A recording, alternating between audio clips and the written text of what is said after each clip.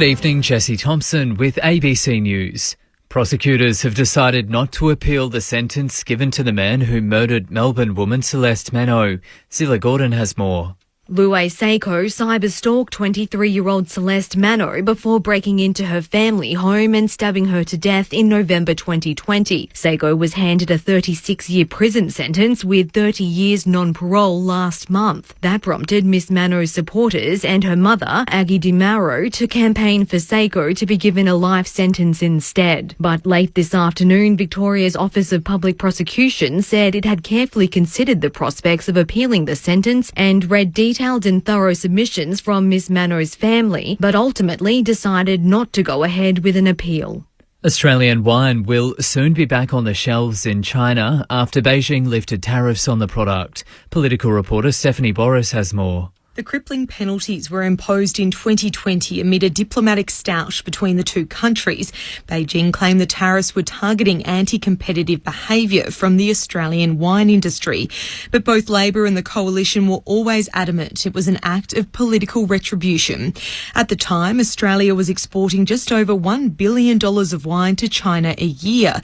Today, China's government announced it would lift the tariffs on Australian wine, offering a potential lifeline to an industry which has been struggling with low prices and global oversupply. The tariffs will be lifted from tomorrow. Tasmanian Senator Tammy Tyrrell has announced she's resigning from the Jackie Lambie network. She served as the Senator's office manager before being elected to the Senate herself at the 2022 federal election. Senator Tyrrell says she'll now sit as an independent. Jackie has indicated that she's not happy with the way that I've been representing the Jackie Lambie network. So I've made the tough decision to step aside and let the network shine in its own right and me to shine in my own right. A federal inquiry will examine problems in the country's live music industry. Here's Evelyn Manfield. Splendour in the Grass announced yesterday it's cancelled its annual multi-day music festival at Byron Bay, with revelations ticket sales weren't as high as they needed to be to cover rising costs of putting on a festival. It sparked further concerns for the future of the live music industry and calls for the federal government to provide funding relief. Now, a new federal parliamentary inquiry will look at the sustainability of the industry, career pathways for musicians and audience behaviour. It'll also invite submissions from stakeholders. The World Health Programme has repeated its warnings that famine is imminent in northern Gaza.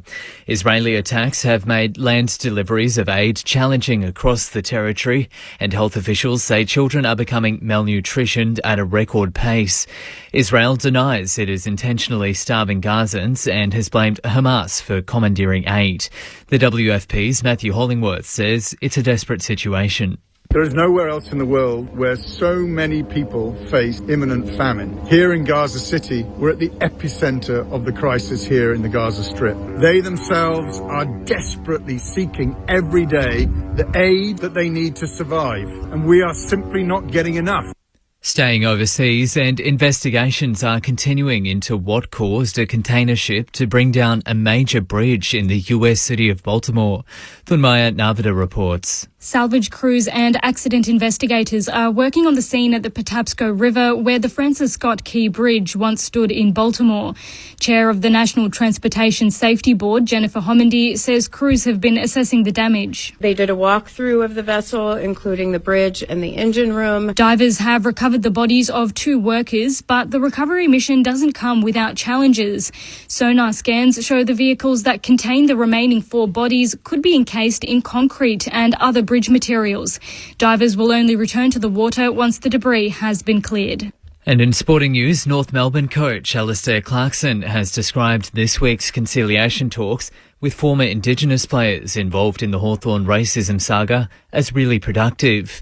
The sessions at the Human Rights Commission were the first time that Clarkson and Brisbane Lions coach Chris Fagan met with the complainants since allegations regarding their time at Hawthorn were first aired in 2022. Both Clarkson and Fagan deny any wrongdoing. Tomorrow's weather in Melbourne, a cloudy day clearing to a sunny afternoon and a forecast top of 25 degrees. That's the latest from ABC News. So, what makes us Australian? Just be whoever you want to be. And who's the obvious person to ask how that's transforming? Welcome to Broken Hill, Miriam. I'm on a quest to learn what it takes to change and adapt. Occupation. I'm actually an escort. An influencer. Miriam Margolyes, Impossibly Australian. You are changing the world. Starts Tuesday, April 9 on ABC TV and always free, always entertaining on ABC iView.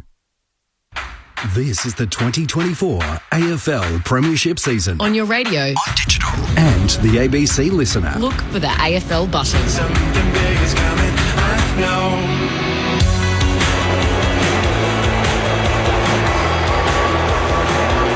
The Easter feast begins with the most tasty of footy treats.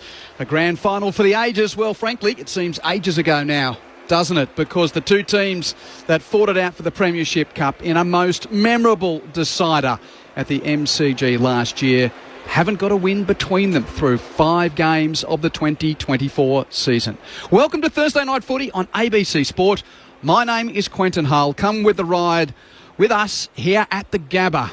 A fixture which has certainly become a regular across the last 20 years or so. Easter footy kicking off at the Gabba did many moons ago when these two teams played in grand finals at the early part of the millennium. Then went lost as footy north of the Tweed entered a period of irrelevance. But now, with the Lions back among the contenders, they've earned yet again the right to host the biggest club in the land at the start of the Easter weekend. It's Brisbane versus Collingwood.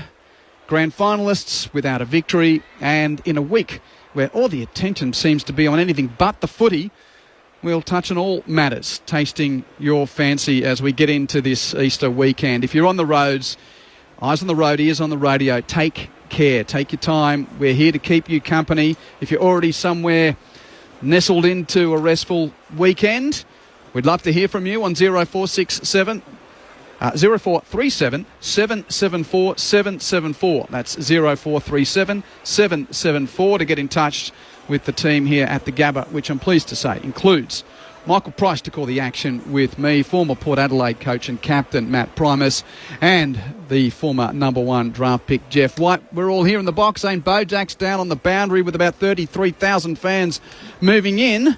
Pricey, welcome to Easter Thursday footy. We've been lucky enough to do this on a number of occasions to start the Easter weekend, but what a build into this one. How are you doing? Yeah, I'm doing very well, Q. It's buzzing already, and a privilege to be here on this is one of the best nights of footy in this town. Collingwood always bring the crowd. They always bring the noise. And this week they're bringing the pressure as well. The pressure on them, there's pressure on the Lions, there's been pressure on both coaches, there's pressure on the stadium. Oh, yes, the antiquated Gabba. Oh, we'll see how it holds up tonight. Dare I mention, and it's not a flippant mention, but we spend a bit of time here, so we get to know the people who know how the Gabba works. Already Energex has been tending to a few little issues around lights before tonight. I'm just going to put that out there in case things happen. I'm actually putting it out there in the hope that everyone says you're a fool, Hully. What you said, the lights weren't any good. Yeah, so then so we get through the night. It's the reverse curse. Jeff White, how are you? In our pre-game, we're going to be hearing from Will Ashcroft in just a moment, the injured line. And Jeff, welcome. We'll hold our powder about what it's like to be someone who's around the Melbourne Footy Club and who has a young man who's hopefully on the brink of entering Australian football. We'll get to that in a moment, but that's your welcome. How are you? I'm good, Q. And like Pricey and you introduced Matty, I love this night. It's great, and what a spectacle. You know, you summed it up perfect there, Pricey. Issues of the Gabba, both clubs are winless in 2024. I'm really excited about this game, and the crowd is it's going to be electric. Can't wait. Matt Primus knows a thing or two about being around premiership clubs that weren't able to back up the next year, and he also knows a thing or two about getting close and keeping the hunger. So you're well versed in the story of these two clubs tonight. Matt, how are you? I'm great, boys. Great to see you. I love Easter Thursday nights, and Yeah, I'm looking for, I think everyone's spoken about both these teams, what they're lacking in, their ball movement, and certain players are down. But in the end, the footy specifics don't really matter. It's the want and intensity. That's what's lacking from both teams, because these ball players can all kick, mark and handball exactly like they did last year, but they want to run hard back to defend. They want to put their head over the ball for 120 minutes over 2 rounds for Brisbane, over 3 rounds for Collingwood is dropped off significantly, and that's what the coaches are trying to find, and that is the hard thing to do, to back up year after year, and that's why we laud the teams that win. Brisbane 3 flags, Hawthorn a generation, 4 flags, 3 flags over 5 or 6 years. It's amazing to stay at the top, but it's bloody hard to do, and these teams are finding out at the moment it's like that. To the news, of the teams here, no changes to the originally selected 23s. Kyle Lohmann is the sub for Brisbane, and Jack Crisp is the sub for Collingwood, which, interestingly enough, sees both teams with 19 of the 23 men that played at the MCG in the grand final last year. But it's been the talking point of the footy world for the last 48 hours, and we'd better start with it. The revelations of the happenings within AFL football of the illicit drugs code.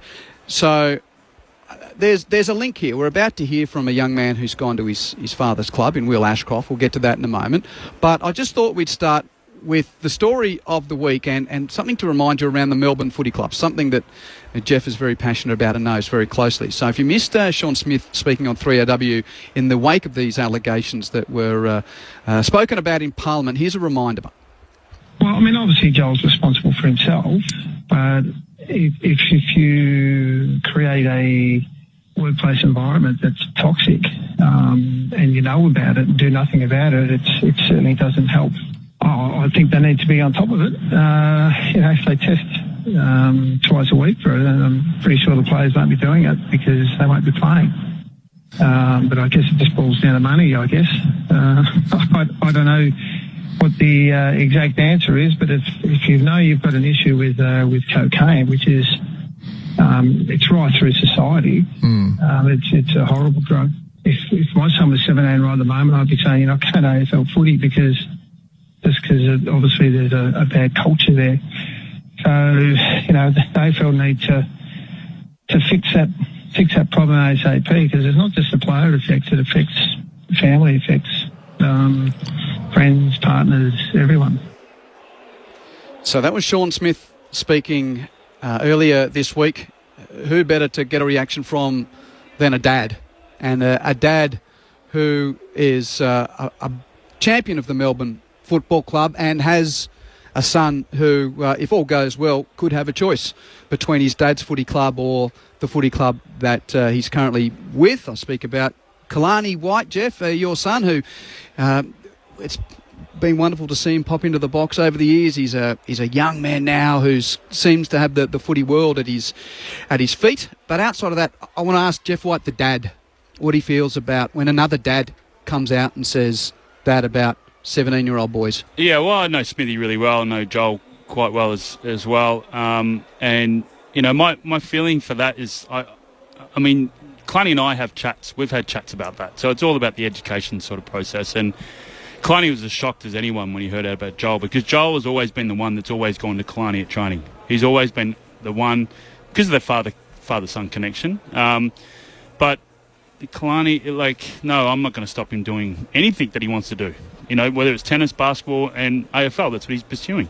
But as a dad, it's about having that open conversation with Kalani and my other boys as well.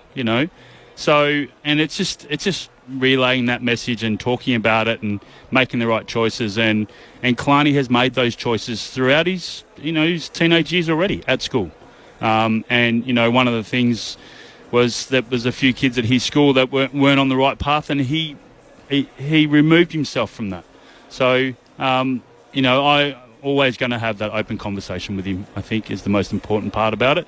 And then support him in his pursuit of playing in the AFL, And you've always been really respectful around your boys and what the future lays ahead for them. But you were happy enough to chat about it this week. And it just struck me as someone who's become a good friend of yours over the years, and as a father myself, Whether or not hearing Sean Smith say those things this week, whether it changed your mind, whether you think, well, he's got, if all goes well, a choice to be made, whether he follows the father-son route and plays in number 34 for Melbourne, or as a member for the academy, he could stay closer to home. Yep. So do the revelations of the week, do hearing those things from Sean Smith change your mind? No, not at all. Not one bit. And it's, like I said, it goes back to the it's just being open and honest with him. Being open and honest with my kids. And that's, just making sure that we talk about it. He asks me questions, and I think that's really important as a father-son, father-daughter. I know Maddie's got daughters. Just openly talk about it. Don't hold back. I think, listeners out there, you want to know. You want to have that open communication with your kids, and that's the most important thing I try to focus on. And when Joel was found, that obviously this stuff happened over a month ago, whatever it was, Kleiny and I sat down and had a chat about it. This week, this has all come about. We sat down and have a chat about it. So just having that open communication. But I'm not going to stop him from going to the AFL. That's his dream. That's what he wants to do. And from my point of view, with this stuff that's been in place since 05, we've known about it. Maddie's known about it. All that sort of stuff. I think I heard that the positive from this is it's really helped, people if they are struggling. That's what it's been put in place for, and I commend the AFL for doing that. And thanks, Jeff. Seems for so many years you've had the Twins and Kalani around the box, and we never speak about them on air, but I think tonight was the right time. Yeah, and that's fun. And thanks so much for doing that. Matt Primus, you coached during this period of time since the code was in. Should footy people buy that coaches don't know what's going on? Oh, absolutely. You have no idea. It's just the player and the doctor, and that's it. And it's a real unique situation because there's probably half the population, it might not be quite half, but want to throw the book at somebody if they get done for drugs, and the other half go, well, it's everywhere in society. There has to be leniency of it. And I think that the upsetting thing is the secrecy behind it. So the AFL can say, well, this has always been our policy, but nobody's read the 1,000 dot points. Should the coaches know? No. No, I don't think so. But the hardest thing about it, the AFL is, their number one thing is integrity, isn't it? They beat on about that, about everything, integrity, and I think this cuts at the heart of the little bit of the integrity. But how do you either got to be black and white with it, which creates its own set of problems, or you have to be pretty loose with it. I'll throw this hypothetical at you. For example, player, midfielder A, 150-game player who is a late withdrawal from a hamstring injury, which may be the cover for a positive drugs test. You've got to then manage him the next week. If you're out there thinking, how do I go with rotations for a guy that's got a hammy? But he might not have had a hammy at all. That's why I ask him. There is the professional diligence part of you are responsible. Once they get out on the ground, the coach is responsible. That's why I'm wondering the difference between plausible deniability, confidentiality, and also the responsibility you have as a man for your men out there. Absolutely. And the hardest thing is, and why do you know this, and I don't want to come across an old man, when I played, there was never a 1 week hammy. You did a hammy, it was 3 weeks. Yeah. Now there is one, for the last 10 years, there's been 1 week hammies. So it just makes you think, hang on, what's going on? So, yeah, it cuts at the integrity and the team ethos, and it makes it hard for the doctor. He knows that and then has to tell the high performance manager and the coach a lie. So where does that sit in the, he's got to say, he complained of a hamstring and he's out. So where does that sit with your teamwork and your fabric and all those sorts of things? And it's a real grey area, and it's because the AFL weren't honest about this is happening. The same when they had the 3 strike, the self-reporting.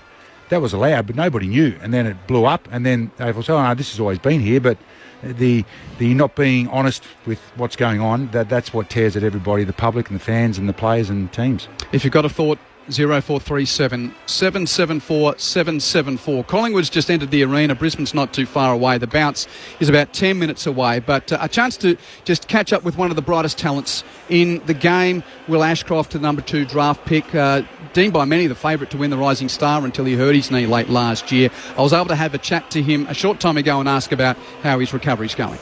Yeah, it's going well. It's obviously a very long process, as you know, and it's not always linear. There's ups and downs throughout the process. So, I'm just trying to get myself right now. Definitely at the back end, looking forward to starting to build up and get ready to play around mid-year. So, lot to learn from games like tonight, and I can, start my preparation now and get ready to go. Mid-year, okay. Have you got a target? Have the doctors, have the physios, have they told you a space to look at? Yeah, I'm pretty impatient, so I like to look at a specific date, but they try to say a bit of a spectrum, so, a 3 to 4 week period where we sort of aim to get back by. So that's why it's sort of put as mid-year, maybe potentially a little bit before, maybe a little bit after the bye.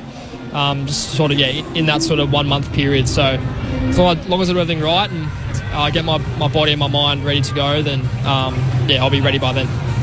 I'm glad you mentioned the mind, because it's a part of anyone overcoming injury. And then you see what happened to Tom Doedee this week. Have you spoken to him? What's the reaction been in the club? Yeah, I sent him a message. I want to give him his space. It's obviously a difficult thing to process. But, the club, as they were for myself and Kitty as well, they've been awesome. They'll rally around. We'll all rally around him again. It's obviously devastating for him. But one thing I learned off him throughout the process is, have a holistic mindset and don't get too down, have a positive outlook on things, and that's something I've tried to adopt, and he was so good at that when he was going through his last one. So he'll definitely bring that when he's back, and can't wait to have him back around the club. So what's different about the Will Ashcroft that stands here today compared to the one that ran out to play some footy that night against Geelong, outside of the fact that your knee's been banged up and repairing since then, but the holistic thing, it's interesting.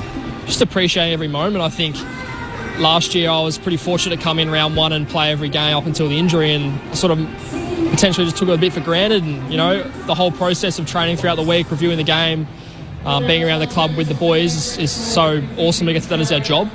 And when that was, stripped away from me very quickly, I soon realised, how much I value just the process and everything that came along with obviously playing on game day, but the whole process of being a footballer. And I love everything to do with it, and that's why I can't wait to get back out there and appreciate it and just be grateful each week I play and put my best foot forward. A, B, C or D, hardest things of the injury? A, missing out on playing footy in the finals. Yeah. B, realising that Harry Sheasel overtook you at the end of last year when you couldn't play for the Rising Star, or C, all the rehab? A is probably, playing finals. That's what you want to do. That's, I was starting to get my mind around, preparing to play in a final series. When I did mine around 18, I think it was, we're pretty set in the finals picture. So, I was starting to probably look ahead a little bit and look forward to, because that's why you play the game. You want to play, strong finals football and win a premiership with your best mates. So that was the hardest bit, and that's why I'm don't really mind what round I come back. As long as I'm ready, I can get enough games out so we can hopefully make a push into the finals. That'd be the ultimate goal for anyone, and that's why I want to get back and play my best footy. Will Ashcroft with me, planning a mid-year return from his ACL. Now, around the footy team, how close are you to the guys preparing, and how close have you been during pre-season and the first couple of weeks which haven't gone to plan on the field? Yeah, it's a difficult one. I've got to try and, especially early days, you're sort of obviously removed. You're not training, you're not around the boys as much, so you're a bit removed, which is difficult. But I've just tried to integrate myself more in the start of the season now that I'm starting to build up and get ready to go myself. So everyone's just really positive. Everyone's we know the process that is required to win, and a big game like this even more so. So the boys have been obviously out of the bye, so everyone's itching to go, and looking forward to seeing how they'll respond. It'll be a good game. What have you noticed watching on in the first couple of games that you've seen the team play? I think what we need to get back to what we do really well. It's like, obviously I'm involved in the midfield group, so we've reviewed that heavily around some of our key pillars, contested ball, and you can break it right down. We just haven't been there yet with what we expect. So we've got to bring that, especially on big games. The pressure's on. Can I play devil's advocate? It seems that in the big games, the percentages are there. If Lachie Neale doesn't get as much of the ball, they're the games that you're more likely to lose. Do you need some help? Well, as a midfield group, we all need to step up. Everyone needs to step up. I'm obviously watching on tonight, but we have a lot of guys rolling through the midfield. Obviously, Lachie's back tonight, which is huge. We have a lot of guys rolling through there who, they'll take it on themselves to lift and step up when they're needed in that role. And ultimate faith, and we all have ultimate faith in each other. And yeah, I can't wait to see them all do that tonight. And around the club, interesting, we're here in Brisbane, and last week we had the Broncos doing the whole. We're not talking about the grand final, and I know that footy in this city is different to footy in other parts of the AFL world, but I mean, you guys seem to have embraced the review of what happened. It's a new game, you'll never get that opportunity again, but how would you describe the mindset of the guys running into this opposition for the first time since that day? Yeah, no, it's definitely centred around what we can do right now and how we can put our best foot forward session to session and week to week. You can't look too far ahead.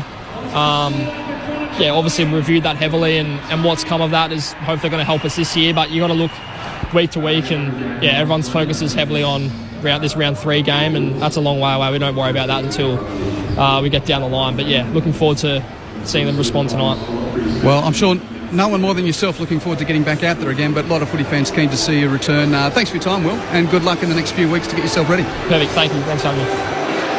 So that was a short time ago. Great to have a catch-up with one of the young stars of the competition, Will Ashcroft, targeting a mid-season return from his ACL injury. Quentin Hull and Michael Price to call the action with Jeff White and Matt Primus up in the box. Let's get down to Zane Bojak just for a taste of conditions, because the houseful sign is up. Zano, yet again the Black and White Army are in town, hoping that this premiership defence has got a flicker here at the Gabba against the Lions. How you doing? I'm going all right, Q, and I tell you what, there's members of the Black and White Army right next to me, so we could have some interesting comments in our microphone tonight, can I tell you. Look, the surface is superb. We've had rain all week here in Brisbane, but as we know, this Gabba ground, it drains superbly, and I haven't seen any divots in the ground during the warm-up. It looks absolutely beautiful, and can't wait for it. It's 24 degrees here. Why wouldn't you want to play AFL footy here in Brisbane on Easter Thursday? It's going to be a great game. As you mentioned, great atmosphere. One thing I am a bit worried about, Q, and I want to ask you this because we both played tennis growing up. I always thought if I hit them well in the warm-up, I played poorly in the game. Eric Hipwood hasn't managed to slot one yet. He's hit the post a number of times, and he's missed it again to the left-hand side. Is that good news for the Lions?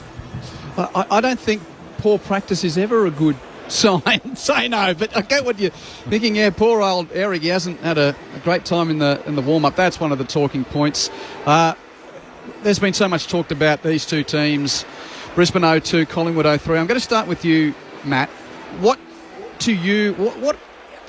are the stats? What are what's hunger look like to you in a footy team? Hunger for me, for Collingwood, they've been the easy side to transition the ball against, and they were impossible to do that last year. They were the best in the competition, and now they're the worst. So that's significant, and teams might be playing a little bit differently, and both these teams have been hunted a bit more, Q, but that just shows you that their team defence is off, and they haven't played the top 3 teams from last year. They've had a bit of a tough couple of games, but some easy games that they should have won. And Brizzy are still dominating inside 50s and their contested ball stuff, but they're getting slaughtered on the ground. So that's the effort and the want, and I think that's what both teams are missing. You only have to talk to their coaches, listen to their coaches, about from their press conferences about looking for some sparks, some changes, those sorts of things, and it's getting pretty close to. Especially for Collingwood, who've already played 3, you're zipping 4. Your chances of being top 4, where you've got to do that to win a flag or have a chance to win one. It's going to be pretty difficult. Well, they're flat out making the finals if they don't win tonight, Collingwood. And I say that from a pure statistical point of view. Yes. I did some numbers in the AFL era, so 1990 onwards. Yep. I looked up all the teams that started 04. There's 47 occurrences. Okay. Of teams starting 0-4 in the AFL era. How many of those have made finals? Made finals since that? 2. 1. 1. Who was that? Sydney in 2017 actually started 0-6. Wow. But then won 14 of their next they got 16. In a row, yeah. Yep. So of the 47 occurrences, one team has made finals. Wow. 2 have got to 9th. Melbourne in 1995 started slowly, got to 9th. North Melbourne in 2011 started slowly, got to 9th. But there you go. Yep. If indeed, and I saw in some of the Melbourne press today, tipsters going all the way towards Brisbane. No one tipping Collingwood, which is extraordinary to think that they're the reigning premier, and no one tipped them in the 9 press that I was reading today. Jeff, as a player, when do you, if you've had a deep run the previous year, is it human nature that sometimes it takes a while to kick into gear for the next season? Well, are we making this up, or is the deep run for last year for both of these teams outside of the lack of the less preparation, but is it real mentally? I think that's we want to know about the headspace. Yeah, it's a bit of the mindset. Look, I agree with Matty on the hunger. I looked at some stop plays during the week, and I could just notice that some of the Collingwood players were sort of a couple of steps off from the stop plays, and a lot of that had to do with Darcy Cameron in the ruck as well. So I think it's a great move that Cox is starting against Oscar McInerney. That's how it started in the grand final, and they started really, really well, Collingwood, in that setup because he's much taller, gets in the way. But I just noticed with some of the stop plays. So for me tonight, it starts with the stop plays. Where's their starting positions? You know, are they leaking off or are they front and centre? You know, so for me tonight, I want to see Collingwood, the numbers around the ball. That's where they generate their break. They've got so many good players that can, you know, their Dacoses and, you know, all these sorts of players that can break the lines really good. That's where it starts for me tonight with Collingwood. And I'm tipping them tonight. You're tipping the Pies? Yep. There's one key. What about you, Matt? I'm tipping Brizzy. But I think we'll see a better four-quarter performance from the Pies, what we've seen this year. But there's something a little bit off for them, and they might turn around tonight. But the last 3 weeks would suggest not. I think over the years we've seen the lack of depth in Brisbane's midfield as one of the reasons why they got to finals and didn't progress. Josh Dunkley came to the club last year, was outstanding. But, yeah, again, the question still remains. If Lachie Neale doesn't get a stack of the ball, can Brisbane win the big games? I did that stat before the Port final last year. 25 possessions or less for Lachie Neale. The percentages of Brisbane win dropped by about 15 to 20%. He's the guy. And you still don't underestimate the loss of Coleman down back. That's where they generate a lot of their turnovers on the half-back line, and he uses the ball so well. It's such a big loss for Brisbane. Yeah, and he wasn't there in that trip to the West last week, or 2 weeks ago. So Brisbane, having the bye last week, having been beaten by Fremantle and Carlton, Collingwood, of course, St Kilda, Sydney and Greater Western Sydney getting the better of the Premiers. Thanks for all your texts. We don't have time to get to them now, but keep them coming on 0437 774 774. Let's do Easter footy on ABC Sport. Here's Michael Price for the opening bounce of the grand final rematch. Mason Cox versus Oscar McInerney. I'll give that one to McInerney. He'll get a free kick anyway. The umpire's going to bring it back. The Big O will take the ball in the centre circles. Immediately lays the big slipper into it. It's a long kick towards 50. In fact, a full forward coming out is Danaher, juggling the mark, dropped it. Picked up by Quainer. Struggles to get a kick out to clear, and it's cut off by Zorko, still inside the centre square. Immediately Brisbane going back into attack. Kicks it to the forward pocket, coming across Berry. Rowed by Rayner. He tries to fend off Moore. Tackled into the ground, holding the ball. Will be a free kick. And the captain bringing it for the Pies. He'll receive that free kick in the left back pocket. Black bandana on with that bleached hair flowing down the back of his shoulders. Darcy Moore in the left back pocket for Collingwood. Long kick to a pack at half back. Cox the target, couldn't mark. Rove by Neale, a Brisbane whistle. Free kick going to Big Mason, who was manhandled in that contest. So Big Cox at left half-back for Collingwood. Kicks down the line, presenting Myercheck, got a hand, couldn't mark. Degoe Rose for Collingwood, pumps them inside 50 for the first time, and it's the grand final tormentor again. Bobby Hill marks 20 metres out. Well, it's become the norm against Brisbane, hasn't it? Yeah, that pick-up from Jordan Degoe, that lift the side, clean, got it on his boot straight away, but I reckon with Quainer down back, they've got to protect the ball. Just don't kick it out willy-nilly because Brisbane's going to set up the wall. Tell you what, two number 23s at either end could light us up tonight. His hair could light up tonight. We might need it at the Gabba. Bobby Hill kicks the opening goal. Collingwood on the board first. We've travelled 2 minutes. Really good start like Darcy Moore, who's been questioned with his form and his effort. Well, that effort there on that tackle was outstanding, and that started their ball movement. Bit long down line from Cox, but a great ground ball from Degoe. And then, unfortunately, there's three Brizzy guys behind the ball, but they all let the Collingwood forward get in front of him, and a quick kick come out and played to the guy who got in behind him. Yeah, and it's not just about players trying to get an early authority here at the Gabba. Listen to the crowd. Listen to him. This is not the MCG, folks. And this is not the last quarter either. They realise that they've had 3 weeks falling further and further behind the chase pack. So we're back into the middle, and the big Buckman will go at it yet again. Cox versus McInerney. McInerney gets this one down, but immediately Finn McRae leaps onto the ball, gets it onto the left foot. It's a scrubby kick. Lipinski brings it to ground. McLuggage goes in, tackle to the ground. Umpire's going to come in and ball it up. Still in the centre square, but just forward of the centre circles. The Collingwood are kicking to the right as we're looking at it. The City end, they won the toss. Cox with a big left-handed spike towards half forward. It's volleyball back towards the stoppage contest. On the deck, Dunkley picks up for Brisbane. Farms out a hand pass to Zorko. Rush kick towards half forward. Great work from Frampton in front of Danaher to win the ball for Collingwood. Kicks it towards half forward. Myercheck marks a kick and a half from goal.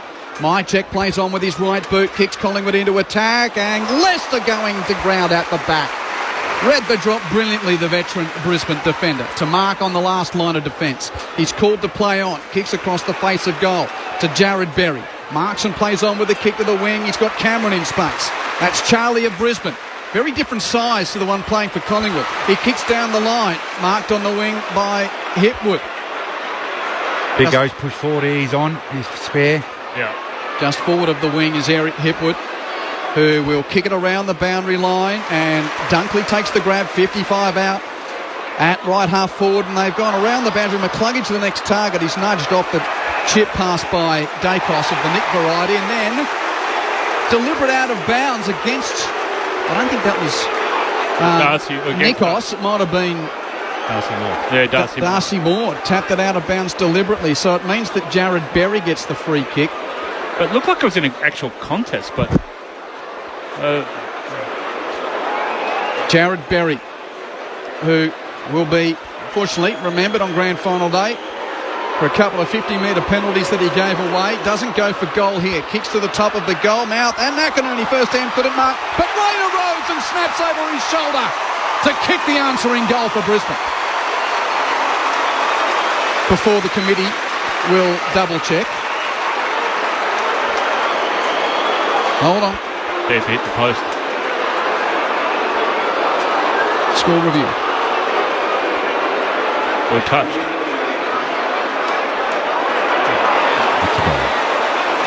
That looks like it's okay. Flirted a little with the right upright. Is not touched, and there's a gap between the ball and the post at all times. It's a goal. Goal apiece, 5.5 play. Poor bloke. I think it was Cox that was down there. Just needed to spoil it a bit harder, didn't he? Yeah, well, Cox actually stayed on the mark. Yeah. The big O was in the goal square. A big by O came back, yeah. That was, poor by Cox. He had plenty of time to get down there, but both teams are moving the ball freely and look pretty dangerous. Brizzy are dominating the inside 50s, but they're both playing their own style of play at the moment. The Pies aren't doing anything different from what they did last year. They're trying to get numbers up and race you out the back, and Brizzy is certainly playing a contested style, deep inside 50, try and pin you in. There's a great intercept mark there from Leicester down back. Beautifully read. So back into the middle, the crowd buzzing, a goal apiece, 6 minutes gone to the first term. Live footy here on a Easter Thursday night on ABC Sport. The Brisbane Lions crowd getting behind their team as well. Collingwood with the ascendancy in the crowd early. As the umpire steadies. Darcy Cameron in the ruck now against the Big O. Call that one a draw as it falls to the feet of Lachie Neale. Big dummy. He goes around onto the right foot, kicks it long inside 50. Danaher with a 2-on-1. Darcy Moore flying over the top. Big fist outside the arc of 50, picked up by Archie. He's dealt with over the boundary. There'll be a throw in at right half forward for the Brisbane Lions, in attack yet again. Josh Dacos making a tackle there, right near where he made the offensive player of the year back in 2020 when he kicked goal of the year from that half forward flank against Sydney. Boundary throw in at right half forward for Brisbane. A goal apiece early on at the Gabba. Dunkley's underneath the stoppage but can't burst through. We'll do it again. Quentin Holt, Michael Price, Jeff White, Matt Primus and Zane Bojack, your company to start the Easter weekend on ABC Sport from the stoppage. Chance. Dacos had a fumble. Stolen by Neale. Neale has a shot on goal from the pocket but misses to the near side from 40 metres out. It gives Brisbane the lead. Lions 1-1-7, Pies 1 straight 6. That's a set play from Brisbane. They did it in the grand final, whereas it just on that 50-metre arc, Oscar punches it out. Oh, Nick Dacos, very dangerous kick. He went straight up the middle, but DeGoey made it look good. Fended off a couple, gave it to Lipinski. The handball back into Cox. Back to DeGoey, who kept running. A speculating, looping handball inside 50. Cut off by Starcevic for the Lions. His handball to Zorko. Now back to Leicester, now to Jasper Fletcher. The youngster confronted. He retreats the handball at the feet of Zorko. Puts him under pressure on the arc. Picked up by Starcevic. Handball to Dunkley. Dunkley off a step to the wing. Big pack. Brought to ground by McInerney. At the front of the pack, Schultz couldn't pick it up. Nick Dacos in there for Collingwood. He does.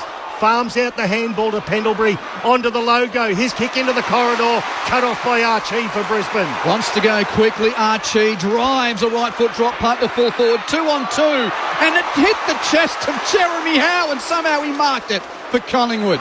More good luck than good management, but very good reflexes. Chips it to half back. Lipinski marks. Plays on with a short chip to Mitchell. In game 200, Tom Mitchell kicks Collingwood to full forward. Elliott the target. Out the back. Hill a chance. Jack Payne, though, there for Brisbane to rush it through and just the boundary side of the hind post.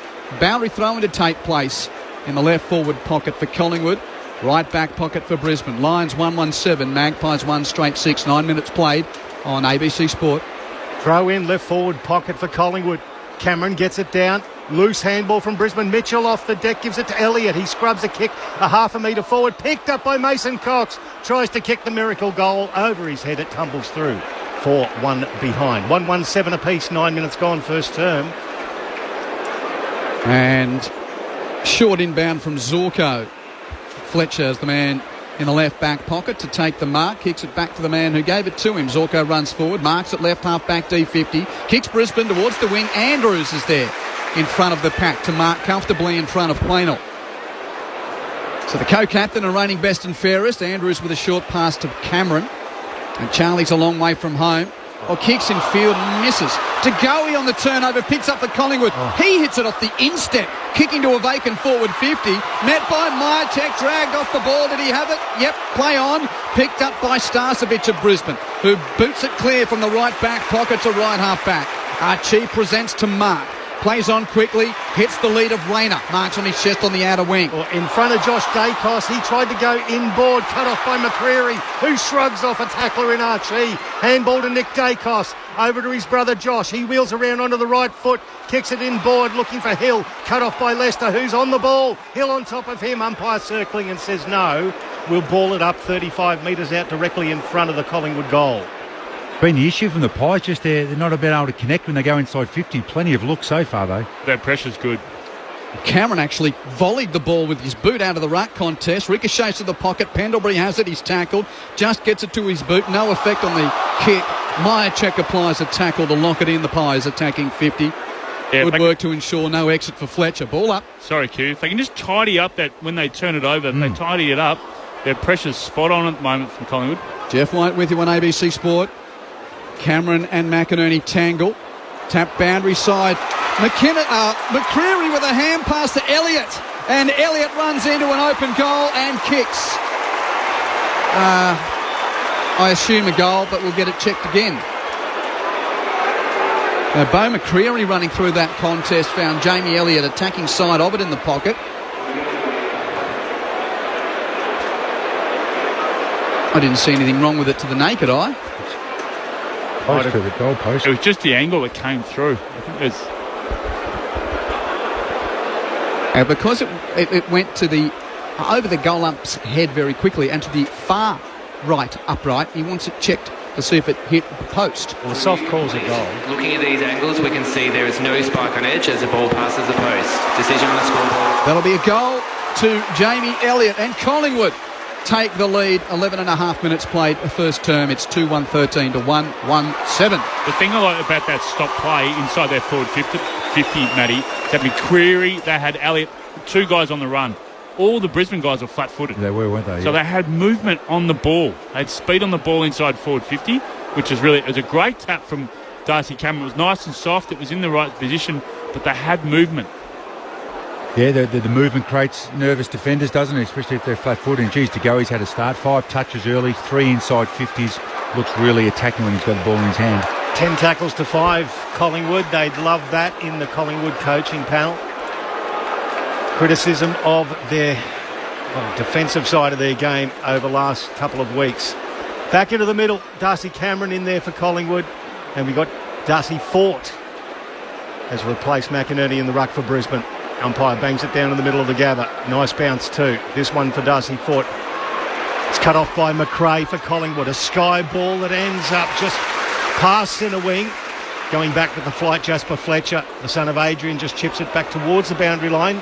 Answorth, long down the line, misdirected. Jeremy Howe just presented, took the mark over Zach Bailey. He's 70 metres from his own defensive goal. And he just takes his time, points Babe Ruth style towards the middle of the ground. Dangerous kick. It was cut off and read beautifully there by Cal Archie.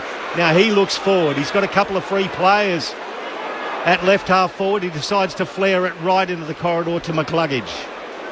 Takes his time here, McCluggage, a little indecisive before kicking wide towards the half forward flank. Target is Berry, got a high contact there from Josh Dacos. Picks up the ball quickly, plays on with a hand pass to Wilmot. From 60, kicks to full forward, and Danaher had a big piece, couldn't take the mark. Will get a free kick, will he? No, he won't. That's the Collingwood mob roaring for Noble kicking it clear. Silly me. I thought I heard the roar of the home crowd. Thought that's in response for a free kick, but no, it's the Collingwood mob making a noise. Well, it's the Brisbane crowd making a noise as Noble just throws out a handball. It was cut off there by Nick Dacos. He scrubs one back into the corridor around the ankles of Elliott, but it's been a free kick awarded down the field as Dacos was dealt with after he got rid of it. And it's going to be to Jamie Elliott, just forward of centre wing on the outer side. They make things unique everywhere, Collingwood, and they make the sound of this place different when they come here. The acoustics are different. Handball backwards to Maynard. This is a long kick. Top of the square. Darcy Fort skims his knuckles over the back. Was a chance, but it went through for a rush behind. 2-2-14 Collingwood, 1-1-7 Brisbane. We've played 14 and a half minutes of the first quarter. Yeah, ground balls are hurting Brizzy inside 450, which has been the problem the first couple of weeks. But Danaher then deep in the goal square. They lost the ground ball, pumped out, and Collingwood took the ball down the other end very quickly again. Conservative inbound. Fletcher marking in the left back pocket from the chip pass of Wilmot. Had a bit of it early, Jasper Fletcher. Runs around New Pie Schultz, who was the man on the mark. Hand passes to Bailey at half-back. Tumbling kick towards the wing. Bounces away from Frampton and into the hands of Danaher. Gallops to half-forward. Has a bounce. Hand pass to Robertson, who left it behind him. And Frampton cleans up for Collingwood. Picks up the loose pill. Hand passes to Howe. Howe's kick turned over. Straight to McCarthy, who marks it for Brisbane. Forward of the wing. And takes a moment, Lincoln McCarthy. Well, kicks infield dangerously, just beat the handle. Lipinski picked up by Neil on the bounce, hands it to Rayner, hands it back to Wilmot near the bullseye. Now the deep kick towards full forward. Hipwood has a juggle once and twice, not paid. Play on the deck. Quaynor mops up for Collingwood. Hand pass to Cameron, hand pass to Noble, and the Pies are out. His little chip pass finds Josh Dacos on the boundary, still inside defensive 50, and Noble ran on and collects a mark just outside 50. Good running. He chips it along the boundary line to Nick Dacos. Again, good ball control. By foot finds Mitchell just short of centre wing. So 4 quick kicks for Collingwood as Mitchell comes back inboard and finds Josh Dacos, who's run on. Another 15-metre pass to his brother Nick. They're racking up the stats as Dacos, Nick, comes across the commentary side and lands a beautifully long kick to Will Hoskin-Elliott on the logo. He saunters off now. Danaher on the mark. He chips a kick. He took too much time, too casual. It bounced away from Jeremy Howe over the boundary line, and a throw in front of the jeering Brisbane Lions members. Both teams are just very nervous. They are, yeah. Poor skill errors, not poor decisions, just really poor skill errors. But that shows how much is riding on this game. And shows the pressure from both sides as well. Matt Primus and Jeff White, who'd have thought they'd be nervous in round 3 after the last time they met and the stakes that were then. From the stoppage, Mitchell with a good hand pass for Collingwood to Lipinski. Hands it to the boundary line for McRae. Hold on, there's a stoppage. One of those was a throw. Right. Throw from Mitchell. Free kick to Lockie Neal. There's a couple of No, it's going to go to Darcy Fort. Neal had it for a moment and then said, no, it's Fort's free kick. So coming in After just 7 games last year, Darcy Fort. This is his first of 2024. Kicks to half forward, goes beyond the pack. Noble roves for Collingwood. Hand pass to Mitchell. Hand passes to Pendlebury. Hand pass to Nick Dacos, running through the bullseye. Kicks Collingwood into attack. Spews off the chest of the Magpies, but on the follow-up, McInnes roves his own crumb and snaps the goal from 25 metres out to give the Magpies a 13-point lead. Drop the chest mark, able to do his own roving. Magpies 3-2-20, Lions 1-1-7, 17 and a half played. I love already Quainer, Howe's gone into the middle. I know he turned it over. They intercept mark, but they're trying to go back through the corridor, aren't they? They're trying to get speed on the ball.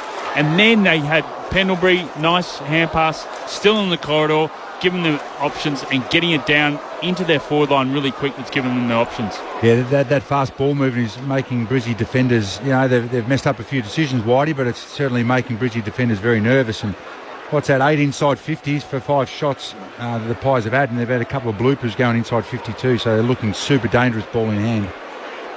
It was good physical work in the end by Reef McInnes. He dropped the mark, but he actually got rid of the opponent's body to do so. Back into the middle, Mason Cox in there for Collingwood, gets it down. Now DeGoey on the left foot. Turns it around the corner, but it's going to be cut off there by Jasper Fletcher. He's mown down, still gets the kick away, but DeGoey cuts it off. In fact, he gives it to Mitchell. A towering ball inside 50. Good body work from Payne. Got rid of McInnes there, and he took a good defensive mark for Brisbane on his very large chest, the boy from Noosa. One of the quartet of Lions playing tonight that didn't play in the grand final. There's 4 from Collingwood as well. Payne kicks long to the outer wing. Maynard's at the front of the contest for Collingwood and's claimed the mark. I think the lead of Archie was the target. Archie arrived late, but the opposite 4 given the free kick. Maynard kicks towards half forward on the head of Cameron. Couple of juggles from Darcy Cameron, couldn't control it over the boundary line, and a boundary throw in. Chalk and cheese, the ball moving though, isn't it, Whitey? Yeah. It's Brisbane are slow, happy to go long down the line, where the Pies are playing on and taking advantage all the time. And the tools of the Pies are really making a contest. They're not getting out marked. They bring the ball. They're either marking or bringing it down for their small forwards. ABC Sport at the Gabba. Magpies leading it by 13 points from the boundary throw in. Brisbane get the clearance. Fletcher with a hand pass to Bailey. Tries to shrug, a couple of tackles dropped. That ump will penalise him. Is it a throw or holding the ball? 6 of one, half dozen of the other, so give it to number 6. Tom Mitchell, the free kick. Playing his 200th game, the Brownlow medalist. Directing traffic. Now it's a long left footer. It's going to lob just inside the attacking 50. Beautifully roved there by McCreary. Flying shot around the corner. Very lucky to score a point in the end. One behind. 21 plays 7. There's that contest again. Cox and Myercheck just bringing the ball to ground, not being outmarked. Jared Berry runs out of the goal mouth for Brisbane. Runs to the right back pocket, kicks to half back, but Cox is in front for Collingwood. Marks plays on quickly to Maynard. Chip around the boundary taken by Josh Dacos. Marks and plays on from 55. Kick to full forward. Andrews balls the pack for Brisbane. Wilmot Rove took a while, got tackled. Says play on, ball to deck. McCreary picks up, gets tackled. And the umpire calls for a neutral. Harris is the one that is the intercept mark. He hasn't taken one yet. So this is the strength of Collingwood at the moment when it's going inside their forward 50. Ball up's going to happen 45 metres out from Collingwood's goal.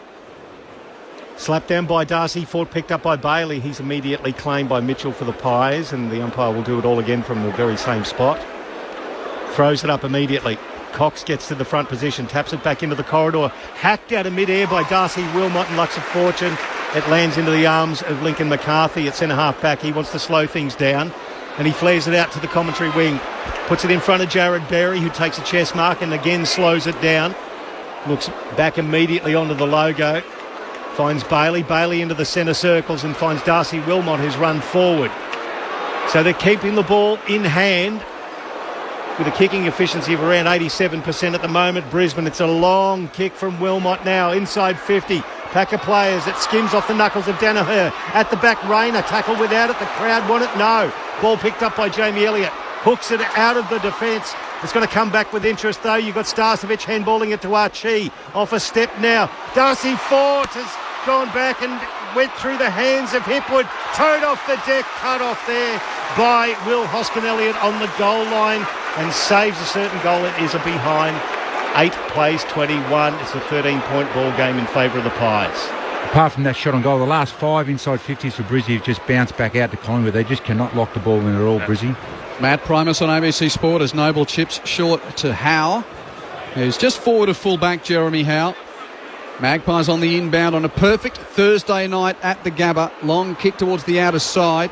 Couple in the contest there. Cameron was the Pies' target, couldn't mark. Rowed by Andrews of Brisbane. Hand pass to Fort. Kicks it back to attacking 50 for the locals. Bounces away from Charlie Cameron. Although Zorko boots it out of the air on the ricochet, but kicked it straight to John Noble. Noble marks for Collingwood. Kicks it back to full-back. Frampton grabs it. Plays on with a chip to Hoskin Elliott. Right on D50 at right half-back, and Hoskin Elliott chips to Elliott. It's almost poetic there, not of the TS style, but Hoskin Elliott to Elliott, so to speak, Pricey. 20 metres forward. I heard what you did there. Hoskin Elliott ran forward to collect it off Elliott. It went off his hands.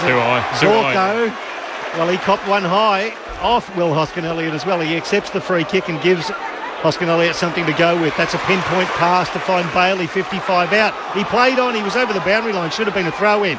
It's a hook kick. Bounces in front of Charlie Cameron, off his chest, rowed by Quainer. Immediately claimed. The ball bounces over the boundary line. Free kick against Eric Hipwood for that tackle lingering, Michael. Oh, he did linger. Well, there you go. The umpire just soft on the signal. It's going to be a free kick to Quainer in the right back pocket. He's Michael Price. I'm Quentin Hull calling the action for you from the Gabba as Quainer kicks in and Fort decides to knuckle it over the boundary. And we'll see a boundary throw in. Bobby Hill, Jamie Elliott and Reef McInnes, the goal kickers for Collingwood. Cam Rayner, the goal kicker for Brisbane. It's the Magpies 3-3-21 leading Brisbane 1-2-8, 24 minutes travelled on this first game of the Easter weekend round. Round 3, which becomes the 4th game for Collingwood after they, of course, were a part of opening round. No clearance from the boundary throw-in. Ground is in absolutely gorgeous order as far as the playing surface. It sort of takes a couple of weeks after the close clip of the cricket season to get the lushness back. It looks in its footy best tonight, that's for sure. They're taking full advantage of Cox against Ford at the moment. Yeah. No disrespect to Ford, but he's got to be mobile. He's got to get, not give up the front position to Cox. Rectangle resulted in a free kick to the Collingwood big man. Chips it short to Josh Dacos. Kick around the boundary line. Hill from behind spalls away from Ainsworth. And it's going to be thrown in. Gee, Matt, Promise, you can hardly even see the cricket square tonight. The Gabba looks so good. It looks magnificent, doesn't it? You wouldn't know there's one there unless you bought it up, Q. I remember your old coach, Choco Williams, complaining about the picture here. Oh, I can complain about it too, yeah. Throw-in comes off the hands of Cox into the Goey's arms. He kicks long to the goal square. It's beautifully read by Brandon Starcevic, playing his 100th game for the Brisbane Lions. Kicks it to left half back to find Zorko. He's confronted by Hill. Handball over to Ainsworth. Over the head of Dacos. There's Danaher at the back of the pack, off his hands. McCluggage can't rove. Mitchell could. Got the handball away back to Elliott under pressure. He gave it to Frampton, who's crept up the ground. Got his foot to the ball. Cut off by Bailey. Handball backwards to half-back to Starcevic, then to McCarthy, then to Zorko by hand. His kick under pressure. Oh, great body work from McCreary. Got rid of his opponent in Wilmot. The ball spills. Picked up there beautifully by Neil, but he's tackled magnificently by Isaac Quaynor on the logo on the commentary wing. He'll get a free kick for the Pies. Not getting ahead of myself, but they're on tonight, the Pies. Every possession that the Brisbane got then, the Pies are right on them. Quaynor kicks deep to the forward line. Big pack, no mark at the top of the goal square, rowed by Ainsworth of Brisbane. Happy enough to fumble it towards the boundary line, and Leicester completes seeing the ball beyond the paint for a throw-in. Well, you tipped them, Jeff. Well, they got the balance. They got the balance right. They're not got 2-1. They got one going to the ball receiver, one to the receiver. So they're getting their balance in the defensive setup really well at the moment. 13 points the lead to Collingwood, edging towards a quarter time. Throw in with the Pies in attack. Fort beat Cox to the tap. No effective rover, though. Big Mason battles on, roves it himself near the boundary line. His kick is intercepted by Fort back in the field of play. Is Ruckman ever going to share it? Anyway, it goes out of bounds. No, free kick. Oh, free kick. Yeah, he threw that. Darcy Fort threw that. So Bobby Hill is going to get the free kick. Yeah, it was a tangle where he lost the ball. So the tormentor from grand final day has already kicked one, Bobby Hill. If anyone thought that Charlie was going to go to number 23 in the grand final, it was probably more so Charlie than this guy. Or Normie, should I say. Here he is, Bobby Hill on the left foot snap. He's kicked a second. And Bobby Hill has 2 first quarter goals. Collingwood lead by 19 points at 4-3-27 to 1-2-8. Once again, their pressure in their forward 50. You've mentioned Whitey all over the ground, the Pies are on, but in their forward 50, it's Stark to Brisbane, and it's bouncing out of there far too easy. But every time Collingwood, if they don't get a shot or a shot on goal early, they're able to get the ball back and bring great pressure. And like that one there, Bobby Hill just got an arm in there, ball slipped out, played a throw. Their pressure all over the ground is outstanding at the moment. And we spoke about it before with the bigs. They're bringing it to ground. They're not getting outmarked. So it's a really disciplined role they're playing on Harris. Harris is mainly the one who, and Payne, they're the ones that will take the intercept marks and really cut some momentum. They're not having that at the moment, the Brisbane Lions. And Q, while they're still making some poor decisions, their intensity when they don't have the ball, that's what the pleasing thing, and that's what's missed in the first 3 weeks. So far, the first quarter, it's right on. Back in the middle, McInerney gets it out for Brisbane. It's rove by Rayner under pressure again. The handball forward to Bailey, tackled off the ball by Maynard. Another turnover. Pies have it in the corridor with Pendlebury. The run came from Nick Dacos, looping handball forward to Maynard. Clever little tap to the run of Noble. Got around Wilmot, had a ping from 40, top of the square Hill. Bobby Hill again. He's taken the mark. The Norm Smith medalist. They'll be having nightmares about him north of the border. He'll have a shot 20 metres out. What about that? Just when you clean below your knees, it just opens up everything. And how clean, I think it was Mitchell was in the centre there. Perfect. Absolutely great play. Hands off, away from goals, straight to the Collingwood player, and then they just the chain of the handballs along. So Bobby Hill, for his 3rd goal, pops it through. The Pies are on Easter Thursday night.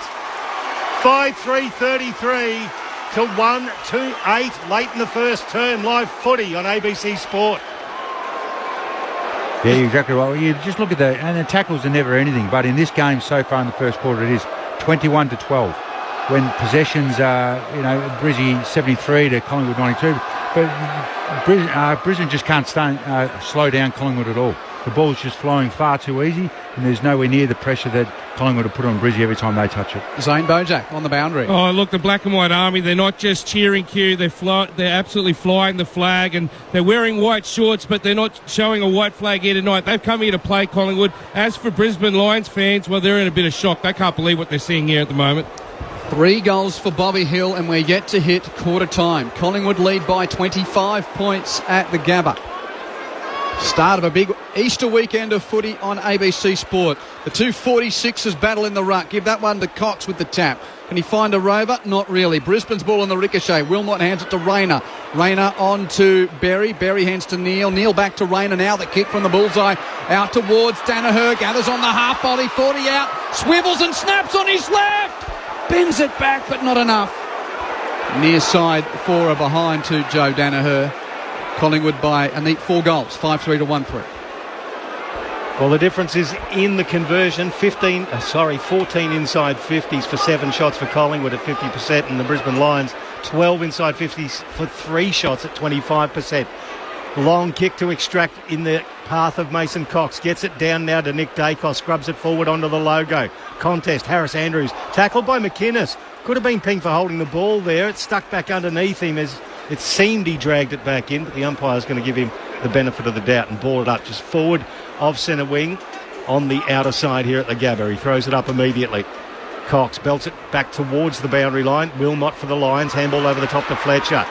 It's a floating kick that goes just inside 50. Reading it best, getting back there. Howe spoiled late by Fort. Let go by the umpire. Handball from McCarthy over to Neal. Curls it around the corner. Oh, good chest mark in front of Danaher, taken by Billy Frampton, and he chips it now to Noble, and the Pies are out again. Lockie Neal from 30 metres out doesn't make the distance shooting for goal. Goal kicking has never been one of his strong suits. But that was one for the taking there. Quainoa receives it right half back. Kicks to the wing, off the hands of the pack. Zorko trying to rove. Somehow fumbles it to the advantage of teammate Answorth. Hands it around the boundary to Robertson. Robertson hands it to Rayner. Rayner back to Zorko. Here's the kick.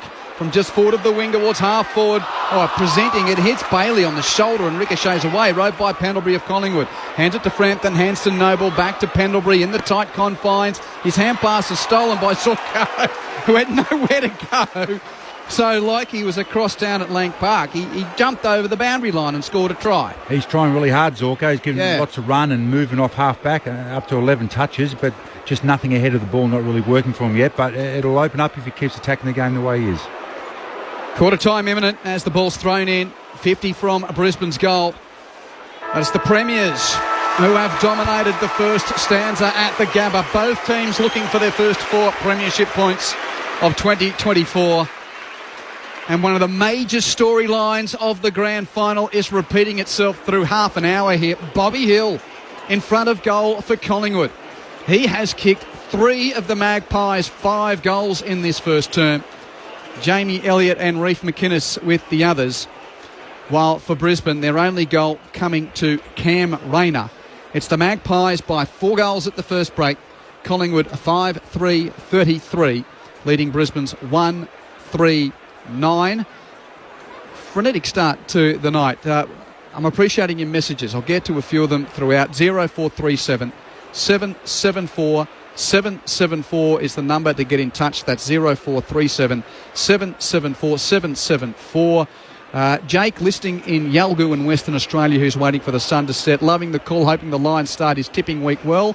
Hello, g'day to Fran from Melbourne, one of our regular listeners.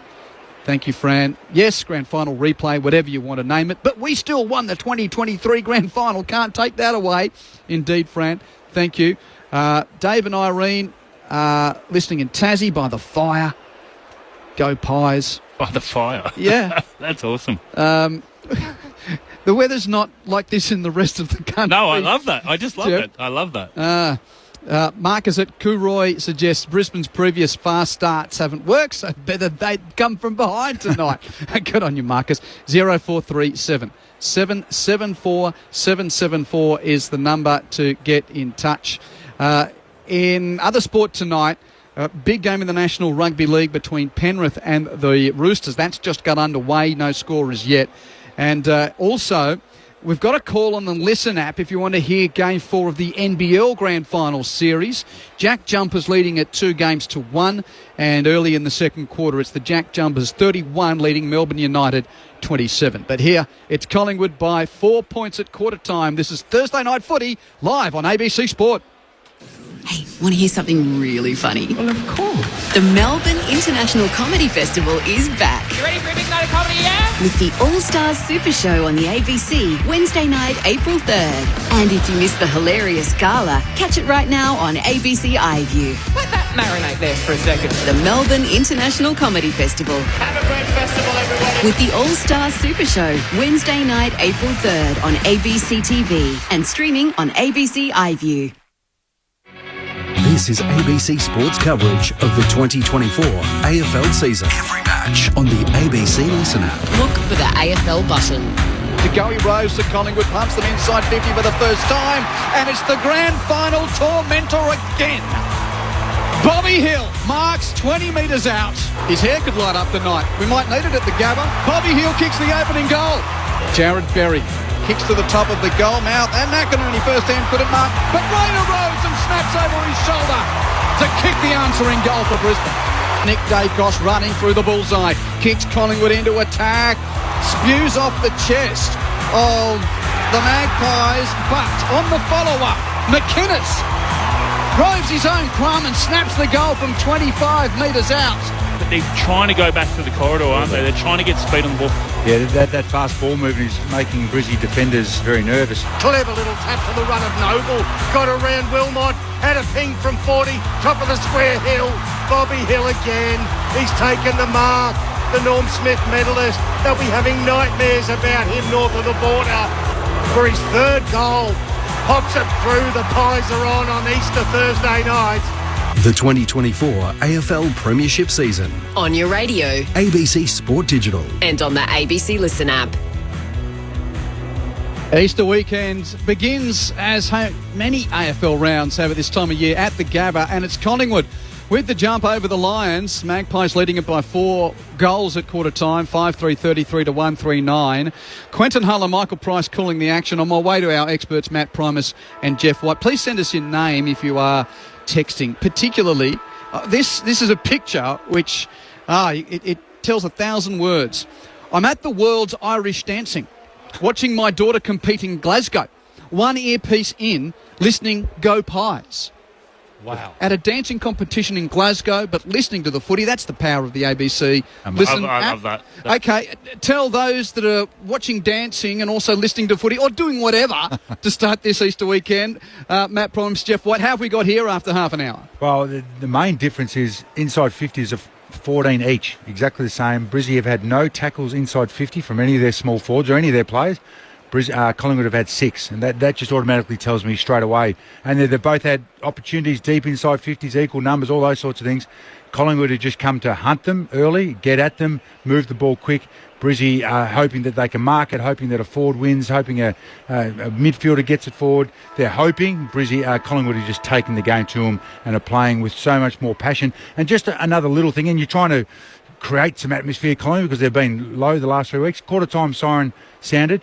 All their bench that plays ran out to their players who'd been on the ground and got around them, where Brizzy are just all dawdling all amongst each other and not really getting scattered, weren't they? Yeah. It was just the belief, and Collingwood are trying to build some passion in there. They've certainly played that way in the first 30 minutes. Game 200 for the 2018 Brownlow medalist, and Tom Mitchell starts with 8 disposals, of which 4 are contested.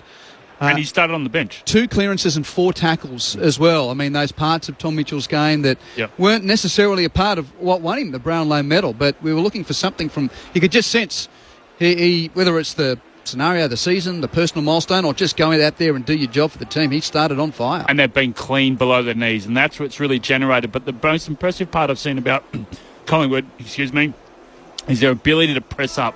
So when the players got the ball, one presses up, then they press up to the receiver. They're always in front of their face of the Brisbane Lions, forcing them to either kick it or make an error. 24 tackles to 10, just to reiterate. 24 tackles for Collingwood, only 10 for Brisbane. And it's only 9 possessions, the difference between the teams, or 10, I think it is. So it's not as if they've had lots more opportunities. Both teams are pretty equal. It's not as simple as that, but there's a hunger stat for you. Second term underway. Michael Price.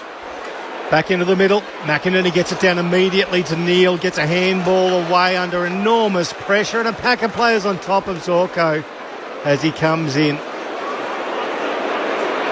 Dunkley in there as well, and the 11 will ball it up. 11 possessions, by the way, for the Zork to start, Pricey. Well done as the umpire throws it up again. Finlay McRae comes in, and immediately he's claimed by both Dunkley and Neil. So we've moved about 2 metres to the left of the centre circles. That's the end that Collingwood are kicking to this quarter. Off hands now. Archie, handball backwards to Neil. It's on to Lester by hand. His right foot kick is going to be marked on the chest by McCarthy, who made a lot of ground to get there. On the boundary, he chips back 45 degrees forward. Now it's with Dunkley. Still 80 from goal. Collingwood have got back en masse as Dunkley goes long to the right forward pocket. Making his way to the front of the pack was Danaher. Off hands, Nick Dacos versus Archie. Archie gathers, gives it to Hipwood by hand, then to Neil. His kick smothered by Howe. The ball falls into the hands of Maynard. He taps it forward for Schultz, who gave the handball to Nick Dacos, who's tackled over the boundary line. They're just looking crisper, Collingwood again, as the umpire's going to throw it in at right half forward. But he's the sub tonight, Michael. Oh, too quick for you tonight. Looking crisper?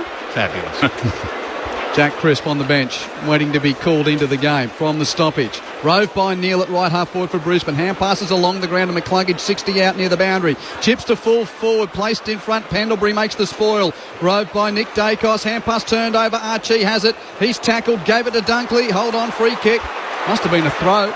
Just got more numbers at the contest. Yeah, another ground ball winner, and they're playing 3 talls, Bridget, to start with. Danaher, Fort and Hipwood all down forward, so they're not marking the ball. They better be on their bikes. And it was Tom Mitchell again to win the free kick. Chip to Noble, chip to Nikos. Nikos back to Noble. Nikos and Jacos. You know what I'm talking about. I'm with you, Q. Noble just forward of left half back. His dad helped build half the list here at Brisbane. Kick towards half forward. Cox takes the mark. Played on. Tackled by Zorko. Holding the ball. Seriously, this bloke's 35, the oldest guy on the list. You reckon some of the younger guys could show the enthusiasm with the Zork? He's the barometer, that's for sure. Handball backwards to McCluggage. A sizzling pass hits Neil on the bounce. McCluggage had to go back and retrieve it. He gets the handball receive. A long kick to half forward. Good fly from McCarthy, brings it to ground. Roving, uncustomary roll from McInerney. Handball back to McCarthy, who chips it into the pocket. Pies with numbers. It went over the boundary line, though the umpire's going to call it back. It will be a throw-in the right forward pocket for Brisbane. They're trailing this one by 24 points. Nearly 3 minutes gone of this second term. Well, the Big O had to win that ground ball inside 50. I don't think Brisbane want that to continue. He looked all at sea below his knees there. He had a crack, though. The throw-in off the hands of Fort, cut off by his opposite number, Hoskin Elliott. Handball back to Nick Dacos. His kick forward, it's spoiled by Dunkley. Well done over the boundary line. It'd be a throw-in on the arc of 50 at right half forward for Brisbane. Michael Price and Quentin Hull calling the action. 4 goals the lead to Collingwood. You're hearing it on ABC Sport across the country, across the world, wherever you're tuning in.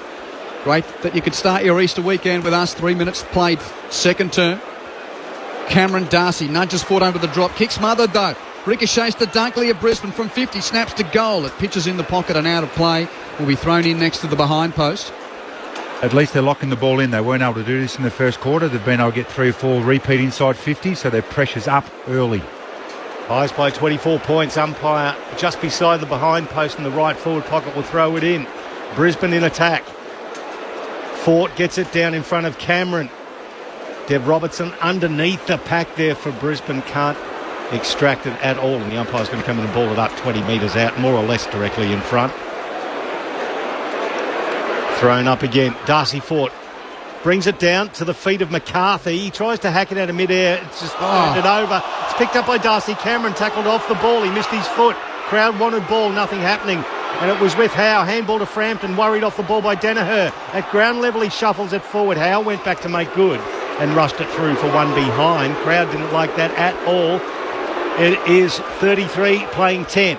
Back to a 23-point margin as the Pies bring it in quickly to Maynard, who's got Nick Dacos running for him in the back pocket. Received the hand pass, chips the Hoskin Elliott. Or hand pass was in behind Nikos there. Lost it. Brisbane's ball. Dunkley picks up, hands it to Lester, 60 out. Hand pass to Rayner, 50 from goal. Breaks a tackle. Doesn't go for the big sticks. Chicks it to Neil. Neil marks in the pocket, 40 metres out. You'd see what Collingwood was trying to do then, but it was great by Brisbane to be onto that with the handball received to Nick Dacos. Like this distance, Q? Distance not the issue. He's just for a highly decorated... And he's looking for options here. He's not keen to kick for goal. For a highly decorated Brownlow medalist, he does not hit the scoreboard. It's one of the problems that Brisbane has. The midfield does not kick enough goals.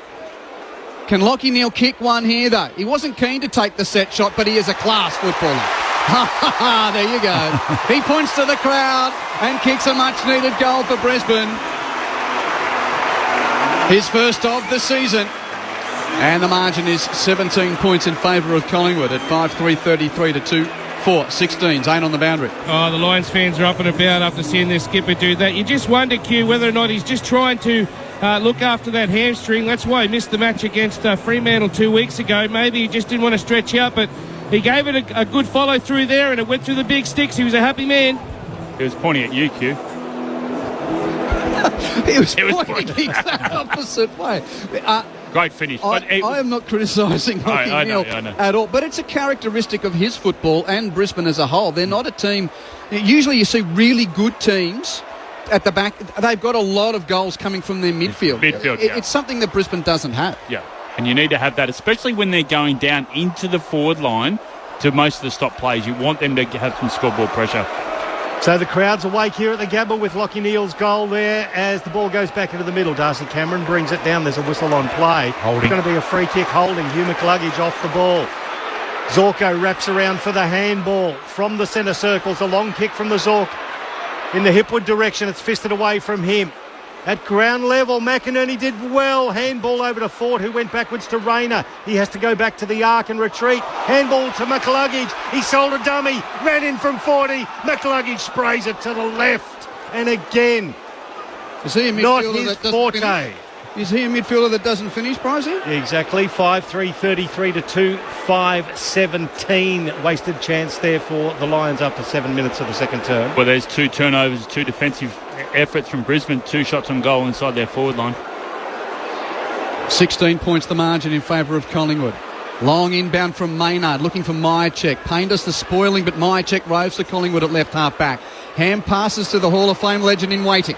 Pendlebury at half back for Collingwood. Finds space. Kicks brilliantly to Elliott. He has time when others don't. Elliott marks, chips infield to Mitchell. And Mitchell's on a heater tonight as well in his 200th, coming up for possession 10. Chips it short to Maynard, slowing it up on halfway the Magpies. Now the quick entry from Maynard to full forward. Out the back, chance for McCreery in the goal mouth. It's kicked off the ball by McInnes. Did it get rushed through first? No, free kick. Push in the back. Darcy Wilmot got nudged one hand for, other hand for in the back of his jumper. Free kick for Brisbane at fullback. Chips it to Berry. Berry marks and gets the Lions out of trouble. Well, it's a long kick towards the wing. Darcy Fort does well from the back position. Got his hands to it. Rowe front and square by Bailey. He delivers a kick up the ground to Charlie Cameron. Yes, he is playing. He gets up just forward to centre wing. Gets around Jeremy Howe. Long kick inside 50. Hipwood was the target. Spoiled by Maynard. Ball falls around Maynard's feet. He goes back in and has a crack.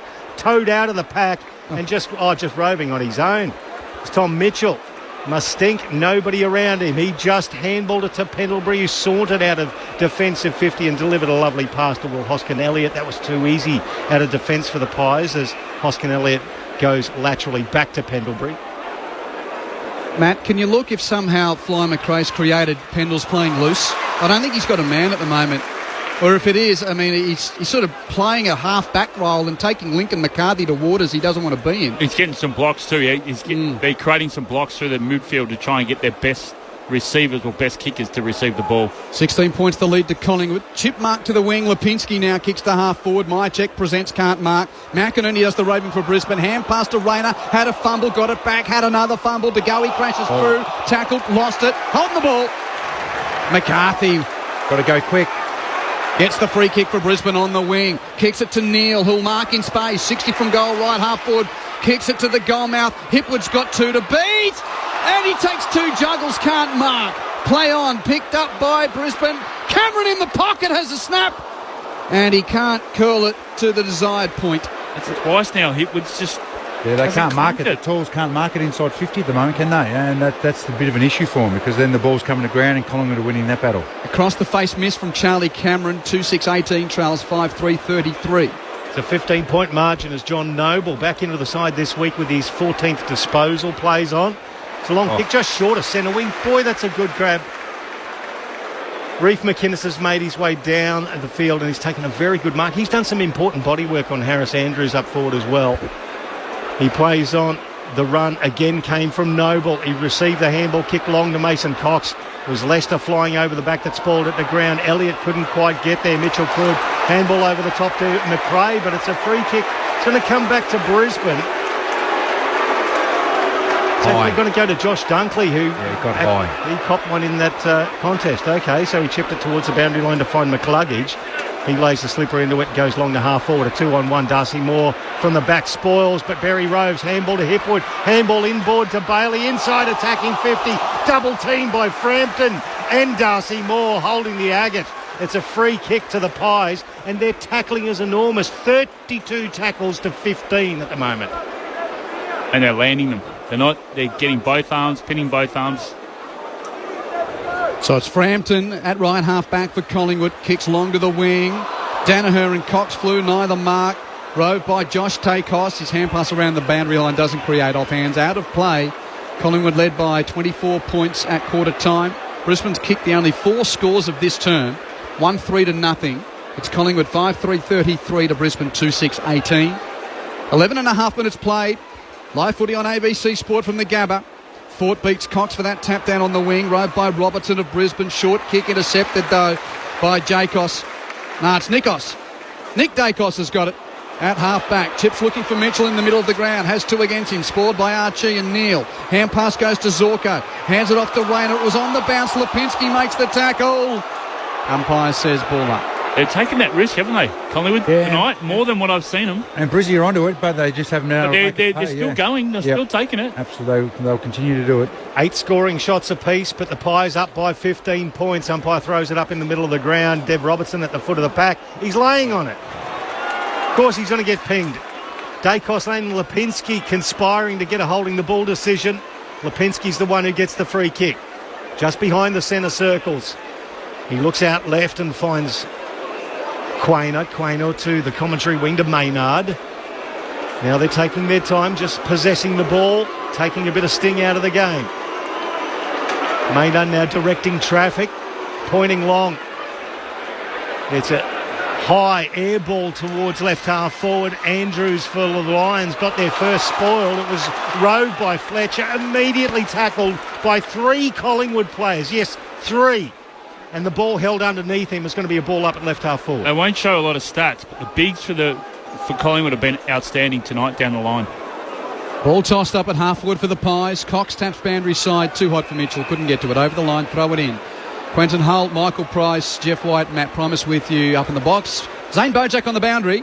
I can tell you that Craig McRae has been absolutely loving what he's been seeing, even though the Lions are coming hard. If you listen to his press conference last week against St Kilda, he talked about having more numbers in the contest wherever the ball was. That's what his side's doing tonight. Numbers on the screen or something along those lines. Yeah, black and white everywhere tonight. Wilmot wins the Rove. Brisbane clear from right half back from the boundary throw-in. Kick to the wing. Frampton spoils Danaher. Ball on the deck. Moore's over it for Collingwood. Hipwood's over him. No Pryor.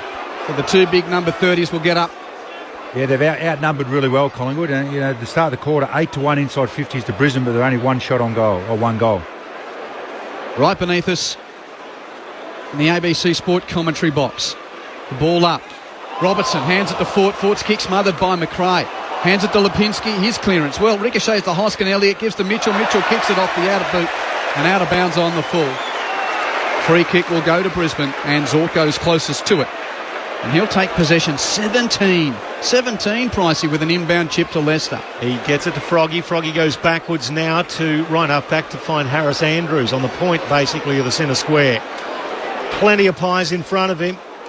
Floating kick, just gets up to the wing, just marked there by the youngster, and Jasper Fletcher immediately plays on. That's a bomb of a kick, a long bomb. It goes to right half forward. Darcy Ford in the best position, couldn't mark. Rowed by Dev Robertson, hooks it to the goal square. Danaher flies, more spoils. Rowed by Bailey, couldn't pick it up. Now Josh Dacos threw his head back.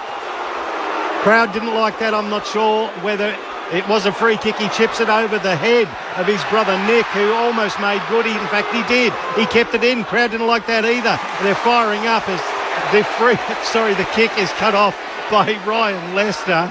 Now he goes back and kicks it long inside 50. Lions with a chance through Danaher. Off hands. Maynard in best position. Slaps it forward. Bobby Hill made a long way down, gathers. Handball cut off by Dunkley. Handball back out to Darcy Wilmot. He plays on. Chips the ball to the top of the square. Big pack off the hands of Hipwood. Front and square Mitchell for the Pies. The handball towards the boundary line. They're out through Noble, who rushes a kick towards the wing beyond the pack. Free kick. Geez, it's frantic pace at the moment, isn't it? Yeah, Collingwood free kick against Payne. They're handling Brisbane's heat. Brisbane bringing heat, but Collingwood are handling it really well at the moment. Myercheck at right half back. Chips to Josh Dacos. Chips to Mitchell. Magpies conservatively with 2 kicks off the free kick. Get to halfway. Mitchell infield on the pass to Maynard. And Maynard happy enough to hold it up between right half back and centre wing. Collingwood hasn't scored in 16 minutes of this term, but they still lead the game by 15 points. Maynard with a long kick to centre half forward for Collingwood. Andrews flies. 5th in the pack to knuckle it down. Rovers, Neil's got 2 around him. McRae and also Myercheck do the tackling to lock up the dual Brownlow medalist. And we'll see a ball up at centre half back for Brisbane, centre half forward for Collingwood. 17 minutes gone, second term. Pies by 15. Cox puts it inside 50. Jared Berry got there first. He was taken high. The crowd liked that one. He gets the free kick at the true centre half-back position as Brody Myercheck argues the point with the umpire. The crowd's calling 50, and it was actually a Brisbane player that didn't throw it back to Jared Beveridge. Crowd's on edge here on an Easter Thursday night, Q. Their side had the ascendancy of inside 50s and just can't convert as Zorko's racking up the touches. goes out wider to find Lester. The veteran kicks long down the line, chips down the line, I should say, to find Bailey. Bailey now goes to half forward. Right on the boundary is Darcy Fort. Untouched, he gathers. Kicks it to the pocket. Darcy Moore. Too easy. Gets rid of Eric Hipwood and takes a beautiful defensive mark and holds play up for the Pies. There is a symmetry here. I know his name's Darcy, but at times in the game we have 30 on 30, Darcy on Darcy in the ruck, and 46 on 46 in the ruck. Be that what it may. Kick towards the wing. To Goey the row for Collingwood. Magpies lead by 15 points. Foot race. Bobby Hill's leading. Overran it. Ball evaded him. Picked up by Starcevic of Brisbane. Hand pass to Zorko. He is having a night, the Zork. Kicks to the middle of the field. Marked by Archie. Chips to half forward. Cameron presents and marks. That's Charlie. Too far from home. Kicks it to the pocket. Danaher in the cage. 1-on-1. Frampton does enough to spoil. Ball to the boundary line, out of play. Yeah, they just can't mark it. There are lots of opportunities, but the Collingwood's tools are just doing a great job whenever the ball's in the air. And they're bodying up there, and they're attack to defence. They're doing it really, really well. Hipwood and Danaher, one mark between them, and that went to Eric Hipwood a little bit earlier. It's the Pies by 15 points. 37 tackles to 17 shows the tempo of the game from their perspective as the umpire balls it up. Throw by McCarthy. He shoots a handball towards McCluggage, who escorts the ball over the boundary line for a throw in just next to the arc of 50. 18 and a half minutes gone. Sorry, Price. While Zorko's having a lot of the ball, Collingwood won't have to do anything about it if the scoreboard doesn't start hurting them. 26 inside, 50 to 16 in favour of Brisbane, yet the Pies lead by 15 points. So the umpire throws it in across the arc of 50. Short throw in, taken by Cox, back towards the boundary line. We'll do it all again, 70 metres out. 3 goals to Bobby Hill in the first quarter. Collingwood has not scored in 19 minutes of the second term. Mind you, Brisbane's only eaten into 9 points of its 24-point deficit. 15 the lead to the Pies. Throwing it right half forward for Brisbane. Won by McInerney of Brisbane. Hands it to Fletcher. Fletcher's rush kick into attacking 50. Beats the pack. Tapped to the boundary line by McCarthy, who roves. Doesn't shoot for goal. Oh, very, very unselfishly. Kicks across the face of goal to Charlie Cameron. Give the gargling juices to John Denver because Charlie Cameron's about to have his first set shot of the night. 40, make it 35 metres out, slightly left of centre. Don't understand how awesome that kick was there from Mick McCarthy. He had 2 guys on him bearing down, and to be able to spot it out there was an unbelievable kick. Well, I think the crowd needs this lift as well. It's the undefines of being at the footy. Cameron, Charlie for Brisbane, kicks a goal. Single figure margin in the grand final rematch. And here we go. Happy Easter, everyone. From John Denver to you. If you're driving on the holidays, here's a bit of music for you.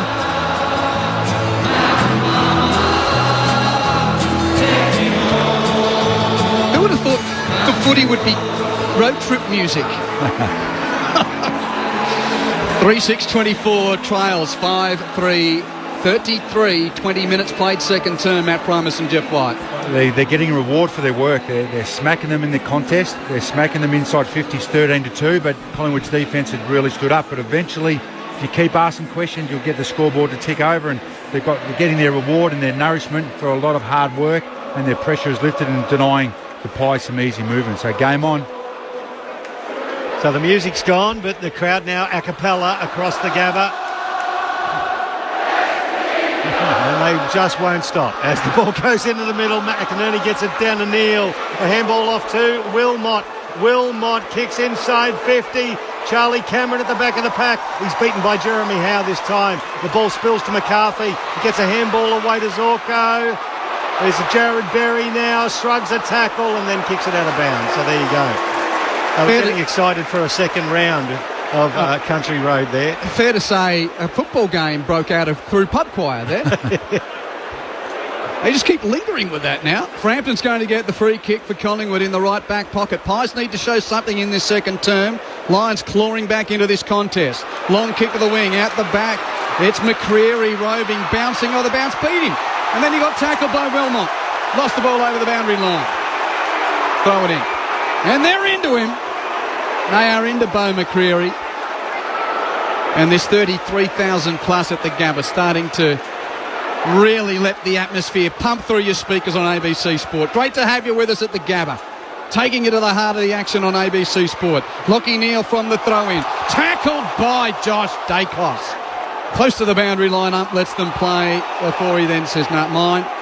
They're starting to win those one-on-ones now, Brisbane. It's woken up this game, hasn't it? Yeah, it was clearly in favour of Magpies in the first quarter. Umpire throws it up on the outer side, just forward to centre wing for Collingwood. It's cut off by Neal. His handball cut off by Josh Dacos, and then he turned it over. It's Zach Bailey who chips it forward. Now Danaher on the left point of the centre square. He wheels around onto that long left foot and bombs it over the head. Oh, Charlie Cameron flew. He brought it to ground though. Quainer on top of him. Darcy Moore holding up. The ball stuck underneath as the umpire circles and says we'll ball it up 15 minutes out. He flew high on the shoulders of Darcy Moore. Oh yeah, that would have ride. Massive mark if you got that. Umpire throws it up 15 metres out for the Brisbane goal off the hands of Danaher. It hits the deck. Quainer tackled into the ground by Danaher over the boundary line, in fact. The umpire says we'll ball it up right on the boundary line, not a throw in. Although he took a massive fly, Charlie Cameron, Joe Danaher, he doesn't circle very quickly. Too slow, Q. Yeah, it was one-on-one there, Matt, wasn't he, Cameron? He just put it on his head there and hoped for the best. It was the second Magpie defender that got back in time because the entry was too slow. Boundary throw in Brisbane in attack. Goes beyond the two ruck combatants. McCarthy kicks it out of the air for the Lions. No great timing. Pitches in a dangerous spot. Top of the goal square. Cameron Rhodes! And snaps too far across with his left boot. Charlie kicks a point. 8 points to lead to Collingwood at 5-3-33 to 3-7-25.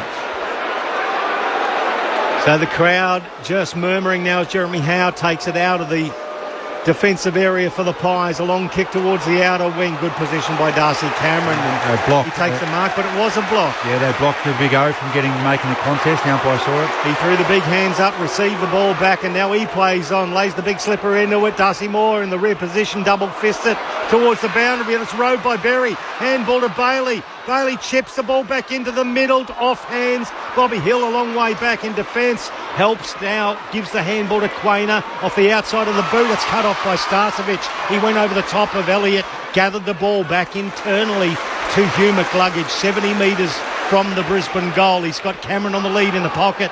Dummies around, Elliott on the mark. Kick towards the goal square. Off hands, Pies with numbers. Ball slung out. McCarthy cuts it off. Handball back to Fletcher. Off a step, the youngster kicks a goal for the Lions. Brings them to within 2 points. Contest on here at the Gabba. 25 gone in the second term. Well, just winning ground balls, which they weren't able to do in the first quarter. They haven't been able to mark it, but their small forwards are getting front and centre a lot better. Harassing, they won the ground ball there. Some good hands and a beautiful finish. It was just chalk and cheese first quarter to second quarter. But outstanding response. I just would have loved to have seen Darcy Moore. Maybe the talk wasn't there for him to just go for the mark. Absolutely. He would have done that last year. There was a one-on-one and he came and then he double-fisted. Like, take the mark. Inside 50s second quarter. Brisbane 17. Collingwood 2. 17-2. And it started in the centre, Q. They didn't come to the game. They weren't prepared for the first quarter. Clearance is 11-2. Brisbane's way. Collingwood still out tackling the Lions, but Brisbane getting into it. So 3-4 in this term to the locals. 2 points to lead to the Premiers. Centre bounce. Lockie Neal with the clearance for Brisbane. Tumbles the ball wide towards the half-forward flank. It pitches favourably for Archie. Gets on his right boot. Kicks Brisbane deep into attack. Targets Rayner, couldn't mark. Dev Robertson roves out the front. Tackled by Quainer. Play on, ball spills free. Maynard picks up. Hands to Josh Dacos. Under pressure, go to Frampton. Frampton tackled over the boundary line. In fact, he kicked it over the boundary line. Out of bounds on the fall. And there's a scuffle. Not far away from the ball. Danaher's played on, kicks in field. Doesn't find the target of McCarthy. It was a half volley. De Goey picks it up. Kicks it clear for Collingwood. Back out to where the wing is there, and Andrews sees it over the boundary line. Zano, help me out. What's going on ringside? Yeah, it was Rayner and Frampton, and they were into it, Q. They were wrestling it on the ground. It was better than WWE, but no punches thrown. But there's plenty on in this second quarter. You can see the intensity lifting. The Pies led by 24 at quarter time. They lead by 2 now late in the second term. Throw in on the outer side. McCreery gets there first. Tackled off it by McCluggage. Off his hands and goes over the boundary line, but the umpire's going to call it. It was been held. Holding free kick to McCreery. Feels like a grand final rematch now. It does. Oh, yeah. yes. It's just instantly gone up a notch or two. And a positive from Brisbane to fight back, because the games they've lost, they've started really well, but then haven't been able to claw them way back. McCreery goes long. Harris Andrews, a commanding mark in the middle of the pack, and he slows things down at left half back for the Brisbane Lions. Yeah, the big scoreboards come up on the bench. Laterally goes to Wilmot, who dropped the mark under pressure from Hill. He gave the handball back to Zorko. He immediately went to the boundary line, and he found Dunkley, who played on to Wilmot now. Now at the point of the centre square, he goes long down the wing. Looking for Darcy Fort against Darcy Cameron. Went off the hands of both of them over the boundary line. There'll be a throw in. Left half forward for Brisbane, trailing by 2 points. Very pricey. Both teams were holding up the 2-minute sign, and they played a little bit slow, but they messed up their kick and nearly cost themselves in Brisbane, but they got out of trouble. Collingwood 98 seconds away from going scoreless through the term, Matt. Wow. Yeah. Minute 38 left in the quarter. Boundary throw in left half forward Brisbane. McInerney thumps cleanly, but no rover. Gains 10 metres for his team over the paint for another throw in. A little bit closer to Brisbane's goal. Shot on the big screen of Craig McRae, hollering from just beyond the bench. He's down on the side of the Gabba, a place where he won 3 premierships as a Lion. Boundary throw in. Neil Roves brilliantly. 50 out for Brisbane. Kicks deep to full forward. Maynard keeps his foot in. Spoils the pack. But Fletcher rows and snaps and misses to the right of the major opening when he perhaps could have done better from close range. It's a point to make it 1 the difference. 32 plays 33. 4-8 to 5-3. Pies in front. Close to half-time. 3 goals, 5 to the Lions in this quarter. The Pies yet to register a score in the second quarter. They have the ball in hand. It's with Pendlebury. He plays on from the goal square, goes long, just short of centre wing. Myercheck gets there. Off his hands, it's to Josh Dacos. He goes down the line and reading it best. Floating back there by himself is Brennan Starcevich. Immediately attacks the corridor. Centrally gives it to Zorko. Handball to the run of McCluggage from the centre circles to right half forward. Fort spoiled by Moore. Then at ground level, Hoskin Elliott's handball turned over. Fletcher gets involved. Caught Moore over the ball. He tapped it out to Pendlebury at left half back. Pies with some running. The handball cut off by Dev Robertson. Hacked out of midair inside 50 at the feet of Darcy Cameron. He gathers. He's tackled. That's holding the ball. It will be a free kick to Brisbane. 45 metres out, more or less directly in front. What a tackle from Cam Rayner. The Lions are gathered around him. They're giving it to the Pies players as Rayner will go back and have a shot from 50. Dev Robinson was just outstanding on the Pendlebury handball. He just took that ball and made it his when 2 Pies guys were hoping to come towards him. The Pies lead the tackle count 41-21, but that was the best of them for Brisbane. If he takes his allotment, he'll shoot for the lead after the half-time siren. The Lions trail by 1 point. They've dominated this quarter. 3 goals, 5 for the quarter, and they trail by the point. The Pies yet to register a score.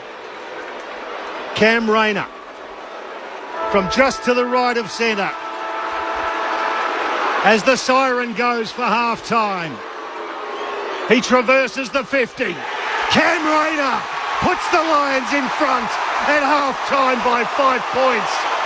That is a 29-point turnaround from quarter time. They have kept the Pies scoreless in the second term. 5-8-38 to 5-3-33. Well, didn't it wake up Zane? Oh, look, I tell you what, they are loving every bit of this, the Lion supporters.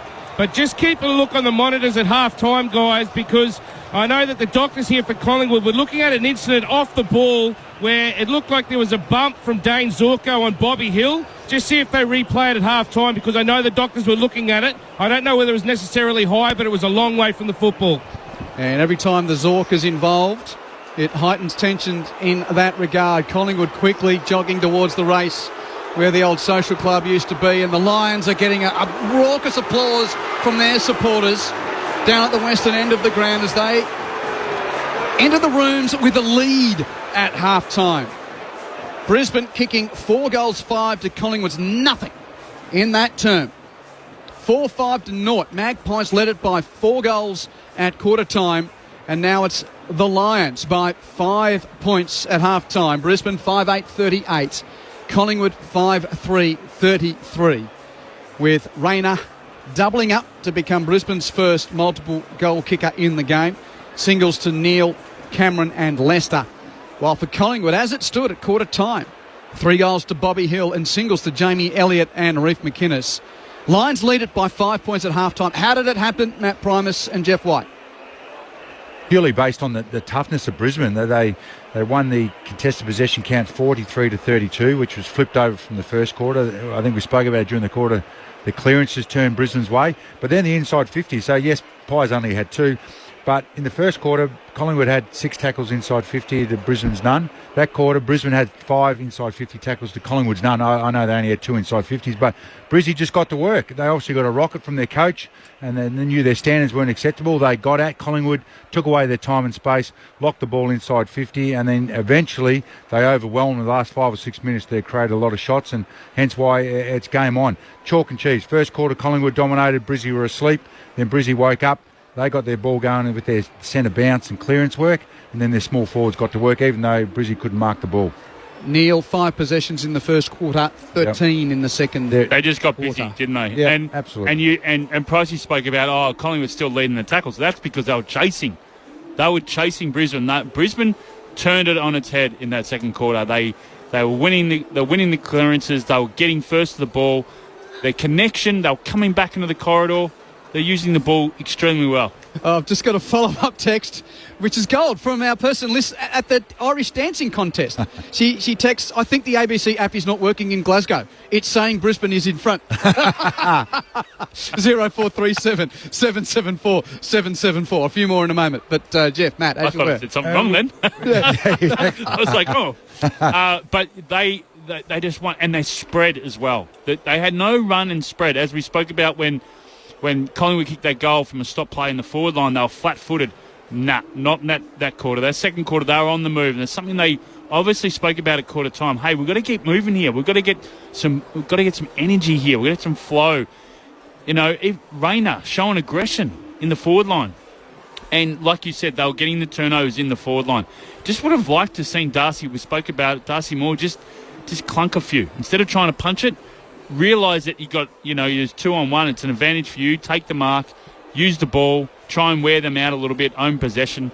But what a quarter, what a game this has turned out to be. And both coaches would love the intensity that their teams are showing, but only for a quarter each. And that's the doubt coming into them. They're both second-guessing themselves a little bit. Who can keep bringing that intensity when they don't have the ball for the next 2 quarters will win this game of footy. Yeah. Thanks, gentlemen. 5 points to lead to Brisbane at half-time after Collingwood led by 4 goals at quarter time. A few of your messages before we get to regular commitments. The Ellers, family of 6 North supporters, are headed to Melbourne from Canberra for Good Friday footy. So that cues me to give the news of selection tonight if you've missed it. No changes to the North team that lost to Freo last week. But big ends for the Blues. Marchbank, Wiedering and Hollands back into the team. And when I say Hollands, that's Elijah Hollands. Hollands, yep. So Marchbank, Wiedering and E. Hollands in for the Blues. Young and Kemp omitted, Cunningham out with a calf injury. No change for North.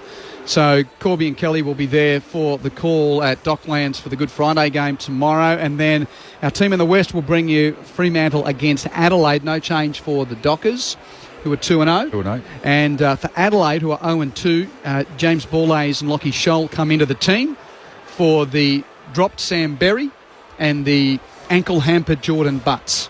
So 2 changes for the Crows. So both of those calls coming your way on ABC Sport tomorrow. Around the grounds in the National Rugby League, second half is underway between the Roosters and the Panthers, and the reigning premiers leading there. It's Penrith 14 over the Sydney Roosters 4. In the 4th game of the NBL's Grand Final Series, Jack Jumpers win tonight. Then they've claimed the title. They're trying to defend the island. What are you pointing at? It's 3 points of difference in the third quarter. Yeah, that's right. Jack jump. You want to do the? You can do it, Jeff. No, well, yeah, Jack Jumpers are on top, 55-52. Looks like at the 6-minute mark of the third quarter. Well done, Yep. Jeff. No, it's even now. So they've just scored a 3. Melbourne United. Well, and Melbourne United. I know Jeff White's commentary is really good, but if you want to hear the whole game, you can hear Chris Rowbottom and the team calling it on the ABC. I don't want to steal their thunder. Listen app. Yeah. By the way, probably one of the highlight pieces of Sporting Vision of the week. Yep. That game clinching shot. Amazing. Yeah. I know you love your hoops, Whitey. He shot that from Werribee. Was it so far away? I'm not as au fait in basketball as I should be. Jack Wiley, was that? I think so. But Yeah, just how far it was, nearly half court. Apologies if I've got that wrong. So that's what's happening around the ground. A couple of more texts. And thank you.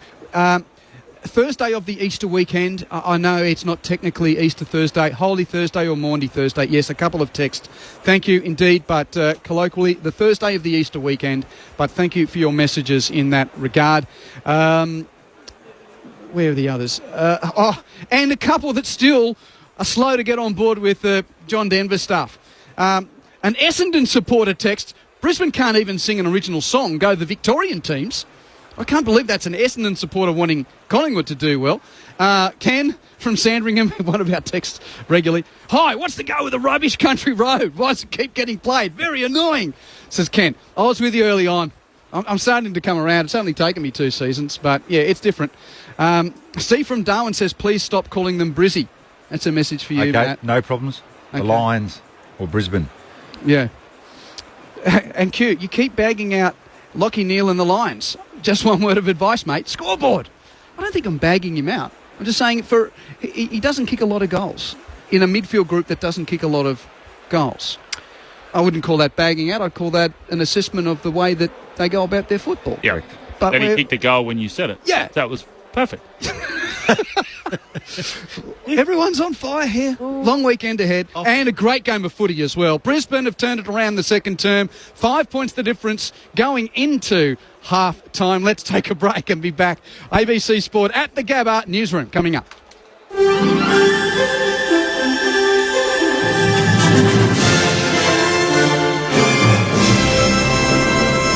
ABC News with Glenn Lauder. Australian wine will soon be back on the shelves in China after Beijing lifted tariffs. Here's political reporter Stephanie Boris. The crippling penalties were imposed in 2020 amid a diplomatic stoush between the two countries. Beijing claimed the tariffs were targeting anti-competitive behaviour from the Australian wine industry. But both Labor and the coalition were always adamant it was an act of political retribution. At the time, Australia was exporting just over $1 billion of wine to China a year. Today, China's government announced it would lift the tariffs on Australian wine, offering a potential lifeline to an industry which has been struggling with low prices and global oversupply. The tariffs will be lifted from tomorrow. More than 2 years after its first hearings, the Royal Commission into Defence and Veterans Suicides has wrapped up. Commissioner Nick Caldis has closed proceedings by saying there's an indisputable link between military service and suicide rates, and that the Commission's outcomes shouldn't be ignored, like the reports and inquiries that preceded it. The Commission's final report will be handed down in September, and if you're a veteran or serving member and you or your family need help, you can call Open Arms on 1800 011 046. Tasmanian Senator Tammy Tyrrell has announced she's resigning from the Jackie Lambie network. Senator Tyrrell says she's not being kicked out, but Senator Lambie has suggested that she go her own way. She says she wants to continue to see Jackie and the party succeed and will sit on the crossbench as an independent. The Northern Territory government says police will have the power to intervene if a child's found in the Alice Springs CBD after already being dropped home or to a safe place. The government's imposed a nighttime curfew for people under the age of 18 in response to extreme violence in the town this week, sparked by feuding family groups. The NT Police Commissioner Michael Murphy says officers don't see children on the streets often, again after engaging with them in the first instance. Most children want to get a lift home and they want to go somewhere safe, and once we separate some kids from ringleaders, they welcome that and actually go back home, and sometimes home might not be the best place for them, so we need to find another safe place. And that's the work that Territory Families have been helping us, the police force down here, with the co-responder model. Investigations are continuing into what caused a container ship to bring down a major bridge in the US city of Baltimore. Here's Thanmaya Navada. Salvage crews and accident investigators are working on the scene at the Patapsco River where the Francis Scott Key Bridge once stood in Baltimore. Chair of the National Transportation Safety Board, Jennifer Homendy, says crews have been assessing the damage. They did a walkthrough of the vessel, including the bridge and the engine room. Divers have recovered the bodies of 2 workers, but the recovery mission doesn't come without challenges. Sonar scans show the vehicles that contain the remaining 4 bodies could be encased in concrete and other bridge materials. Divers will only return to the water once the debris has been cleared. A tradesman believed to be in his 30s has died after being electrocuted in a roof space in Sydney's north. Police say the accident happened at Manly. Paramedics treated the man at the scene, but he was unable to be revived. The death has been referred to Safe Work New South Wales. Jetstar Asia has announced direct flights between Broome and Singapore will restart in June. The Silk Air flights were previously launched in 2018 but ceased shortly afterwards because WA's tourism industry had experienced a drop in spending by overseas visitors. Last year, the Broome International Airport sought Commonwealth support to recommence the flights, the primary barrier being the establishment of border services.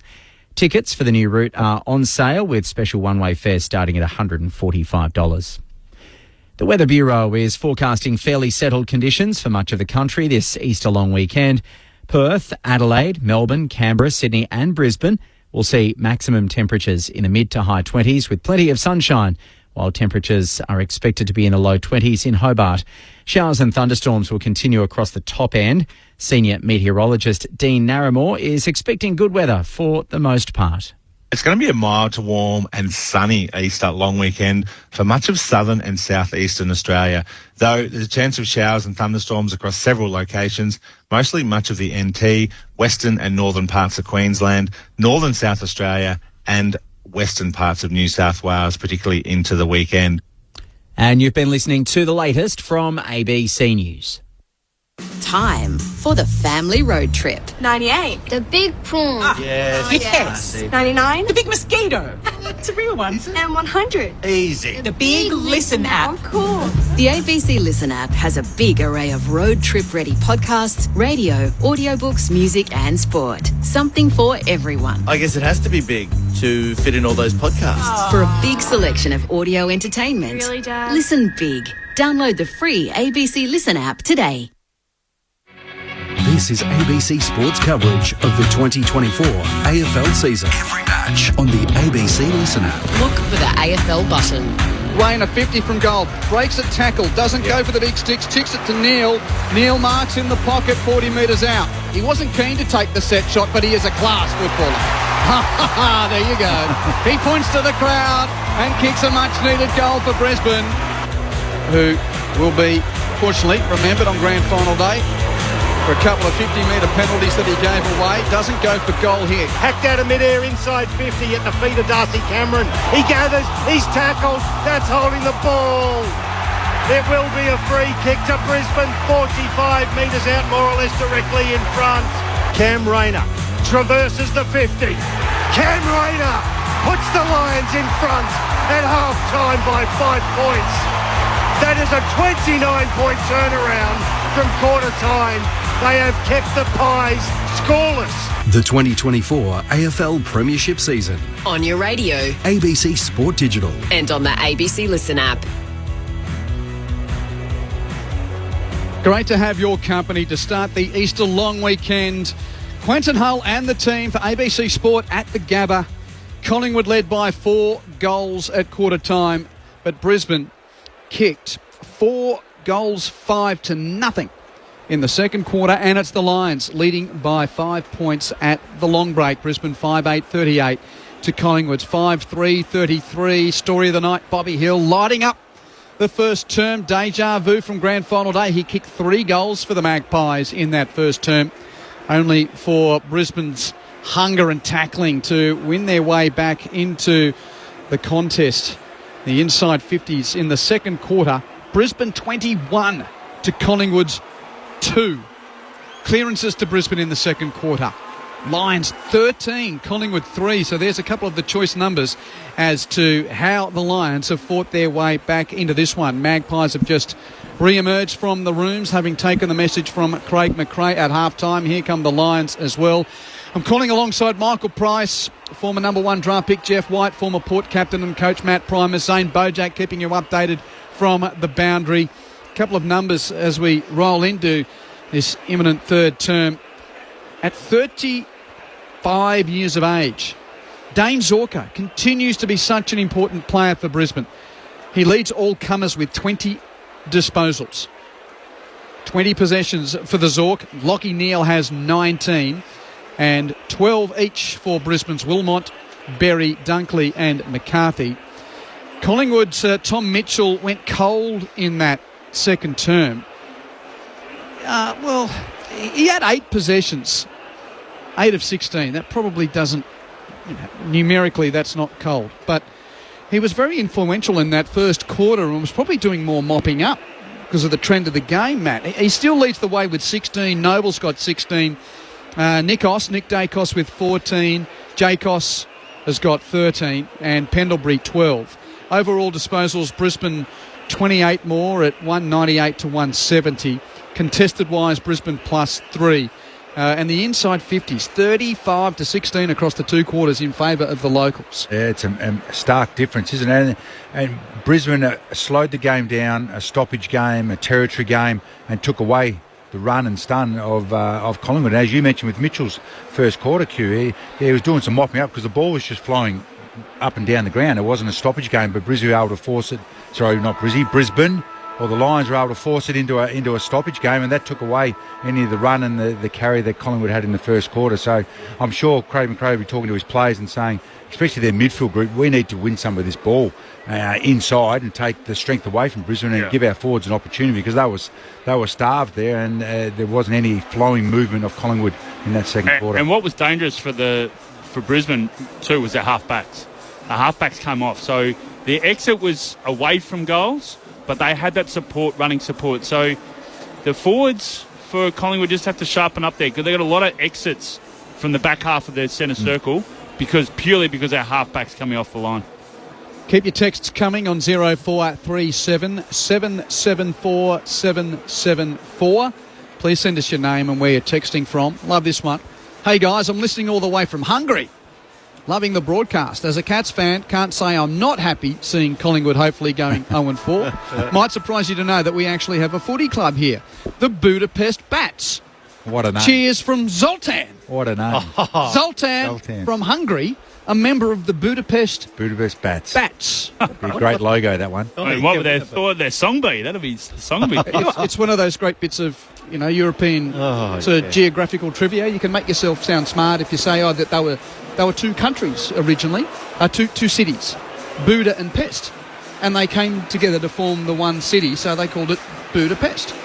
Learn something new every day. There you go. I did not know that Buda and Pest had the merged entity of the Cats playing for them. Good on you, Zoltan. Dean text, go Brisbane. Dockers fans are looking forward to the 2024 number 1 draft pick, courtesy of the upcoming Wooden Spooners, Collingwood. Getting to that point of the season where draft manipulations and where picks are going and all that type of stuff. Okay, 5 points the lead to Brisbane as we start the second half of this highly important round 3 game, where the Premiers are 0-3 and the team they beat are 0-2. Michael Price. Mason Cox versus Oscar McInerney. It falls in the path of Cox. He taps it down to De Goey, immediately shunted off the ball. It was Dunkley who dealt with him. The ball spilled into the hands of Mitchell. He's tackled into the ground, and the umpire will come in and ball it up just adjacent to the centre circles. Throws it up now. Cox gets it down clearly, but it's cut off by Dunkley. Handball out to Archie. Onto the boot immediately to half forward. Hipwood plays the role of spoiler.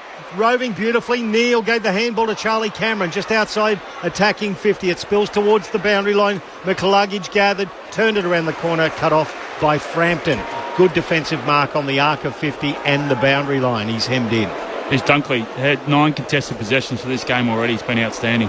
Frampton kicks to the wing, goes beyond the pack. On the deck, Andrews picks up for Brisbane, but he's tackled over the line by Elliott of Collingwood. Throw in on halfway on the outer side. And they needed that lift in the second quarter, Q, and that's where they got it from. Lachie Neale's had 11 and Dunkley's had 9 contested possessions. Brisbane's won the last 4 games between these two teams at the Gabba. As the 246ers go at it, Cox taps it back boundary side. McCluggage tackles McRae over the paint. So we'll see another boundary throw in. Oh, Mitch Turner, our new man out west, has sent me a text with the Budapest Bats logo. Oh, it's a Brisbane Heat version of Batman. It's teal. Off hands, Lachie Neale kicks it towards half forward. Eric Hipwood drops a put, but it's made good by Bailey. Handball back to Zorko. Little 9-iron cut off there by Darcy Moore. Not the distance. The handball into the corridor. DeGoey. Noble into the centre. Under pressure now McCreary. Now running up to half forward. From 55 McCreary. He goes through, goes all the way. Pies back in front by a point early in the third quarter. 6-3-39 plays 5-8-38. Live footy on a Thursday night here on ABC Sport. That's where they want to get the turnovers in the half-back line, and they got it then, and that was because of the balance and the spread that they had, Collingwood, and then the wave that they nearly stuffed it up with that hand pass to the middle, but McQuarrie was able to get it off his toes, and a great finish. Yeah, the kick from Brisbane needed to be deeper, didn't it? Yeah. It was just that little chip kick, and Darcy Moore read that beautifully. He was very happy, hands in the air when they scored that goal. He started that movement. Zane Bojack on the boundary. Yeah, Bobby Hill's had some problems with his fingers. The medicos have just attended to it. He actually had some tape that they've just cut. Okay, keep a close eye on it. And Hipwood takes that mark. They don't have that rush. He's got to conk those. Taking one mark for the evening, Eric Hipwood. Yeah. Pies back in front. That's their first score since the 29-minute mark of the first term. Centre bounce. Rumble's defensive side for Brisbane, then towed to half forward, but only Pendlebury there to tow it back towards the wing. Beautifully gathered by New-Pie Schultz. Hand passes to Hoskin Elliott. On the wing, he kicks forward, but Andrews at the front of the pack. He's too tall for McInnes, and Elliott takes the mark, kicks it close to the boundary, but Berry takes the grab before the paint. He's beyond left half-back, Jared Berry. Kicks to the wing. Rayner takes the grab in space. Plays on. Left foot chip. Not a great kick. It rolls along the deck. Danaher picks it up. Frampton accosts him and makes the tackle. No pride, ball up. That was a great tackle. Sensational tackle. They had a man on too. 60 from Brisbane's goal at left half forward. I thought he ducked his head into that too, Joe, as the umpire throws it up. McInerney and Cox in a tangle. The ball lands between the two of them. It's like two praying mantis in a tangle, and the ball will be thrown up by the umpire. Lachie Neale and Mason Cox pushes Neale out of the way so the umpire can access the ball. Now the two big fellows again. Cox fists it forward. It's cut off there by Zorko. Immediately tackled into the ground. Ball stuck underneath him. Violent tackle by DeGoey. Violent but fair. The umpire will come in and throw it up. The story of Mason Cox, with his eyewear, he needs a guest appearance for the Budapest Bats. It could work out that way. Off the fist of Cox towards the boundary line. Once again, Zorko gets in front of DeGoey. He gathers the ball beautifully. He caught one for his trouble too. He'll get a free kick. A rarity for the Zork. 45-degree kick finds Jared Berry on the logo. Handball back to Zorko. Knocked over as he kicks forward to Danaher. Marks it 55 out. 45-degree angle to the left. It's in Joe's wheelhouse. He comes back. We're right behind it in the commentary box. The importance of Zorks too. Yeah, those first two stoppages there, the Collingwood continue to leave Zorko off the back of the stoppage. So they're backing in their game plan early in the third quarter. But it's a Coleman out. You know, we've seen Zork off the half-back line so many times, Q, and that's what they're using him tonight. He used the ball so well. Joe Danaher, only the 5 disposals this evening and the one behind. Comes in from 55. He chips it forward, trying to pass. Off hands of the pack row by Berry. Tackled. He did a 360 holding the ball. That is great awareness from Collingwood right there. Yeah. Great awareness.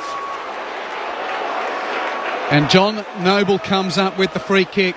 He spent so much time around this footy club with his dad, David, responsible for bringing the likes of Lachie Neale and Charlie Cameron to the club.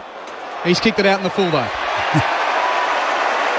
Kicked it out of bounds on the full, and it will be a free kick to Jack Payne of Brisbane between wing and left half forward.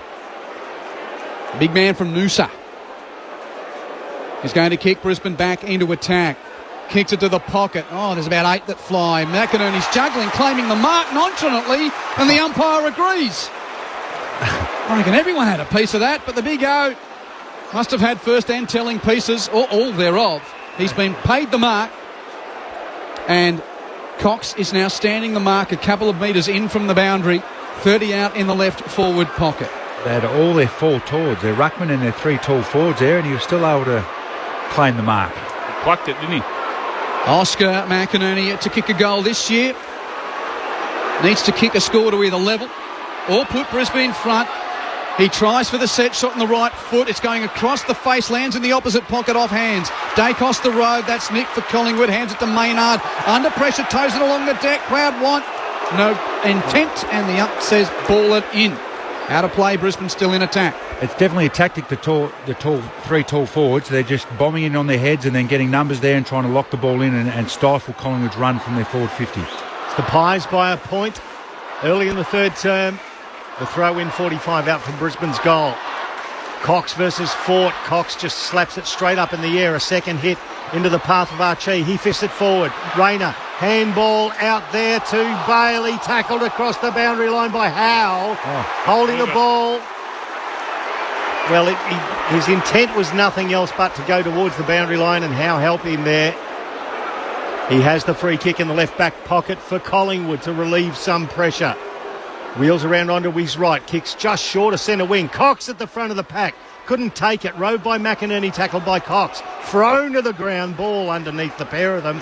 And they hair off. Free kick. Looks like no, it's just mass exodus towards the interchange benches that the umpire's going to throw it up. Yeah, stoppage near the gate, so about 3 changes. Collingwood by a point. Ball up on the outer wing. Rove by McRae of Collingwood. Toes it to half-forward, met by Payne of Brisbane. Kicks it back from whence it came, but straight to Noble of the Pies. Hand pass to Nick Dacos. Hands it to Pendlebury. Pendlebury chips short to McRae. Finlay McRae for the Pies in the centre square. Chips infield marked by Maynard. Kick and a half from goal, but right in the corridor. Maynard goes short with his kick to Pendlebury. Pendlebury marks it and kicks it to left half forward, marked by Quainer. 65 out. Very short pass, just gathered by Elliott, 50 from goal. No play on, says the umpire. Elliott does, gets on his left, kicks to the pocket, looking for Myercheck, goes beyond that contest. Hold on. Free kick, Myercheck being held. Free kick, Collingwood. Andrews the offender. That was certainly something they didn't do in the second quarter, Matty, where when they won the ball back, they took some poise. Yep. And they did that just then. Even though it was a chip out to Elliott outside forward 50, outside the forward 50, and he didn't mark it, still they had the poise to chip it around and own possession. Setting up for the right-footed snap punt. Myercheck from 40 out returns Collingwood to a 7-point advantage. Magpies 7 goals, 3, 45. Lead Brisbane 5-8. 38, 9 minutes played third quarter. Zane Bojack on the boundary for ABC Sport. Yeah, Jack Crisp has been activated, and from my understanding, Craig McRae was pointing at John Noble, and Noble's being told by the coach now, yep, you're out, mate. Sorry about that. He's 19 touches to half-time. I thought he's been pretty good. I'm not doubting Zano, but that is interesting. He's the leading possession winner for Collingwood, John Noble. Maybe it's Crisp. He's gone back. He's gone straight in the centre. So maybe they need that bigger body, one to break the lines. Zano? It's McRae. McRae. Okay. In fact, Finney McRae's come onto the back bench. Yeah, thanks, Zano. There you go. We're back into the middle. Cameron versus McInerney. McInerney got it down to Neal. Tackled by Pendlebury and holding the ball. They're back on the Pies. They flicked the switch again at the start of this third term after a scoreless second quarter.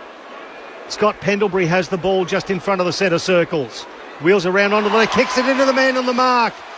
Goes out to the hands of McCluggage, into the face of Lachie Neale, in fact, who's still down on the ground. McCluggage kicks it to right half forward. Holding free kick to Charlie Cameron against Maynard. 60 out. Lachie Neale is back up but jogging. He's limping. Holding which is his not ankle. good news for the Lions, as Charlie Cameron has it 80 from goal. Chips it to the arc of 50. It was a floating telegraphed kick to McCluggage, and De Goey dealt with it, punched it over the boundary line. Zane Bojak's down there. Oh, Lockie Neal, he's in all sorts of hurt out there, Pricey. He can't hardly run, but he's trying to stick it out. He's trying to get some feeling back in that ankle. I reckon he's rolled it and run it out. Yeah, rolled ankle when he's trying to spoil it. So he's trying to run a bit of feeling back into it. Dunkley Rose, 60 out for Brisbane. Kick to the forward line, intercepted by Howe with Collingwood. Gathered on the bounce, hands to Quainer. Quainer kicks to right, half back, and Hill marks in space. The Magpies fans get excited at the Gabba as Hill chips it to the wing for Elliott.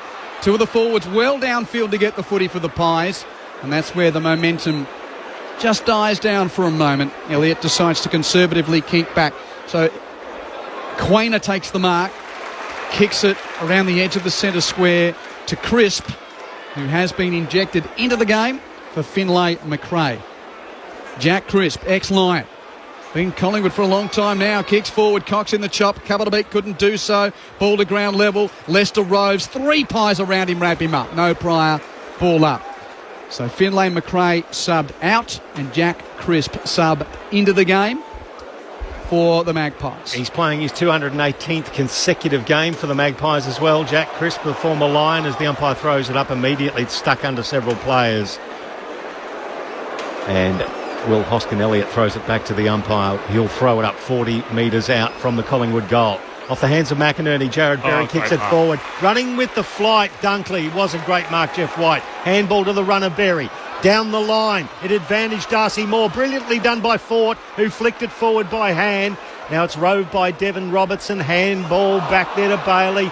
Now it's flicked back from McCluggage to Bailey. Under pressure. They're under heaps of pressure. Robertson tackled by De Goey, but breaks the tackle. He goes for a 1-2. Desperate stuff. The handball now goes to Darcy Fort. He palms off his opponent in Quaynor. The handball out wide at a Bailey. Then to Neal, still battling on. Flicks it forward by hand to McCluggage. Tackled to the ground by Jeremy Howe. The ball falls for the Pies. Nick Dacos drills one to Bobby Hill on the wing. Trying to get it long, but he couldn't. This tastes better than any treat you're going to get over the weekend. It's humming now at the Gabba.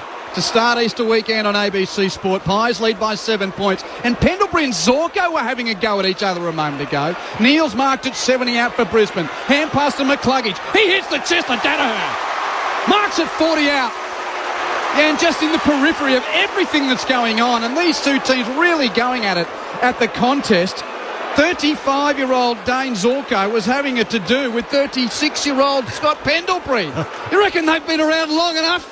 That shows you what it means if you're 0-2 and 0-3. Absolutely, and both teams were gassed then. It was just whichever one had the best composure. Brizzy on the third occasion will have the best composure going inside 50.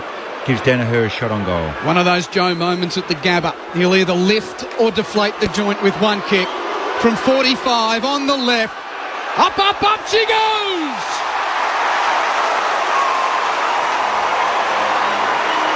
Danaher's first of the night.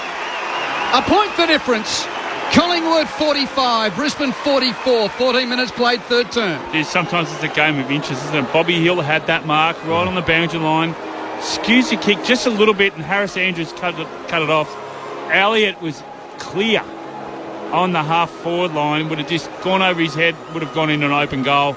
Turnover, and great kick there from McCluggage inside forward 50 to Danaher, but goal umpire didn't move then, did he? Big Joe, leading goal kicker at the club. Last year played every game, and that's now 5 goals for the season. And this one's living up to the expectation. Hope you're enjoying it with us on ABC Sport. Yet another lead change, and the Lions one behind Collingwood on 45 to 44. We're back into the middle. McInerney slaps it forward. De Goey retreats, gathers the ball. He's taken high by Dev Robertson. No, umpire says fair tackle. He'll come in and ball it up just forward of the centre circles by about 10 metres towards the Lions' goal. Off hands, McCluggage Rove kicks it to the arc of 50. Beautifully read by Braden Maynard for the Pies. Immediately he wheels out to the left wing. He looks for Josh Dacos, spoiled by his opposite number in Jared Berry, who dives on the ball. Dacos dives on him, holding the agate. Umpire will come in. Too keen to get there. Dacos played it beautifully. Handball off to Noble. Noble traverses the boundary line. Elliott flies. Starcevic spoils. Crowd wanted out of bounds on the full, but it will be a throw in 70 metres out from the Collingwood goal at left half forward. Both teams are bringing the heat. When they don't have the ball, both teams are on like the first and second quarter, but they're both giving it everything in this first 10 minutes. Matt Primus with you at the Gabba. A point the lead to the Collingwood Magpies, the premiers here. Looking to end a run of outs at the Gabba against Brisbane. Neil hand passes backwards from the stoppage to Rayner. No creative handball, that's out of play. To the man, I just look at him now with a shaven head and playing across half-back for Brisbane. There's shades of Martin Pike about Brandon Starcevic now. He's kept it, didn't he? Yeah. He's shaved it and he's kept it. Playing his 100th game, he's made his debut back in 2018. When others were leaving, he came because Uncle Craig was here and he stayed. Brandon Starcevic, originally out of the West. Boundary throw in, Collingwood an attack, no clearance. And we'll do it again. Just looking at the vision a little bit earlier on, he was handed his jumper in the first game by Jamie Charman. Wow. A couple of good-looking young roosters there. 1 point the margin, the Pies lead this one. At left half forward, it comes off the hands to Jared Berry. He overruns it, goes back and has another crack at it. Joined by Wilmot, crisp for Collingwood. Tumbles it by foot towards the top of the square. Zorko tapped it in the path of Fletcher. Immediately he's under pressure, kicks it towards the wing. Beautifully handled by Quaynor under pressure, and then he let loose the handball. Still in Collingwood's favour, crisp. Handballs it over to Josh Dacos. 70 from goal. He kicks it to the top of the square. Harris Andrews, one hand, taps it down. Roved by Schultz, the new Pie. Gets it to Hill. Hill from 20 metres. Hooks it around. That's not his fourth goal. It's one behind. 2 points the margin. 46 plays 44 in favour of the Pies. Zane Bojak's on the boundary. Yeah, Lockie Neal's gone down into the rooms. Obviously, that ankle's got the better of him. He's getting a bit of treatment. He stayed out there a long time. Keep an eye on it, Zano. Fletcher marks the inbound. He's at D50 left, half back for Brisbane. Chips it short to McCluggage. 2 goals, 1 to Collingwood this quarter, 1 goal to Brisbane. 2 points the lead to the Pies. McCluggage down the wing. Andrews flew, couldn't mark. Howell rode but tackled. Somehow got a hand pass clear to Noble. Looks infield, now gives the hand pass to De Goey. De Goey punches it back to him without taking possession. Very cleverly done. Noble with an underground hand pass to Myercheck. Wobbly kick to the pocket. Somehow it stayed in. And Hill takes the mark. How did Collingwood conjure that? Hill chips it around the boundary line. He's got a man free. And it's marked in the pocket by Lipinski. They'll turn their heads here, Lions. There's so many walking around, they've got to be on their toes. Well, sheer creativity from the Magpies on the wing. Found a way to get the ball forward, and now Pat Lipinski, who was the sub in the grand final but played most of it because of Lockie Murphy's concussion, on his left, snaps around the body near side for a point. And at the 19-minute mark of the third term, Collingwood lead by 3 points at 7-5-47 to 6-8-44. It's the Lions scoreless in the last few minutes as well. The Lions bring the ball back in. Collingwood intercepted. It's towed forward by Josh Dacos. Myercheck couldn't pick it up. At ground level, Lipinski taps it back towards the boundary line. Both Myercheck and Josh Dacos take it over and will be thrown in about 40 metres out from the Collingwood goal at left forward pocket. Collingwood by 3 points, 19 gone in the third term. It's live footy on ABC Sport. Both ruckmen make their way inside, attacking 50 for the Pies. Darcy Cameron for Collingwood and Darcy Ford for the Brisbane Lions. Cameron in front for the Pies, taps it into the path of Elliott. Beautiful handball over the top to Lockie Schultz. He drops it. He's under pressure from Jasper Fletcher. The ball spills out in front of Bobby Hill. Once again, Starcevic involved. It's towed out of the pack there by Crisp. Into the hands of Schultz from 35. He hooks it around the body on the goal line. Has that been awarded a mark against Harris Andrews? They'll review this, I think, to see whether it was controlled beyond the line. Well, it was Myercheck who put the diving effort in, but there's a conference on the line. Clearly behind, isn't it? Yeah.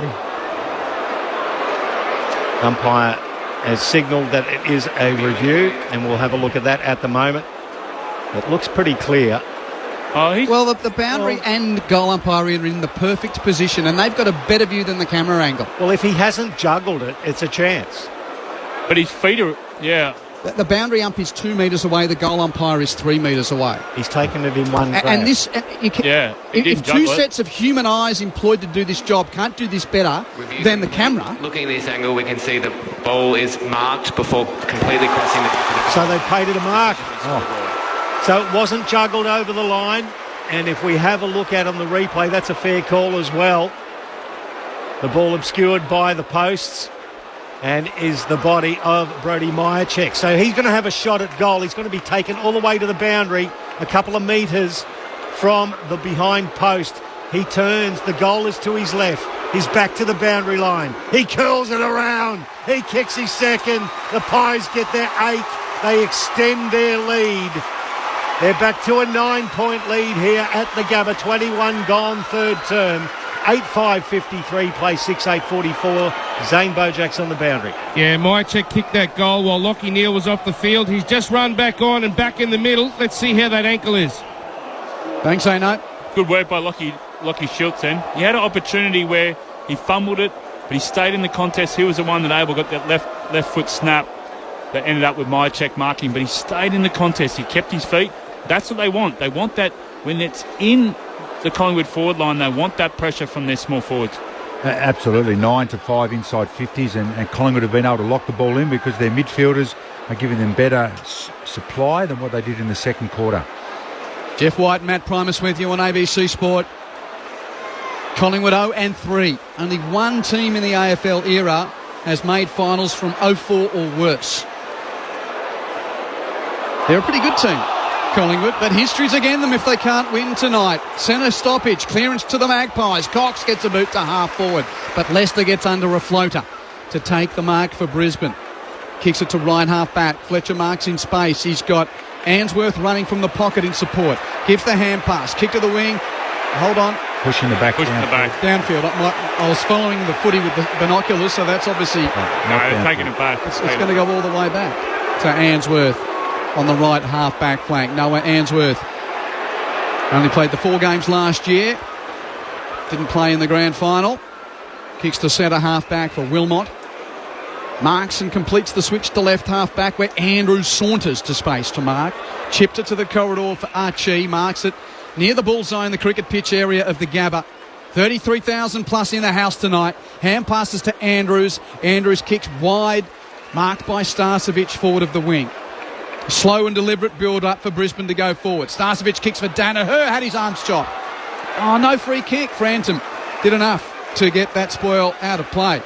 I thought he could... Dare I call it as I see it? No, I think sometimes he can play for him, Joe, but I thought on that occasion there he was definitely taken out of the contest. Well, as he was putting his hands to the ball, he couldn't get them there. So the umpire is going to throw it in 40 metres out from the Brisbane goal. Left forward pocket. They're trailing by 9 points, 22.5 gone in this third term. It's a short throw in, slapped down in front of Danaher. It's going to fall to Archie. Got the handball at the Rayner, taken high. No, they called for it. The umpire said no. Quainer picked it up, kicked it around his body. It's cut off by Harris Andrews forward of the wing. Handball to McInerney, then over to Dunkley. Retreating to Payne, back on the wing to Andrews by hand. Now forward to Starcevic. He took him on. He took Josh Dacos on. He tackled him over the boundary line. Me thinks that was prior opportunity. Should have been holding the ball, but it will be a throw-in just forward of centre wing. Their forward pressure on getting up to the receiver is what they had in the first quarter. They got it back again, the Pies. Jeff White with you. Boundary throw in. Rolls towards the boundary line. Near looks like he's running on that ankle okay now. Gathers the ball, hands it to Dunkley. Dunkley tackled by Crisp. Turnover. Picked up by Mitchell of the Pies. Gave it to Dacos. Infield kickers pinched by Rayner of Brisbane. Launches a long ball to fall forward. Off the pack. Ball goes to Deck. First to meet it is Nick Dacos of Collingwood. Finds a path. Kicks to the middle of the ground. Big 2-on-2 here. Payne makes the fist. Pendlebury the road. Pendlebury kicks to the advantage at half forward of McCreary. Had it. Lost it under the pressure of Leicester, who comes again. Great tackle from Froggy. That's the best one-on-one contest all night. Leicester forces a ball up on attacking 50 for Collingwood. He was out then, McCreary. What a kick from Pendlebury too. He's got the pace, McCreary, but the veteran just kept up with him. I don't know how he did it, but he did. This is going to be a hotly contested ball up here on the arc of 50. In fact, the umpire's going to hold it up because the ruckman was still going at each other. He throws it up. Off hands McCreary again. Was he taken high? He was. The tackle slipped up there by Big Payne. And Bo McCreary's going to have a shot 40 metres out, 45 degrees to the left. Definitely high. Definitely high. It was Darcy Wilmot with the right hand that slipped up, not Jack Payne. But once again, Pricey, the movement, when they're on top of their forward 50 or when they're inside their forward 50, they got movement. McQuarrie again. We saw it in the first quarter, didn't we, Matty? Just on the move. Yeah, just generates that movement. Makes defenders and midfielders nervous, and that's how they got the free kick. He's got 1-1 with his 5 disposals. Bo McCreary comes into the hoots of the Gabba crowd, releases from 45. It's a good-looking kick. That's a goal for Collingwood. Extends their lead yet again. It's out to a 15-point margin. 26 gone in the third term. 9-5-59 plays 6-8-44. Zane Bojak's on the boundary. Yeah, Jack Crisp had to run off the field. He had blood pouring out of the bridge of his nose, and the doctors are still attending to him now, but they've been able to stop it. They're just trying to patch him up. He had a head clash down here on the wing with Dunkley. So we went to tackle Dunkley's head, hit the back of Dunkley's head. That's where that blood reel came from. But once again, Collingwood on the move with those stop plays. But what about the effort from McQuarrie? Not only did he, with Leicester, have that one-on-one contest that was absolutely brilliant, but on the move with the secondary stop straight away. If you've got a ticket at the school end, you're dudded tonight. Score going to the Western End. Yeah. 13 goals to the school end 2. Collingwood couldn't kick a score going the other way in the second term, but they're back to their ways of the first quarter where they kicked 5. Well, they've now kicked 4 in this quarter and lead the game by 15 points. Centre bounce Collingwood clearance. Nick Dacos coming off half-back, picks it up. Boots a high ball to the wing on the head of Elliott. Spoiled away by Wilmot, but De Goey roves. Hand passes to Mitchell, 55 out. Hand pass to Elliott, 45 out. Elliott shoots and scores! And the Magpies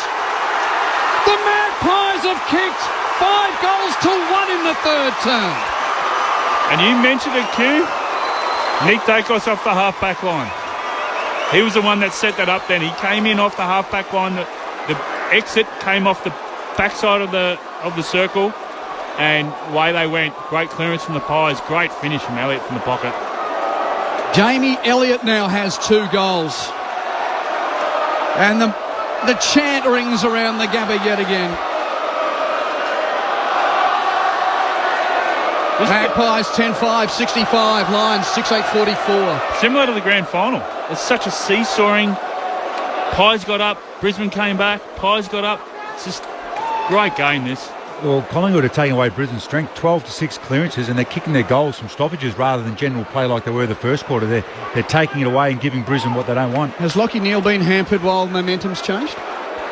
He's still out. He's out there, so... Leading question. Yeah, I think... Well, no, he had time off the ground with his ankle. Yeah. 21 points the margin. The Pies leading it. Umpire with a secondary bounce in the middle of the ground. Cox picks it up, tackled by McInerney. He lets loose the ball. Enter Bailey, gave the handball off to Danaher inside the centre square. He tumbles his left foot towards half forward. Hipwood fell over while Howell dealt with the ball. Got the handball out to De Goey. De Goey hampered there by Dunkley. Still got the left foot towards the wing. That's a really good defensive mark. No, it's not. The third juggle was dropped. Umpire let it go. It spills in the path there of Bailey. Gave the handball back to Jared Berry. He kicks long inside 50. Through hands of Charlie Cameron, spoiled by Darcy Moore. Great. Through the goal. That was a great spoil by the skipper again, and the Lions have to settle for another behind. 20 points the margin, 65 plays 45. 3 minutes left in the third term on ABC Sport.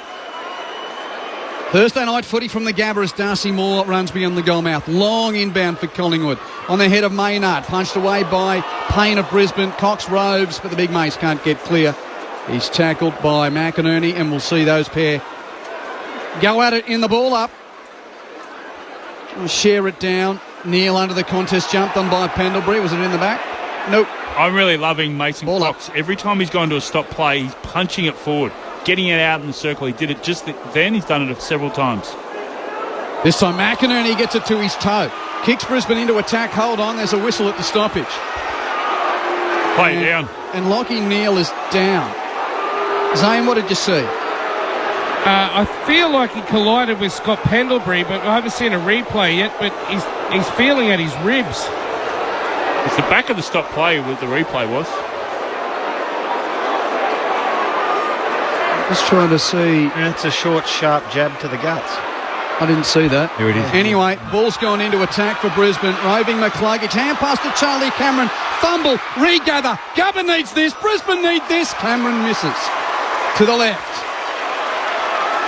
In a scenario where he would have kicked a goal on many other occasions, just to behind. 19 the margin in favour of Collingwood. Yeah, probably a fine. It was a flat from a week, but it was just a little tap in the gut. Or Scott Pendlebury. He was into Zorko a moment ago, so he's targeting the senior men, isn't he? Yeah. Wasn't a fist, though. It was a palm into the stomach. Yeah, judo chop. As it goes from Jeremy Howe. Long kick towards centre wing. It's got a free kick. It's going to go to Collingwood. It's going to go to Reef McInnes at the front of the pack. He's pointing. He's going to go long. He's just wide of the logo. He doesn't go long. Deceived everybody. A little chip short to Jordan De Goey. There's only a couple of minutes left of the quarter. The sign's being held up on the Collingwood bench. I don't know whether the number 2 sign was for the minutes or kick it to number 2. Right. De Goey's there, kicking it inside 50. Wide to the pocket. Who's on top of it? Cox hand passes it out from the scrimmage to McCreary. Snaps from the boundary. Oh, good effort. Not enough curl on it from 40 out. It's a behind.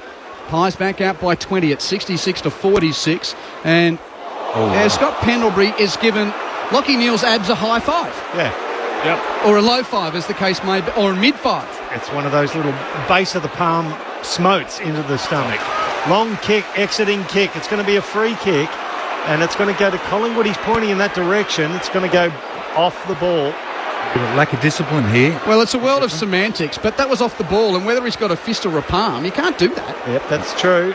Billy Frampton was the recipient of the free kick forward to the wing. Now he kicks long. Into the pocket, off the hands of McInerney, straight over the boundary. We'll get a throw in the left forward pocket for Collingwood. They're leading by 20 points with 32 and a half minutes gone. The Pies are happy with that. They just kick it the skinny side.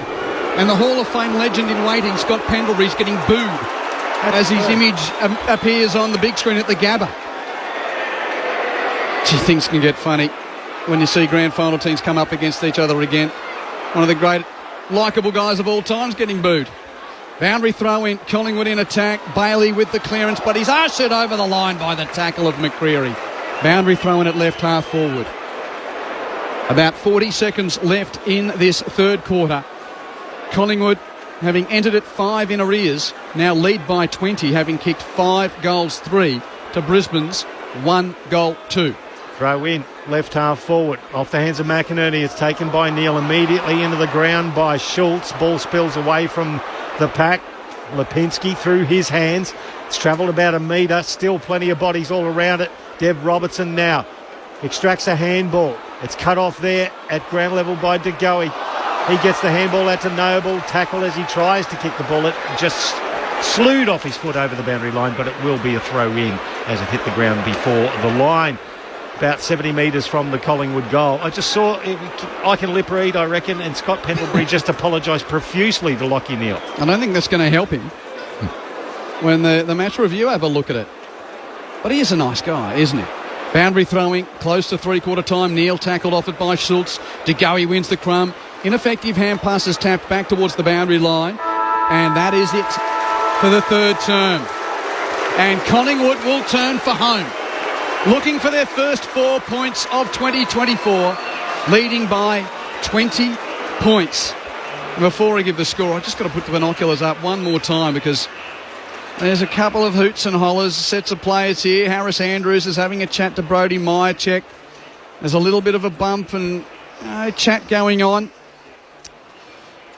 And, yeah, there's some feeling out there, that's for sure, at three-quarter time with Collingwood leading by 20 points. The Magpies 10 goals 6, 66. Lead the Lions 6 goals 10, 46. 3 goals for Bobby Hill, all coming in the first quarter for Collingwood. Bo McCreary has 2, Brody Myercheck has 2, Jamie Elliott has 2. Reef McInnes has kicked the other goal for the Magpies, while for Brisbane, Cam Rayner, the only multiple goal kicker, he's got a couple. And singles for Joe Danaher, Lachie Neale, Charlie Cameron and Ryan Lester. The two teams that fought out one of the great grand finals of modern times last September, both looking for their first premiership points of the season to start Easter round on this Thursday night. Brisbane 0-2, Collingwood 0-3, but it's the Magpies leading by 20 points at three-quarter time. Big finish coming up. Don't go anywhere. You're listening to Live Footy on ABC Sport. For all those yearnings for truly outstanding entertainment, I have an idea of what might cheer you up. You'll find a trove of Academy Award winning and nominated films on ABC iView. Let's play. Like Imitation Game, It's beautiful. American Sniper, Her, and Spotlight. There's a story here, and I think it's an important story. Brooklyn, Carol, and so many more. Bon appetit. Always free, always outstanding on ABC iView.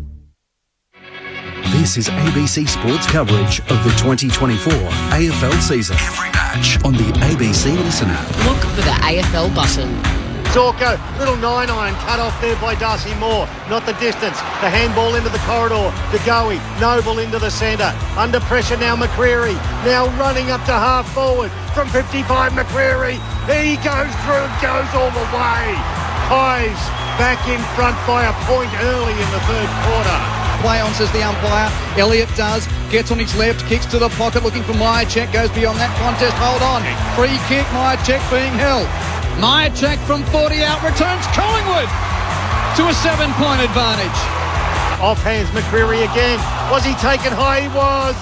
The tackle slipped up there by Big Payne. Comes into the hoots of the Gabba crowd. Releases from 45. It's a good looking kick. It's a goal for Collingwood. Extends their lead yet again. DeGoey Rhodes. Hand passes to Mitchell, 55 out. Hand pass to Elliott, 45 out. Elliott shoots and scores! And the Magpies have kicked 5 goals to 1 in the third term. The 2024 AFL Premiership season. On your radio. ABC Sport Digital. And on the ABC Listen app.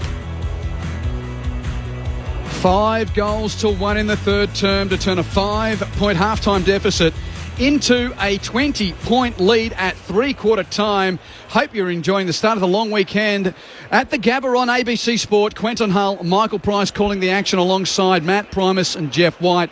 Zane Bojack down on the boundary, and it is the Pies by 20 points before our experts set us on a path towards the final term here. Around the grounds, the NBL Grand Final Series is headed to Game 5. Melbourne United has defeated the Tasmania Jack Jumpers 88-86.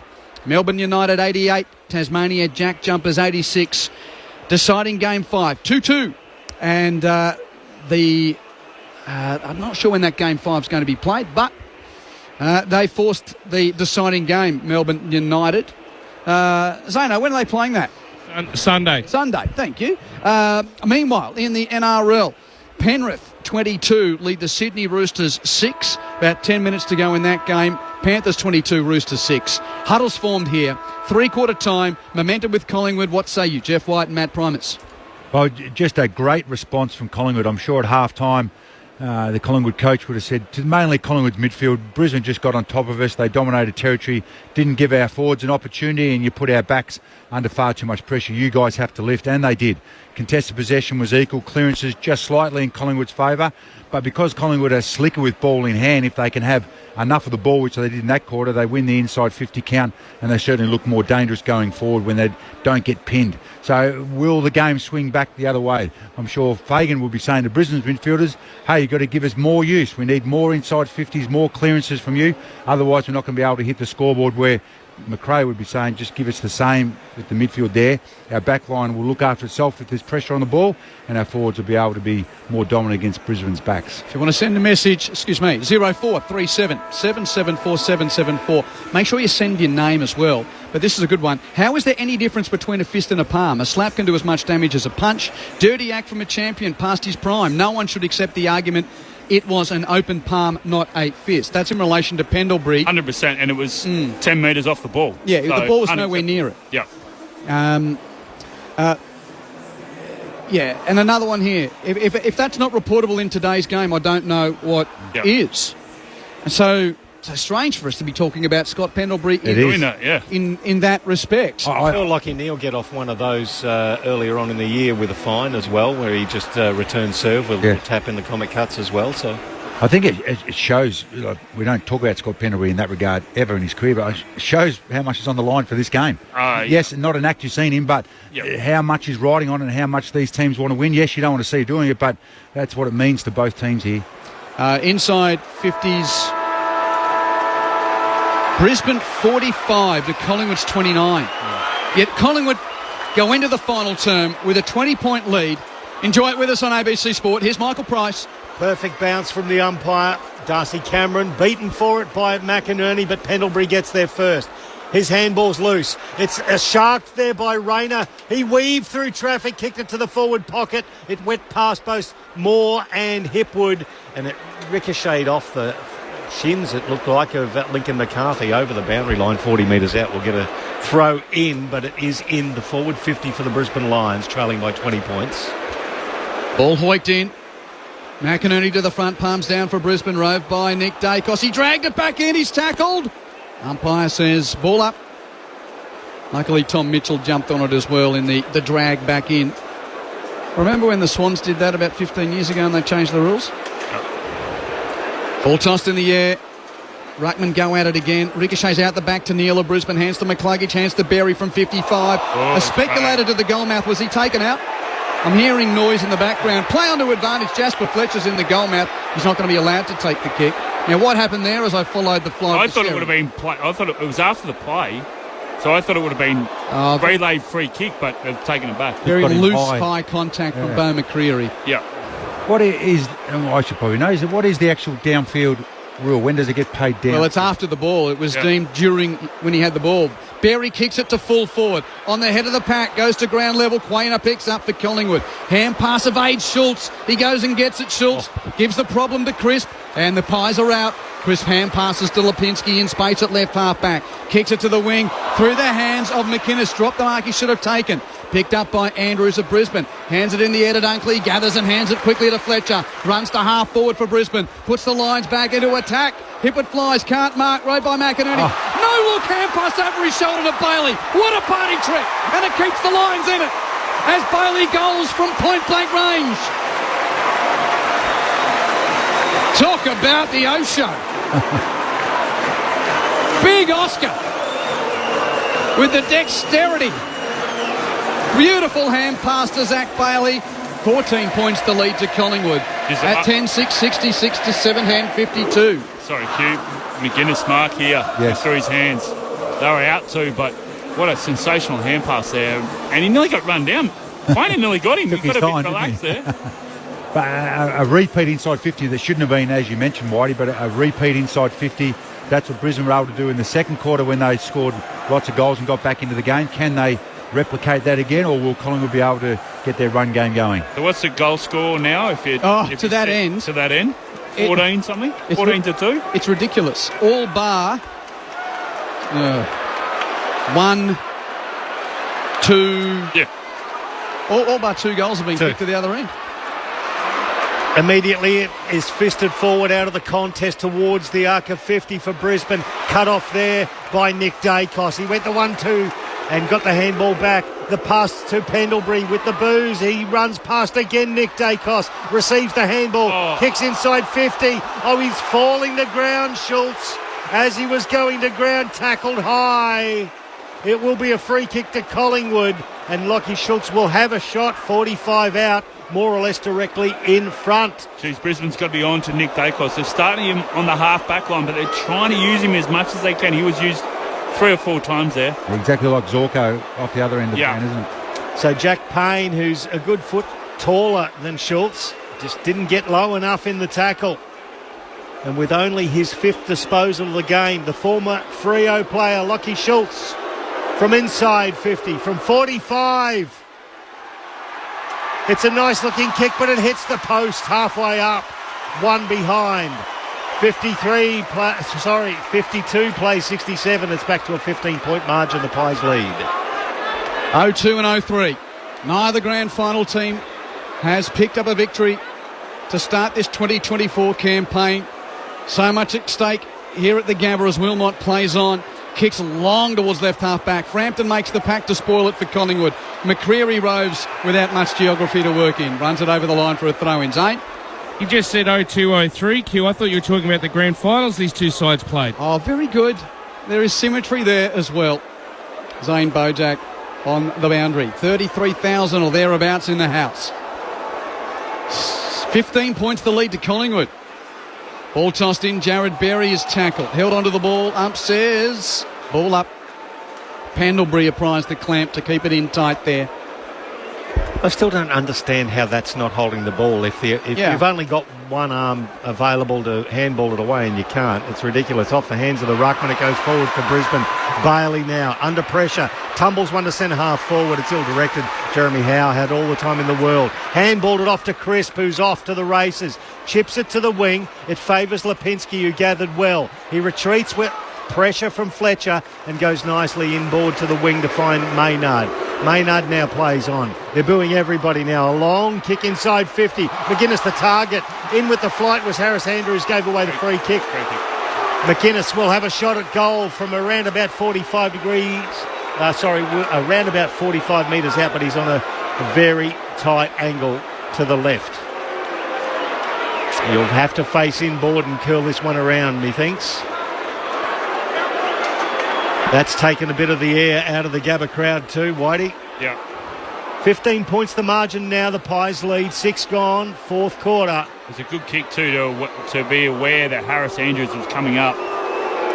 Reef McInnes. The crowd letting him know about it. From 40, he hooks it wildly out of bounds on the full. Still 15 points the margin. Lions free kick from the right back pocket. And it's Zorko pumping it out towards the left half-back flank. Bounces to the advantage of Rayner. A little in and away to get rid of Josh Dacos and chips perfectly to Answorth. Lovely football. Answorth marks. Nice bit of open field skill there from Rayner. Answorth kicks towards half-forward. McCarthy takes the grab. Kick and a half from goal for Link. Uses his right. Spears it to full forward. Cameron's got 2 to beat. Spoil made by Hoskin Elliott. Ricochets though to McCluggage. Hands it back to Cameron. Goes to his knees. Somehow found space to give it back to McCluggage. And McCluggage kicks the goal from 20 metres out. Charlie Cameron made Superman putting on a cape in a phone books look ordinary with his work in tight there. How did he do that? And once again, Hoskin Elliott. It was 2-on-1. He could have marked it, double-fisted. But then just the ability to get it off the ground, clean it up, keep his feet. The kick inside. Turn around. Oh, yeah. But what about Zorko's kick from half-back? Yep. Just out, and then Rayner to spin back in the middle. Both these sides are trying to own the corridor as much as they can, can't they? Yeah, exactly. They're both trying to own the corridor and play quick through there, which is going to create some turnovers and an outstanding finish to come, I reckon. 9 points of the lead to Collingwood at 10-7-67 to 8-10-58, Zane. Yeah, Kyle Loman's out there now, Q, and Jasper Fletcher's been given the bib. Back into the middle. Cox versus Fort. Fort gets it down. It's shucked by DeGoey. Fends off Bailey. The long right foot kick towards half forward goes straight towards the boundary line. They want it deliberate, but seriously, let's get on with it. Throw in. Right half forward. 55 out from the Collingwood goal. They lead by 9 points the margin. So now, that ridiculous stat, what is it? So all but 2 goals. I think it's 16 of 18 goals. Kick to that western end. From the ball up, attacking 50 for Collingwood. Somehow, Crisp gets a boot to it. Crisp! He's kicked a goal! From the scrimmage at the stoppage. Jack Crisp comes up with a much-needed major for Collingwood. Pies back out by 15 at 11-7-73 to 18-58. Gave the fans something to cheer about down that end too. Yeah. So that's what, 19 goals in the game. 16 of 19 goals have been kicked to the other end. What I really like from this, there was a stop play there. Cox again punching it forward. It's almost like they've said, right, you try and hit it out, we'll try and get some movement on the ball. Every time they've had a stop play, forward to centre, he's tried to hit it out of that circle. Instead of just dropping it, just punt. I'm loving this. Yeah, absolutely loving it. Takes it away from the Lockie Neals and those types of the inside, doesn't Correct. it? Makes them turn around and face the goals. So the ball up in the middle of the ground. The clearance with Bailey. Just scrubs it forward. Pendlebury retreats, tackled by Loman, still out there. Handball now. Goes out to Bailey. Bailey chips into the 50 and finds Link McCarthy. He's pointed that he will have a shot, and he turns his back on everything, which indicates he will certainly do that. He'll have to release it from just outside the arc of 50. Slight angle to the right. Definitely has the distance. Usually a reliable kick. 162 goals, 86 over his AFL career to attest to that accuracy. Lincoln McCarthy. The Lions desperately requiring this, and he answers that plea. Kicks it straight through the middle. Game back on. 9 points the margin. What a ripper here at the Gabba. This is a cracker. This is such a great game that both are just... The arm wrestle of those contested footy at the moment is what's... And how whatever side's clean is the one that's getting that forward motion and getting that connection going forward. This is a great game. So, actually Dev Robertson, who's been subbed out of the game for Brisbane. Kai Loman's into it. Zano? Yeah, I was just about to say it was Dev Robertson that's on the back bench. Sorry about that, boys. No, thank you, Zane. 9 points of the lead to Collingwood, 3-1 to Brisbane in this term. Yeah, both teams are efficiency. When they get the ball inside 50, they look like scoring all the time in the last quarter. The game is starting to open up, whoever can get the ascendancy forward of the ball. And changing the angles too, the way they kick it. They're not just trying to go towards goal. Gabba fans haven't seen back-to-back losses for their team since the final series of 2019 when they went out in straight sets to Richmond and Greater Western Sydney. Collingwood hasn't won here the last 4 trips to play the line. Centre bounce, Crisp with the clearance for the Pies. Hand pass in tight, got it to McCreary. Rush kick to half forward, not effective. Goes to Deck. Over the top of it, Berry for Brisbane. Applies the pressure to lock it in on McInnes. And we'll see a ball up. Left half back for Collingwood. Right half forward for Brisbane. Nearly 12 minutes final term. Fort beats Cox at tap time. Rode by Schultz of Collingwood. Hand pass into attacking 50. 3 against Hill. Gathered by Zorko. Tackled brilliantly by Elliott. And Elliott owns the free kick. Coming from the back blocks to make a wonderful forward 50 tackle and earn a shot at goal for the Magpies. Small forwards of both sides have been unreal tonight. Just brought the heat, pressure, the balance. Haven't rushed at the player, but he had to go then, Elliott, because Zorko was out. Well, he knows a big moment goal, doesn't he, Jamie Elliott? Absolutely. This one is, well, of relative simplicity for a man of his class. 40 metres out, no angle. Jamie Elliott for his third. On the right boot. He's got it! Magpies by 15 points at the Gabba. Elliott's third, Collingwood 12-7-79, Brisbane 9-10-64, 13 minutes final term. And a forward 50 tackle, 14-6, Collingwood's way. We just saw the stat come up, and it was even at half time. They've certainly brought back their heat that time there. And poor Zorko didn't have much opportunity. Had to win the ball, spin out of the bump, and then got laid with the tackle. But Collingwood are certainly up and about with their pressure here. And can Brisbane respond as it's been in this third quarter? It doesn't show on the stats, but McCreary, Schultz, Elliott, those and Bobby Hill, just the pressure, just in that forward 50. And the balance. They haven't had 2 go to 1. They've had 1 go there, balance, okay, I'll nail you. And that's exactly what happened then. So it's the Pies back in front by 15 points. 13 and a half gone, final term. Another perfect bounce in the middle. McInerney gets it down, but it's rowed by Nick Dacos. Toes it forward. It rolls to the arc. Wilmot tapped it into the hands of Zorko. His handball forward. Cut off by De Goey. He wheels around onto his left. Inside 50. Good defensive mark. Taken by Ryan Lester in front of Jamie Elliott for the Brisbane Lions. His back is 30 metres away from his defensive goal. He goes laterally out to the right back pocket to find youngster and Jasper Fletcher. He's Standing the mark, Bobby Hill. He's looking left and right and decides he has to go long down the line. Darcy Fort the target, but cutting across in front, Eric Hipwood. He takes a mark. His second for the evening. The sweeping handball to McLuggage. Inside 50, the target McCarthy. It was punched away from him by Frampton. Loman Roves got the handball to Rayner. Off his hands, McCarthy. He curls it around and misses to the left. One behind, 79 plays 65. It's a 14-point margin in favour of the Pies. Still heaps of time left. 12 minutes left in the game. The crowd just takes a moment to gather their thoughts as Nick Dacos walks out of the goal mouth to the right back pocket. Inbounds for Collingwood with a long right foot drop punt to the southern wing. Beyond the pack, who's first to meet it? Wilmot's tackled by McCreary. Great work to lock it up. Just that pressure. That pressure has been outstanding from McCreary tonight.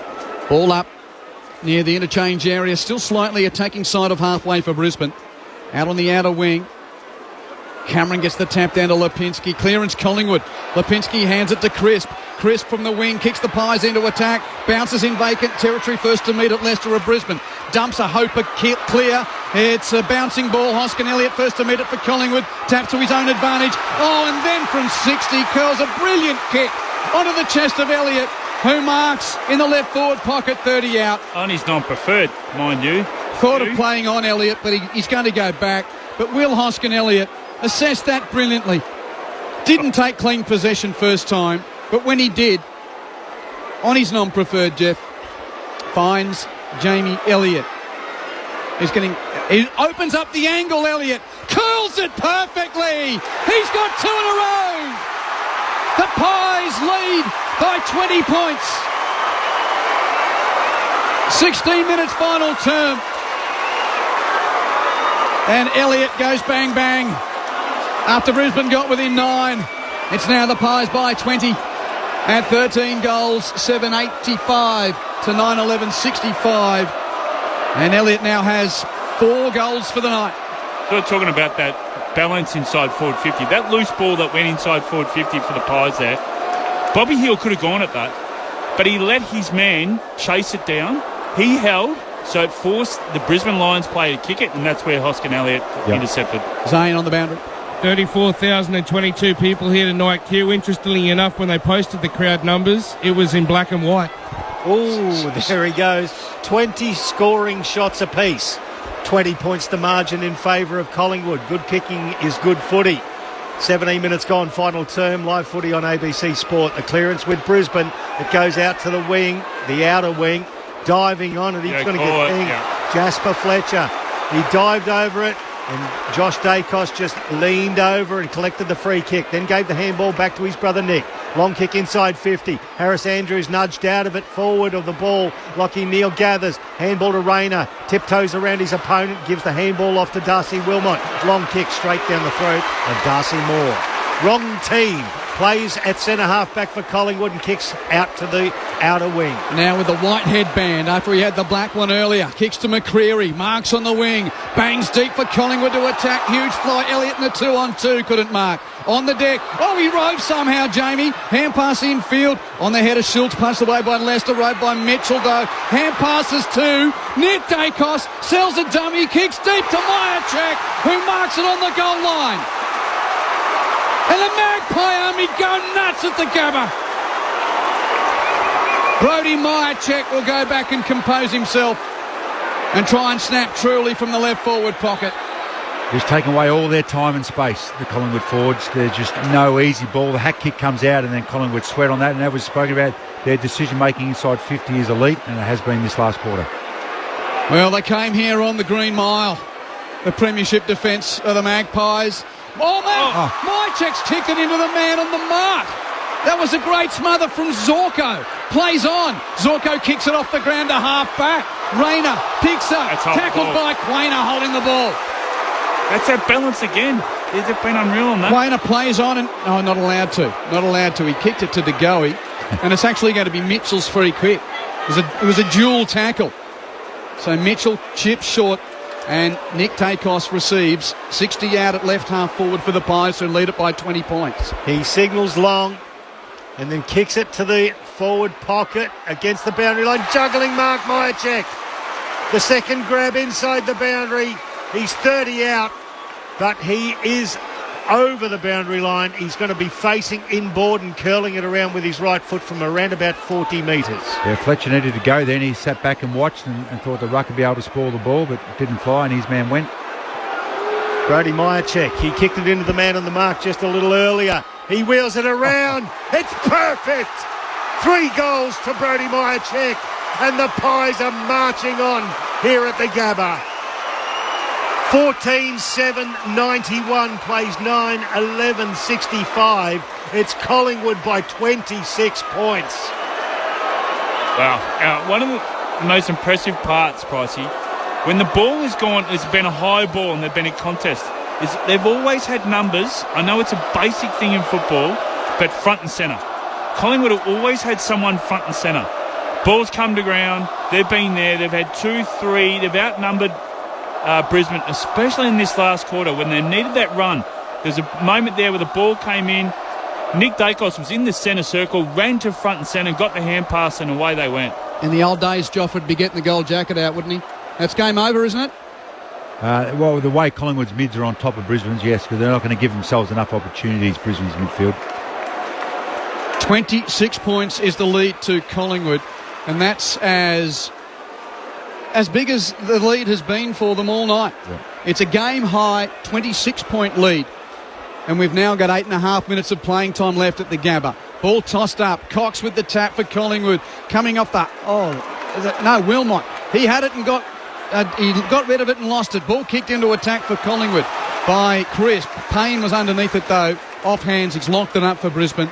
There's that punch from Cox we're talking about. Just clearing it out, giving Brisbane no opportunity to win it in close. Ball up, 40 from the Magpies goal. Cox clean possession here, got it to his boot, not an effective kick, cleaned up by Archie of Brisbane. Hand pass to Neil, Neil hands it to Answorth to Archie as they run to half back. Archie kicks Brisbane to the wing. Frampton's in front of Danaher and marks. He's played well tonight, Frampton. Big Joe was nowhere near that. And Frampton takes the grab for Collingwood right on halfway beneath our commentary position here on the Vulture Street wing. Pies by 26 points on ABC Sport. It's a long kick to left half forward from Frampton. Spoiling was McInerney. Front and square was Rayner. His handball inboard to Dunkley was ground level. He overran it. Crisp didn't. Gave the handball off. It's Schultz. His kick to the goal square. Oh my goodness, it was dropped there by Will Hoskin-Elliott. He gathered though, went backwards. Clever. Found Myercheck with a kick that was barely the required distance. But Myercheck will line up. About 45 out. He's on a tight angle to the left, but not as tight as the one he just nailed. Yeah, the pressure on Fletcher again. It was a ground ball, but he had pressure on him. He fumbled, second grabbed it, and Collingwood were able to get the ball back, and that's resulted in the shot on goal. Harris Andrews looks exasperated, standing the mark. Just put his hands on his head as Brodie Myercheck comes in. From 40, tight angle, he's tugged it left. It's only a behind. 92 plays 65, a 27-point margin now with 22.5 gone in the final term. Zane? Yeah, just been watching the physio try and do some work on the hip of Jamie Elliott on the right side. Also, he's been off for a fair while now. Scott Pendlebury, I think he's cramping badly. He's been into the pickle juice. Okay, thank you, Zane. Wilmot takes a couple of bounces, chips to Neil, marks it right half back for Brisbane on the inbound. Infield on the 45, trying to create something with the kick. To a contest, Dunkley Rose for Brisbane. Hands it to Rayner. Hand pass goes to Deck, cleaned up by McCluggage just forward of half back. McCluggage finds a path. Kicks to Ford, who's in a space, 55 out. Marks and kicks to Lohman in the pocket. Lohman taken out by the late arriving spoil. Illegal that from John Noble. Free kick to Kai Lohman in the right forward pocket to Brisbane. But I think even now it's beyond time, Matt. Yeah, 6 minutes to go, but the first time they've been able to play quick, wasn't it, from coast to coast? They had a bit of poise then too. So Kai Lohman wearing the number 1 for the Brisbane Lions. Facing back-to-back home defeats for the first time since the 2019 final series, the Lions. Lohman tries to minimise the damage and does with a fine set shot. Slices it through, 21 points. Well, dare we go back to the great premiership coach of these two clubs, Lee Matthews, who says Minutes left, goals difference. Goals difference, less than 4. Minutes left, 5 and a bit. 21 points the lead to Collingwood at 14-892 to 10-11-71. Well, it goes without saying, this last quarter, Brisbane have not been able to get any dominance in the centre bounce and therefore not get any dominance with territory. The next 5 or 6 minutes, they're going to have to do that. Try and take some risk, but also start with the centre bounce win. See if they can give their forwards a one-on-one look, because at the moment, Collingwood's defenders are all over when the ball's trying to come out of their back half. I like Oscar Big O just to jump into Cox instead of going into that quarter. They're going to make it a boundary ball up. I don't like that. I run it. Yeah, I want him to come off. Jump into him. Hit it forward. Just don't go to that boundary throw-in, ball up sort of stuff. Back into the middle. Another good bounce from the umpires as McInerney slaps it down. Well done by Mitchell, who retrieved it for Collingwood. Great handball into the path of Schultz. He just gets away from Zorko, kicks long. Reef McInnes at the back, skims his knuckles over the boundary line, throw in right forward pocket for Collingwood. They're leading this one by 21 points. 25 gone, final term. Just what Collingwood needed, bit of territory, see if they can waste a couple of minutes down this end of the ground if they can't score. The throw-in's a good one. McInerney versus Cox. Cox taps it to himself, throws a boot at it, misses, picked up by Archie. His exiting kick. It's going to be a race on. It's Bobby Hill versus Darcy Wilmot. That is fair dinkum, two speedsters. Hill did beautifully to pick it up, but Wilmot on his hammer as they carried it over the boundary line. It's going to be a throw in 70 metres out, left half forward for the Pies. Little over 5 minutes left in the game. 21 points the lead to Collingwood. The reigning premiers who haven't beaten Brisbane here their last 4 starts. Not many people tipped them. But there's a flicker about this premiership defence. Jeff White tipped him. He's letting me know here in the box. Clearance Brisbane. Dunkley hands it to Zorko. Zorko's kick is smothered. Lohman comes in to pick it up though, but Maynard puts him a metre beneath the cricket pitch turf in the Gabba with a tackle. Ball it up. Boy, a young fella knows he's been tackled. Just quietly, Nick Dacos has crept up to 28 disposals and a game-high 637 metres gained. It's punched forward for Collingwood. Bobby Hill over the top of the ball. Umpire says play on. Coming out of it was Wilmot. He let go the ball. Lipinski now.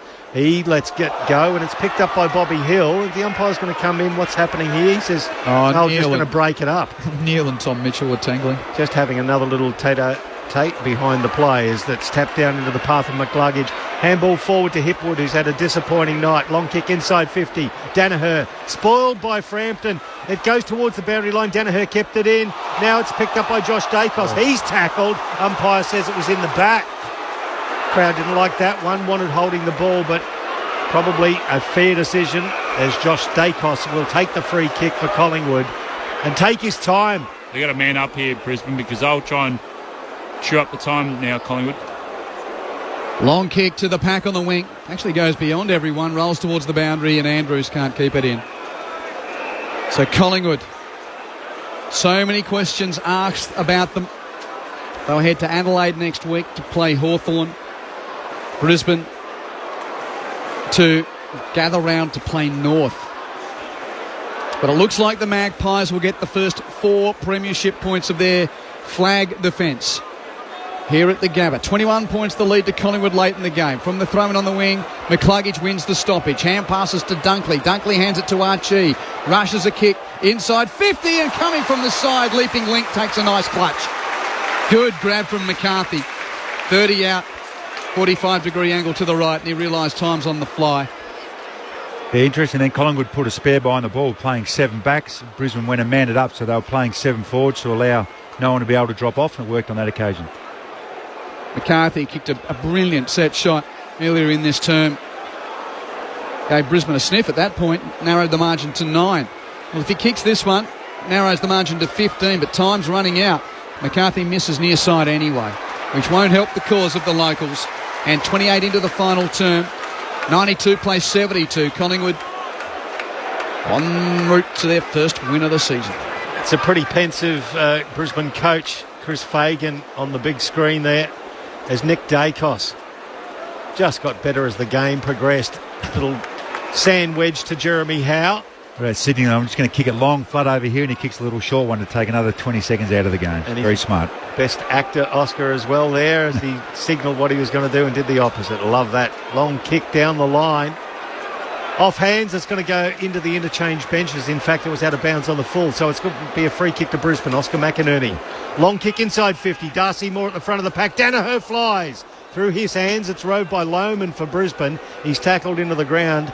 Bodies descend on him, including Maynard, Pendlebury, and last one up with the ball was actually Jeremy Howe. So it's going to be balled up 40 out from the Brisbane goal. Cameron got it down to McCarthy. McCarthy, a flying snap.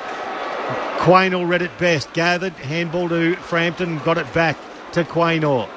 A high ball to half-back for Collingwood. Meyer checked down there, rode beautifully, handball to Degoe. He flicked one out to Crisp. He flicked it out there as well to Mitchell, tackled into the ground. It's going to be a free kick because the ball spilled out and it was Lockie Schultz. No, Mitchell comes back. He was tackled into the ground and around the neck at the same time. That pick-up from Mychek was outstanding. Well, you want to question hunger? 81 tackles to 49 tonight for Collingwood. They've answered it. That'll do me. It's only one number, but it's a pretty important one. When people were questioning whether or not the black and white had had their fill after drinking from the cup last September and all summer long. But they've tackled their way back into the 2024 fight for the flag. Long kick towards half forward, and at the foot of a pack of players, we'll see another ball up. Yeah, that's a huge stat, isn't it, from the Magpies, and efficiency inside 50. Brisbane's had 12 more inside 50s, yet Collingwood 14-8 to Brisbane's 10-12. Darcy Cameron's wrapped up at the stoppage by Noah Answorth, and we'll have another ball up. It's been an outstanding team performance from Collingwood. Well done you, Jeff, for picking them. The backs to the forwards. And the chorus heard around the Gabba and around the land. You know what that means. Another stoppage 40 from goal. That, Pricey, probably says more than what I could tell you about the scoreboard. Yep, when the opposition are taken over the crowd, here at the Gabba, they are stunned. Out of the ruck, it's taken by Darcy Cameron. He lays the slipper into it to the goal square. Harris Andrews takes the mark. A couple of Collingwood players, Myercheck and Reef McInnes, bundled out of the way. It's chipped now to Berry, then over to Lockie Neal. Onto the boundary. He wheels around, kicks it straight up the middle. At front, it was Hipwood who juggled a mark, laying on the ground when he accepted the second grab. Running past was Berry. He gave him the handball. Berry to the lead there. Nicely taken just beyond centre wing by Ryan Lester, who's moved forward. Nobody to kick it to up forward. He has to come laterally into the corridor to find Hipwood again. Now he wheels onto the left, looking for Rayner. Through his hands, spoiled. It was a great defensive effort in the end there. Well done by Maynard. Took it over the boundary line. It's going to be a throw in about 40 metres away from the Brisbane Lions goal in the left forward pocket, with Collingwood leading by 20 points. What a tantalising night for the narrative of the season. At 0-4, would have been really hard to construct an argument for Collingwood having a foot in this race to defend the flag. But they've been terrific at the Gabba tonight. Throw in with Brisbane in attack. Ball sprawling towards the goal mouth. Lester tries to kick it out of the air. And somehow the Magpies keep it in while Frantum's thinking, will I stay alive? Yep, he does, audaciously from the last line of defence. Kicks it to right half back, beyond the pack and out of play. And they've done the basics really well tonight, Collingwood. The one percenters, the smothers, the balance of tackles. They've laid their tackles. They just really got back to basics tonight. It's been an outstanding effort. 20 points to lead to the Magpies. Late in the game, boundary throw in. No clearance there. Oh no, there's going to be a holding the ball decision going Collingwood's way. McInerney was over the top of it, and Lipinski will come up with the footy. So now the questions will turn on Chris Fagan and his Lions. The beaten grand finalists are 0-3. But the Magpies, for the first time since grand final day, can sing the song at the end of a game of footy. They came north with their premiership defence on tenterhooks, but they'll go back to Melbourne full of gusto, beating the Lions by 20 points. Side by side they stick together to uphold the Magpies' name. See the barricades are shouting as all barricades should. Oh, the premiership's a cakewalk for the good old Collingwood. Well, the early spark was Bobby Hill. He kicked 3 goals in the first quarter. Collingwood led by 24 points at quarter time. Brisbane kicked 4 goals to nothing in the second quarter to lead by 5 points at half time. And then the Magpies led by 20 points at 3-quarter time. Brisbane got within 9, kicking 3 of the first 4 of the final term. But the Pies kicked 3 of the last 4 of the game to win it 14-8-92 to 10-12-72. Good old Collingwood forever. They know how to play the game. Side by side they stick together to uphold the Magpies' name. See the barricades are shouting as all barricades shout. Oh, the premiership's a cakewalk for the good old Collingwood.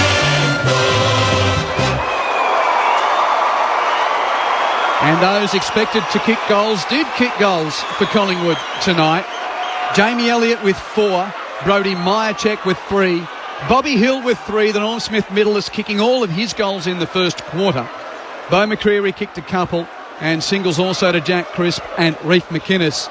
While for Brisbane, Cam Rayner's 2 was the only multiple for the hosts, and singles to Loman, Danaher, McCluggage, Neil, McCarthy, Cameron, Bailey and Lester. So for the first time in their last, well, they'd lost their last 4 at the Gabba to Brisbane, had Collingwood. And the Lions, this Gabbatoir, this fortress, for the first time since the final series of 2019, Brisbane suffered back-to-back defeats at home. And the Lions are 0-3 heading to gather round, while the Pies are 1-3. Love to hear from you. Send the text messages forth on 0437 774 774. Please include your name and where you're texting from. That number again, 0437 774 774. Former Port coach and captain Matt Primus, former number 1 draft pick and Melbourne club champion Jeff White, to tell you how it unfolded. Well done to you, Whitey. I'm going to start with you. Not many tipped the Pies tonight, but you did. Kudos to you. Yeah, I just thought that they played good in patches of the games that they had lost. And, you know, the reigning premiers, backs against the wall. And often sometimes when you go away from the bubble that you are in Melbourne and you go away as a team, you actually have a bit more of an incentive to win on the road. And Matty would attest this too, is that when they're always a special win. So you always feel like, hey, it's us against them and the crowd. And so I just thought that, you know, I watched them play last week and there were a few patches. They just if they could tidy up a few areas, they would be on. And especially their ground ball, I thought Tagoe was, from the outset, just a bull in there. He was clean below his knees and they were using the ball really well. But the most impressive part I noticed with Collingwood tonight was their balance around the play.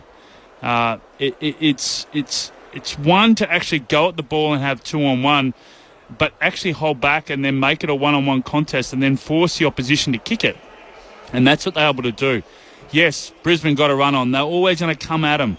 It was a cracking game in that second quarter, but it's a lot of effort to do what Collingwood did, and it showed how fit they are. They are fit. You know, there was question marks over their fitness and all that sort of stuff. They squashed all that tonight. They played. That's the brand of footy that they're renowned for playing for the last 2 years. They brought it away from home. They brought it on a track they haven't won here for a long time, as you said, Q, and they played outstanding football tonight, and it was across the board.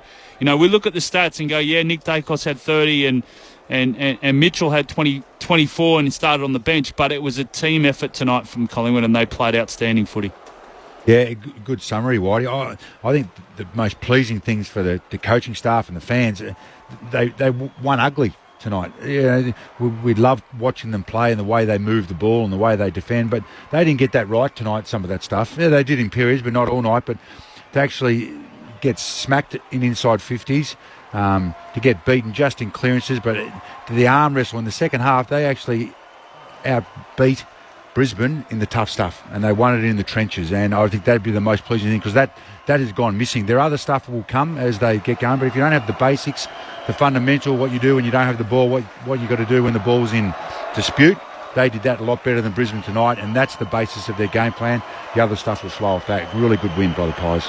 More messages to come. Rod from Hobart texts, have the Lions been flattened losing the grand final? Have to climb the mountain again. Thank you, Rod.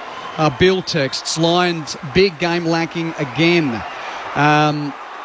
Michael from Wyndhamvale texts, exactly what I've been waiting for from Collingwood. Great pressure, great efficiency. We saw tiny little bits last week, but tonight we put it together for a full performance.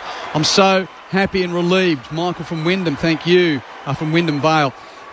Brendan from Hobart text, that is something like last year's Pies. There is still hope. 0437 774 774. Tim texts from Newstead in Queensland. Q, the Gabba losing its aura. Australia lost their first test cricket there for ages and the Lions are struggling. Good on you, Tim. Well, they've lost 2 cricket tests here of recent times, to India and to the West Indies, of course, earlier this way. Chris is an optimistic Suns fan from Adelaide. He texts, the mantle of top Queensland team is making its way to the Gold Coast as little brother watches big brother getting beaten up. He's an Adelaide-based Suns member for 11 for 11 years, he texts. 0437 774 774. The Lions have made their way from the Gabba, having handed out Easter eggs to a number of the fans, is what they do at the start of this round. And the Collingwood players are about to show respect to the 2018 Brownlow medalist and one of their newer members, Tom Mitchell, who reaches game 200 tonight in a career individually highlighted by that Brownlow medal in 2018. Collectively highlighted by winning a flag in his first year at the Pies. And the son of Barry, son of a gun, who started in Sydney, went to Hawthorn and now is a premiership Pie, who is fettered by winning the game's greatest individual honour. Tom Mitchell chaired from the ground in his 200th game as a winner for Collingwood at the Gabba. And I know I'm going to give you a run in here, Zano. Sometimes, the assessment can be one black eye, one white eye in there. I know you're pretty keen to call your Pies in, Zano. You were worried as the rest of the Collingwood army were coming north. Haven't they shown something tonight? 4 points, never in doubt, Q. Tommy Mitchell's getting high fives from everyone after being chaired off. Jordan De Goey, how happy is he? They're making their way in here. Philae McRae, he got subbed out, but he's still very, very happy with this first win here since 2019 at the Gabba for the Pies. How epic was Bobby Hill tonight? He's just picked up some water. No doubt he's going to try and spray everyone. Craig McRae, he can't believe he's finally got the first win. He's got a huge smile. It's like a Cheshire cat. Seriously, he's hugging everyone, embracing. Big Mason Cox. They're just forming into a circle, Q. Won't be far away. The water's already being sprayed, and they haven't even got to the song yet. There's Darcy Moore. Nick Dacos, he's excited. They're about to start. Oh, they can't do it without Pendles. Here he comes. He's in there now. Here we go. First time this year in 2024.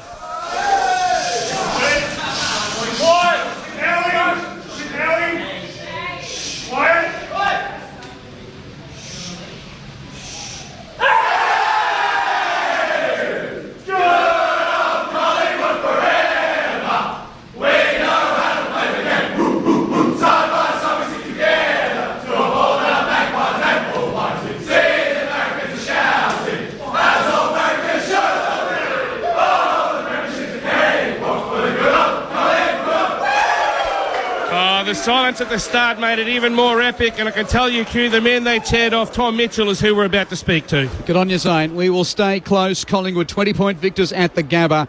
The Magpies 14 goals, 892 to the Lions 10-12, 72. Stumpy from Launceston says the Pies have played 4 good sides. Easier games to come now. Yep. Keep your messages coming, 0437 774 774. Quick word on the Lions before we get to Tom Mitchell, gentlemen. Yeah. They're off. They're only just off, but in this competition, if you are just off, there's just not any consistency in the way they're playing. It's a quarter here, a quarter there. It's not. You've got to do 3.5 quarters. Collingwood actually won the second half, and Brisbane weren't able to, apart from the second quarter, they really weren't able to get themselves into the game. They played really good footy in that second quarter, and you're right, they're just a little bit off, but you don't have to be much to be 0-3 in this competition. It's you have that 5% off, and just felt, the forwards, they just, Hitwood dropped a couple early, it just could have turned it. Geez, they protect this ground, don't they, Kim? Let's get back into the Collingwood room, Zane. Tom Mitchell, you've done some amazing things in your career. You've won a Brownlow medal, you've won a premiership medal, but coming here to Brisbane when you're 0-3 and getting the 4 points for the first time since 2019, is that up there? Yeah, it's a really special win. We've been under pressure, under the pump, and to respond up in Brisbane. We were saying during the week that playing Brisbane in Brisbane is as tough as it gets. We respect that opposition so much. They're such a great team.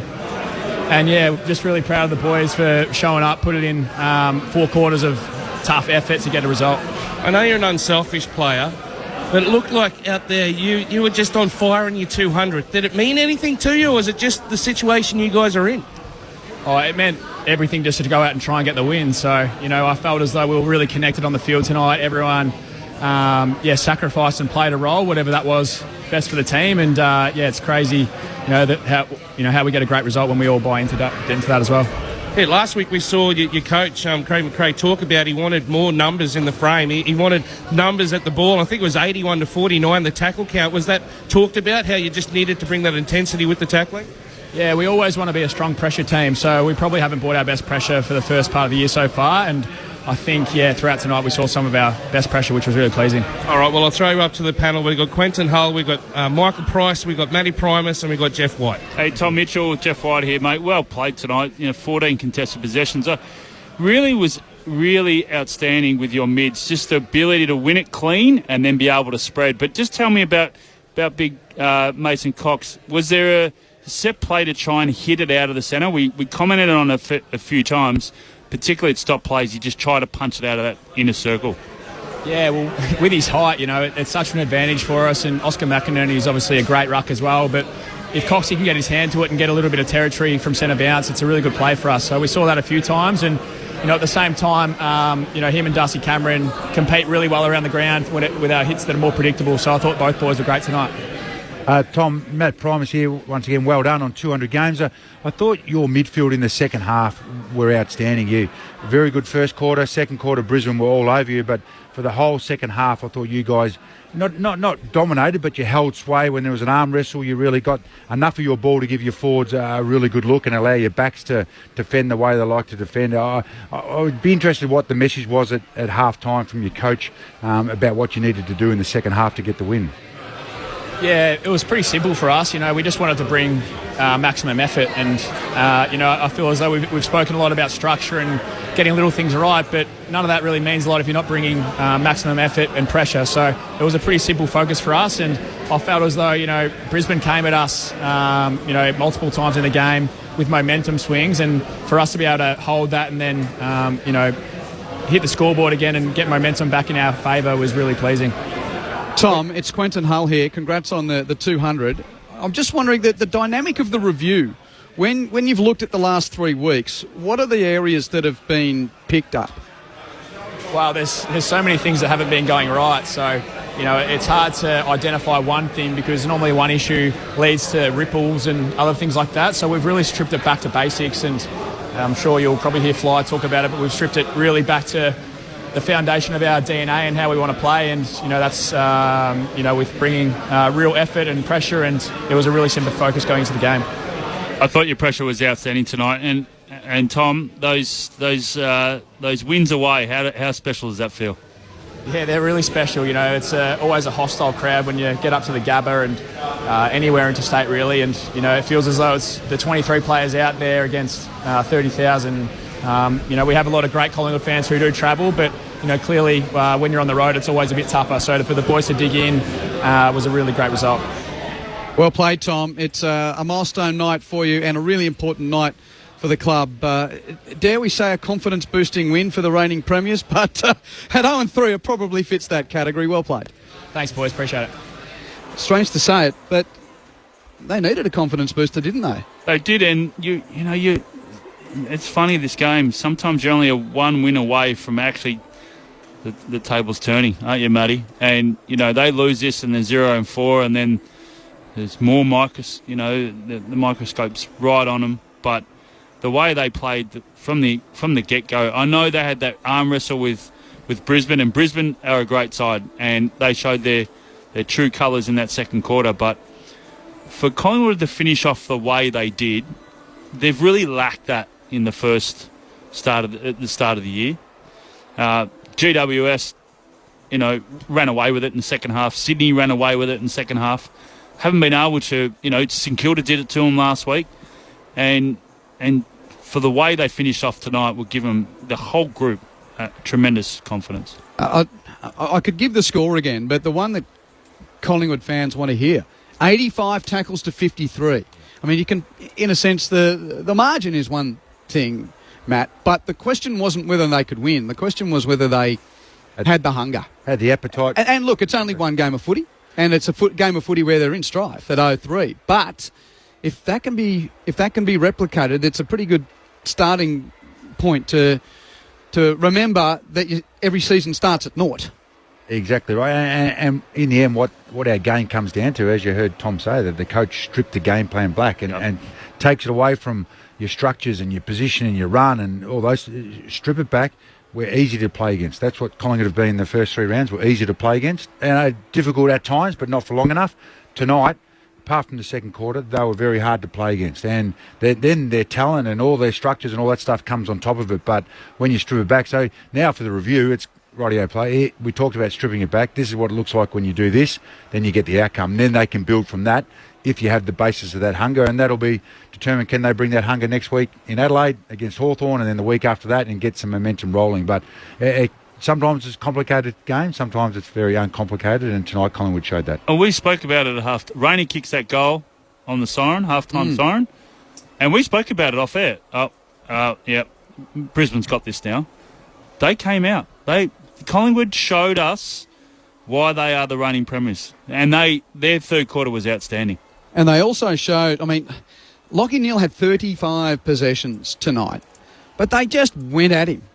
And outside of Lachie Neale, the question continues to be, against the good teams for Brisbane, who's going to stand up in the midfield? If it's not... And poor old Dane Zorko at 35 years of age, a guy that took a while to get a contract for this year, he's still the guy that's doing most of the heavy lifting to keep them in these big games. And it even... the tactic is so blatant to a point. You've got a guy like Scott Pendlebury blotting his copybook and, whacking a guy in the guts to take the wind out of him. But I think also that the tactical side of those stop plays where Mason Cox... Lachie Neale likes it in and under. All of a sudden, he's turning around the other way because Mason Cox was hitting the ball out of that centre circle, all those stoppages. And I felt that was a really strong tactic tonight. It's something I've never seen from him for a long time. And I thought that matchup with Oscar McInerney was going to be a cracker. And it turned out to be in favour of Collingwood and worked out that way. But, yeah, you've got to get other synergies right around the ground. But I thought Zorko was great off half-back. And they've used him so many times in the past about that. And 30 possessions for Zorko tonight. And he filled in for Coleman. He's, we know with the injury and stuff like that. But, they just, I don't know. I think it's still the tall forwards, Okay, for the forwards tonight, what have we got? Danaher, 8 touches, 1 goal. Hipwood, 8 touches. Did he score tonight? No. And Charlie Cameron, 11 touches, 1 goal, 3. And full credit to the backs of Collingwood. Yeah, and that second quarter, I forget, I don't know if you can get the stats up, just the second quarter, Q, but if the inside 50s that Brisbane had, they had 56 for the game. And they had 21 of them in that second quarter, 21-2. 35 for the rest of the game. And when they're playing 3 tools, that's not enough supply, not enough damage to be done.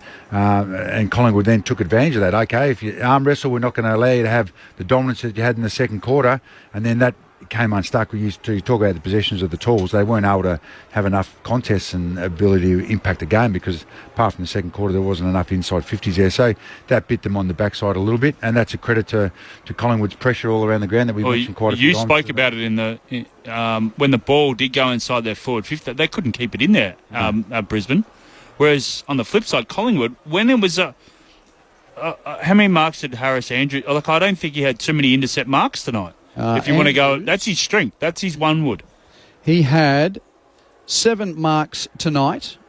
Not sure how many were intercept marks, but basically that was one of the stories of the grand final where they played Frampton as the decoy, and Andrews didn't get a go until really the last quarter of the game in the grand final. It wasn't quite the same tonight. Yeah, but then you put Frampton down back, who played outstanding on Danaher. But isn't it coaching 101? Yep. Take away the one wood of your opposition. Collingwood know how to neutralise Lachie Neale and neutralise Harris Andrews. Yep. And they keep doing it. And the Bigs did a fantastic job. You know, they won't... Myercheck and when Cox and Darcy were down there, they won't get a stat for it. But what it actually allowed for is the Elliots. You know, the Bobby Hills, the Lockie Schultz, McQuarrie. When he hit the ground, they were straight onto it. You know, what about the tackle that Elliott laid on Zorko? Started the last. Just the balance, you know, to I'll trust you to match him. I'll hold him. He's my defender, and we'll force a kick. If not, we'll tackle him. It's just brilliant balance inside forward 50. You can keep your messages coming on 0437 774 774. Jack and Jesse are travelling on the road. Enjoyed the commentary. Dang at Brisbane. Zorko coverage so good.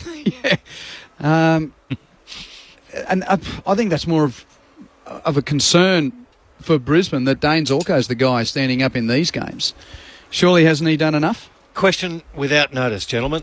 Zorko is often the barometer for Brisbane. Is it because he, for his size, has the most mongrel in him, and is that the secret ingredient of the herbs and spices missing out of Brisbane? Well, there's a little bit of mongrel. They're a team without chili, aren't they? To put it mildly. What's your thoughts, gentlemen? I think the connection through the back half and through the midfield is, you know, they played in the premiership last year. They're a really good side.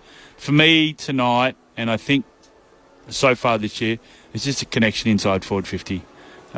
You saw it with Melbourne last year. We were able to win it, and then our connection inside forward 50 wasn't there. There was a few times there they got the ball, they took a mark inside forward 50, but Lincoln McCartney's having a set shot from the boundary line. So what's their work rate like? How are they working together? Are they working in synergy? We didn't see enough of that tonight, did we, Pricey? Where, you know, kicking off the line because there was no options.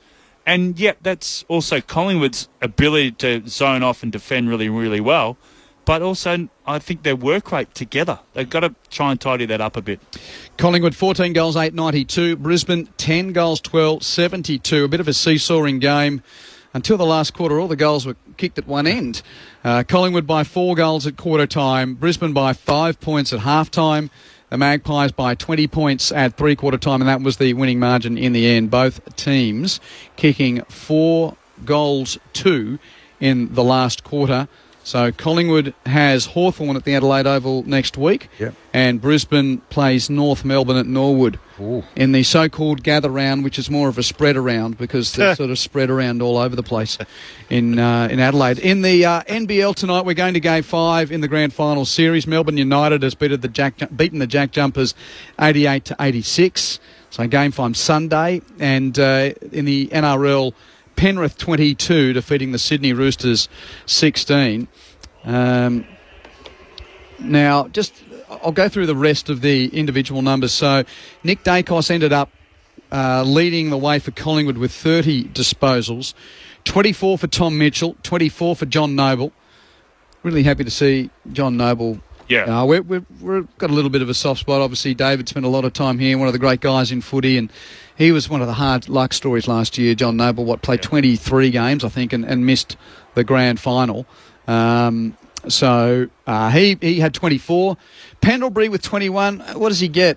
Hip pocket lighter for the whack in the guts on Lachie Neale? Yeah. Yep. I think the AFL has set a precedent. There's been 2 of those punches this year. There was Lachie Neale's one. Yep. And there was... Wasn't it a Carlton player, but it was a slip? Yeah, there was one early there Come where off his shoulder? They both gave fines to, so I think they've set their precedent that it's going to be a fine. So, yeah, they don't want it, and you've got to stamp it out by giving a suspension, or you set the precedent of a fine, and if it becomes a pandemic of it all, then you probably have to do something else. But that's... Yeah, they had the chance to really... Set the agenda straight Set the agenda, and you've got to... You know, game's on the line, and you've got a midfielder. If you open palm him into the guts and only get a week, and you don't even get a week, just see if we've got more Actually, we can hear from him because he spoke to Channel 7's Abby Holmes after the game. So let's give you this audio of Scotty Pendlebury. Pendle's a little bit of a love tap with Lockie Neal there. Do you think there's anything to worry about in that one? Yeah, well, he said he got a fine for a similar thing afterwards. After the game, I said sorry to him. I didn't mean to get him quite there, and he said he did it last year and got a fine. So what will be, will be. Retaliate always gets caught. Mum told me that, and I got sucked in tonight. Well, you hit him in the guts and you slowed down a midfielder in a tight game. I didn't mean to hit him there. I wonder if he meant to get him. I told you I could read lips. He did apologise to him. He literally walked up and during Always the game. But after the game, yeah. It's going to be a fine. Yeah, simple. But what Matty said... But the thing is, I mean, sorry, go ahead, Jim. Well, what Matty said about the fact that, that's uncharacteristic by Pendlebury, but it just shows you how important this game was for the Collingwood Football Club. The players, they had a real... Which shows you how exploitable the AFL match review system is. Yeah, in saying that. But I think for him to do that, they were tuned in tonight. They were tuned in. Oh, they wanted it. They showed that they wanted it. And again, you said it before the game, Matty Primus, as well. Everybody's at the elite level and their skill levels that far. It's the want. Let's go. I just want to try and dissect this a little bit more. So, are we now dealing with an AFL match review system where the difference between a clenched fist and an open palm into the solar plexus with force off the ball? You can do that with your palm and get a fine, or if you do that with your fist, you get a week. Oh. That is the dumbest set of circumstances if that's what we're living with, and I think that's what we are living with. Well, if you hit him with the fist in the guts, that's a week. But because he didn't use a clenched fist, I mean, we are getting played by these guys. The game is getting played by these guys if the difference between the sanction is a clenched or open fist. Well, I mentioned that, and we had someone text in and say, that's what I... Exactly what you're saying. And I reacted to that. That's still a hard part of the body, that base of your palm there. Absolutely. If you cop one. 100%. But he's 10 metres off the play. That's the point. Miles off That's the play. The point. And takes the player out of the next couple of plays because it was well directed right in the spot where it wended him. Yep. But, I know we've spent the week talking about, Peter Wright running into Harry Cunningham and getting 4 weeks. But at the same time... But then Lockie Neal... And I say this with the greatest respect to Scott Pendlebury, who I called, the Hall of Fame legend in waiting. Yes. We love him. He is an absolute champion. But he's smart enough to know the difference between what's going to get him a week and what's going to get him a fine. Yeah. And if the difference between a week and a fine is opening his palm, that's a bad system. Yes, that's a system that can be played. Yeah.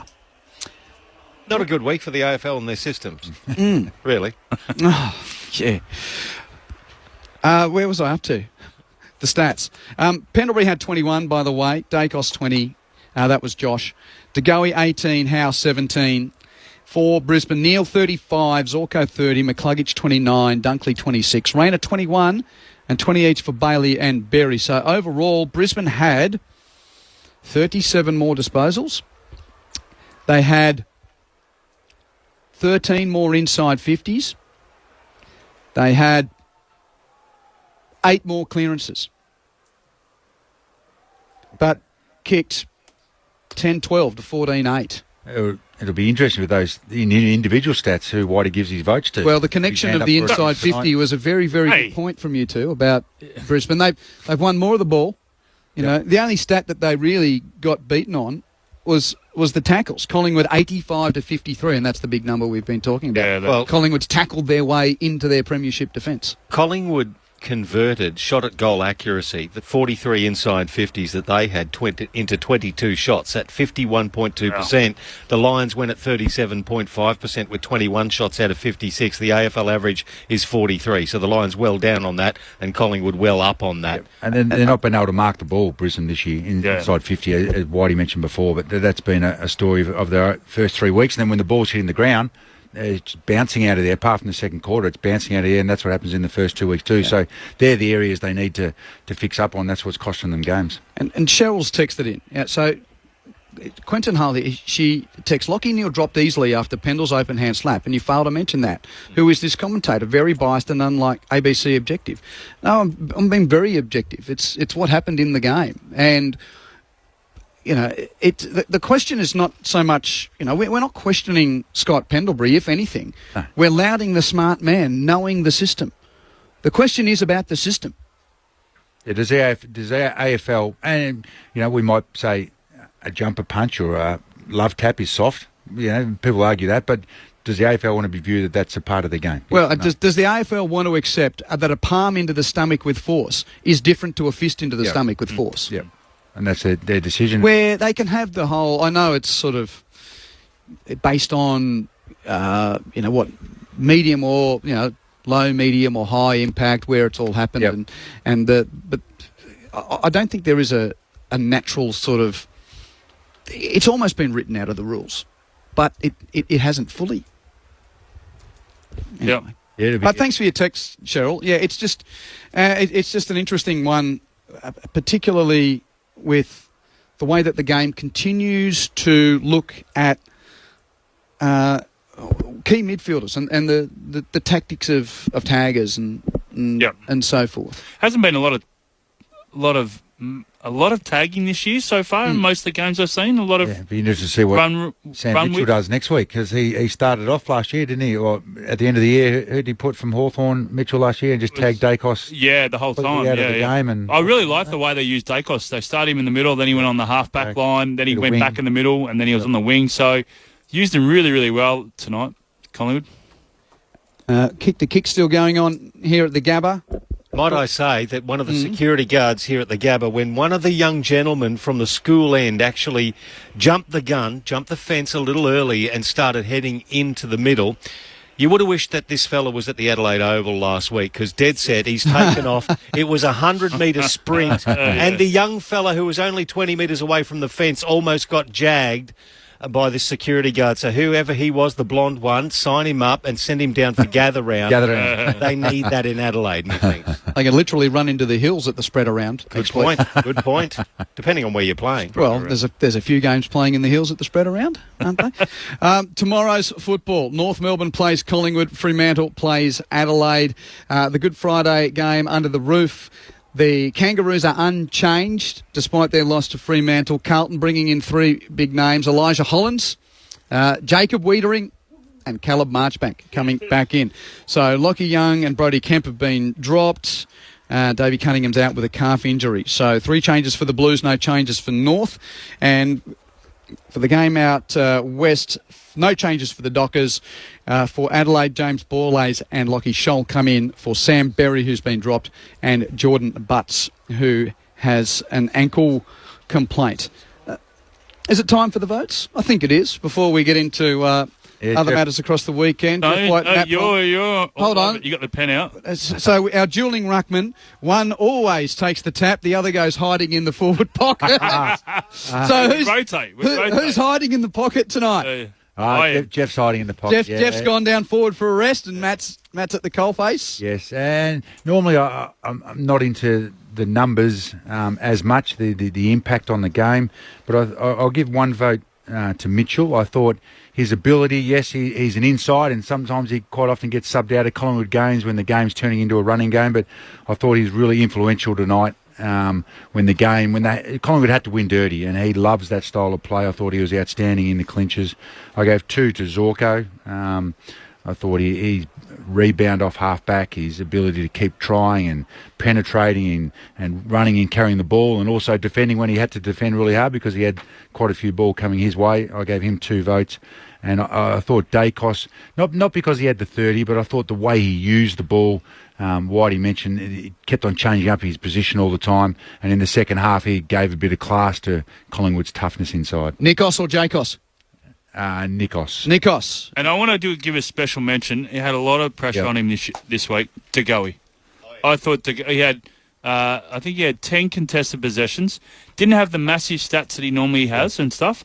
But the way he played tonight was outstanding for the pressure that he was under all week. And quick shout out to Degoe. Yeah, Elliott's second half was outstanding. In the their forward line was really good. My check and. Yeah, and they had their small forwards early when they're on fire, kept them in the game also. But I thought those 3 were the most influential guys on the ground. Yeah, and interesting that Dane Zorko gets the 2 votes. First time that we've seen him playing that role since Kitty Coleman went down. Obviously played out west, but there's a problem for Brisbane, as I say. If Lachie Neale and Dane Zorko are still the two guys that need to, the questions are going to start to come more of a guy like Hugh McCluggage to step up, or whether that's just his role. Josh Dunkley, Zach Bailey, Cam Rayner. Yeah, this was the group that, dare we say it, the football world expected the natural improvement to see Brisbane take the next step from getting to the last dance to winning the cup. And on a night like tonight against the Premiers, those guys were lacking. And this is where, you spoke to him before we went on, before the game, Ashcroft. Will Ashcroft, who, by the way, is targeting a mid-season return. Yeah, so, ACL. And you're not going to expect him to have 20, let alone 30 possessions when he first comes back, but he's just going to add that extra spite, and he's so clean with his hands in the middle, and we'll add, that rotation with Lachie Neale, give him a bit of a breather. Game you're looking most forward to for the rest of the weekend? I'll go through them. So, North Carlton tomorrow, Freo Adelaide, Essendon St Kilda on Saturday, then Port v Melbourne. I reckon that's the one for me. Port versus Melbourne. Doggies versus West Coast.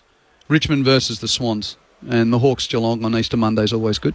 But I think Port versus Melbourne, that's after tonight, which was the sort of the big one to set us up. I think Port Adelaide versus Melbourne was the other big one, big one of the weekend. Absolutely. Well, you're correct here. Even Fremantle Adelaide's a big one. Fremantle continue their win streak, and Adelaide could be zipping. Well, after the coach has been re-signed, they could be 0-3. 0-3. Adelaide. And Longmuir signed their Fremantle signed their coach. And and that's a big contrasting story, isn't it? Yeah. The But the other one I'm looking, of course, Port Melbourne. But after the way Hawthorn played last week against Melbourne, the scrutiny they've been under, and Big Hawks 350 on Monday. Easter Monday, yeah. That game is always a cracker. Doesn't matter where they are on the ladder, that game is always a cracker. The Hawks' first 2 weeks have been disappointing. Yeah, they're under the pump. Yeah, so you would think Sam Mitchell will have something. Well, the way that they sort of moved the ball was so weird against Melbourne in the first quarter. They went wide. We forced them wide, but they went wide. We being Melbourne, Jeff. Yeah, we.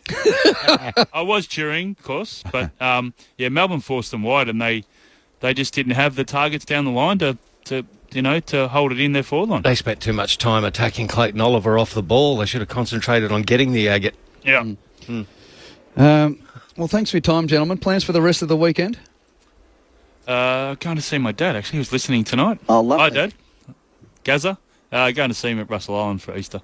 Okay. Nice. Enjoy. And thanks for your thoughts, too, on Kalani as well. It's an interesting time with, Sean Smith coming out and saying he'd wonder, it's obviously a story of his boy, but, yeah, your openness was much appreciated, Jeff. No. What about you, Matt? Southport, they got a week off, or they're doing something? No, Footy? a couple of trailer load of soil on my grass tomorrow. Oh, well, here we go. Easter chores. Then I've got plenty of chocolate after that, and then we're playing Saturday against Werribee, so that's our one, and then some more Easter egg Sunday and Monday, and watch lots of footy.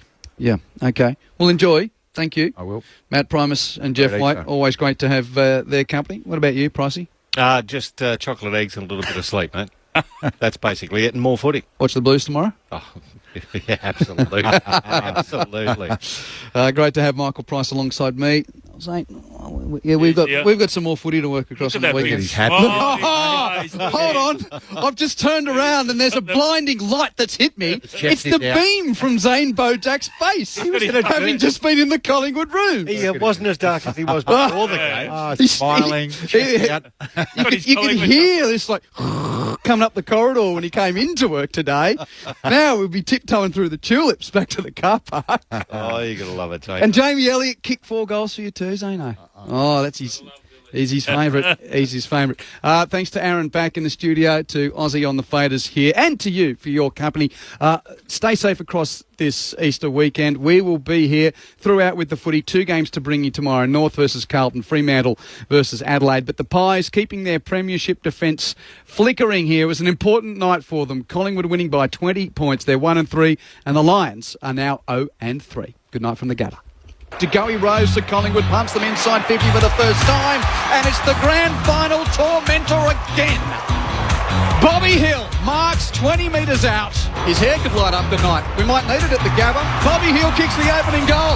Jared Berry kicks to the top of the goal mouth, and McInerney first-hand footed mark, but Rayner rose and snaps over his shoulder to kick the answering goal for Brisbane. Clever little tap to the run of Noble. Got around Wilmot. Had a ping from 40.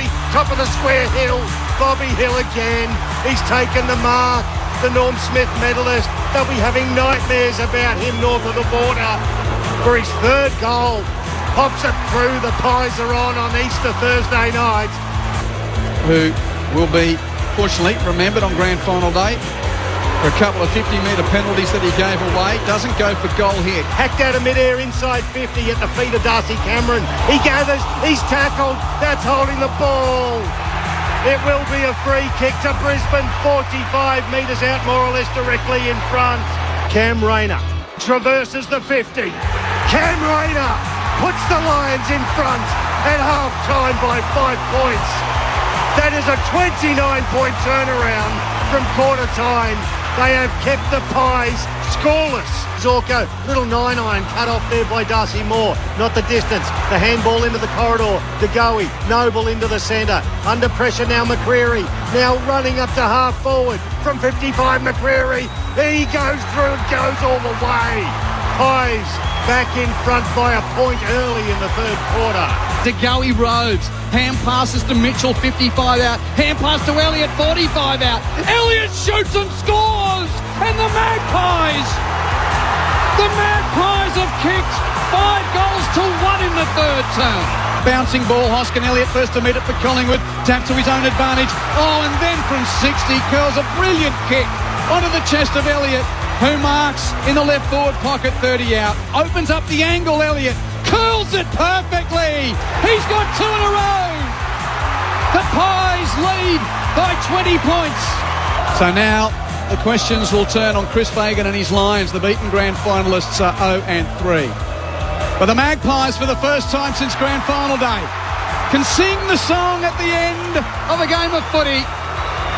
They came north with their premiership defence on tenterhooks.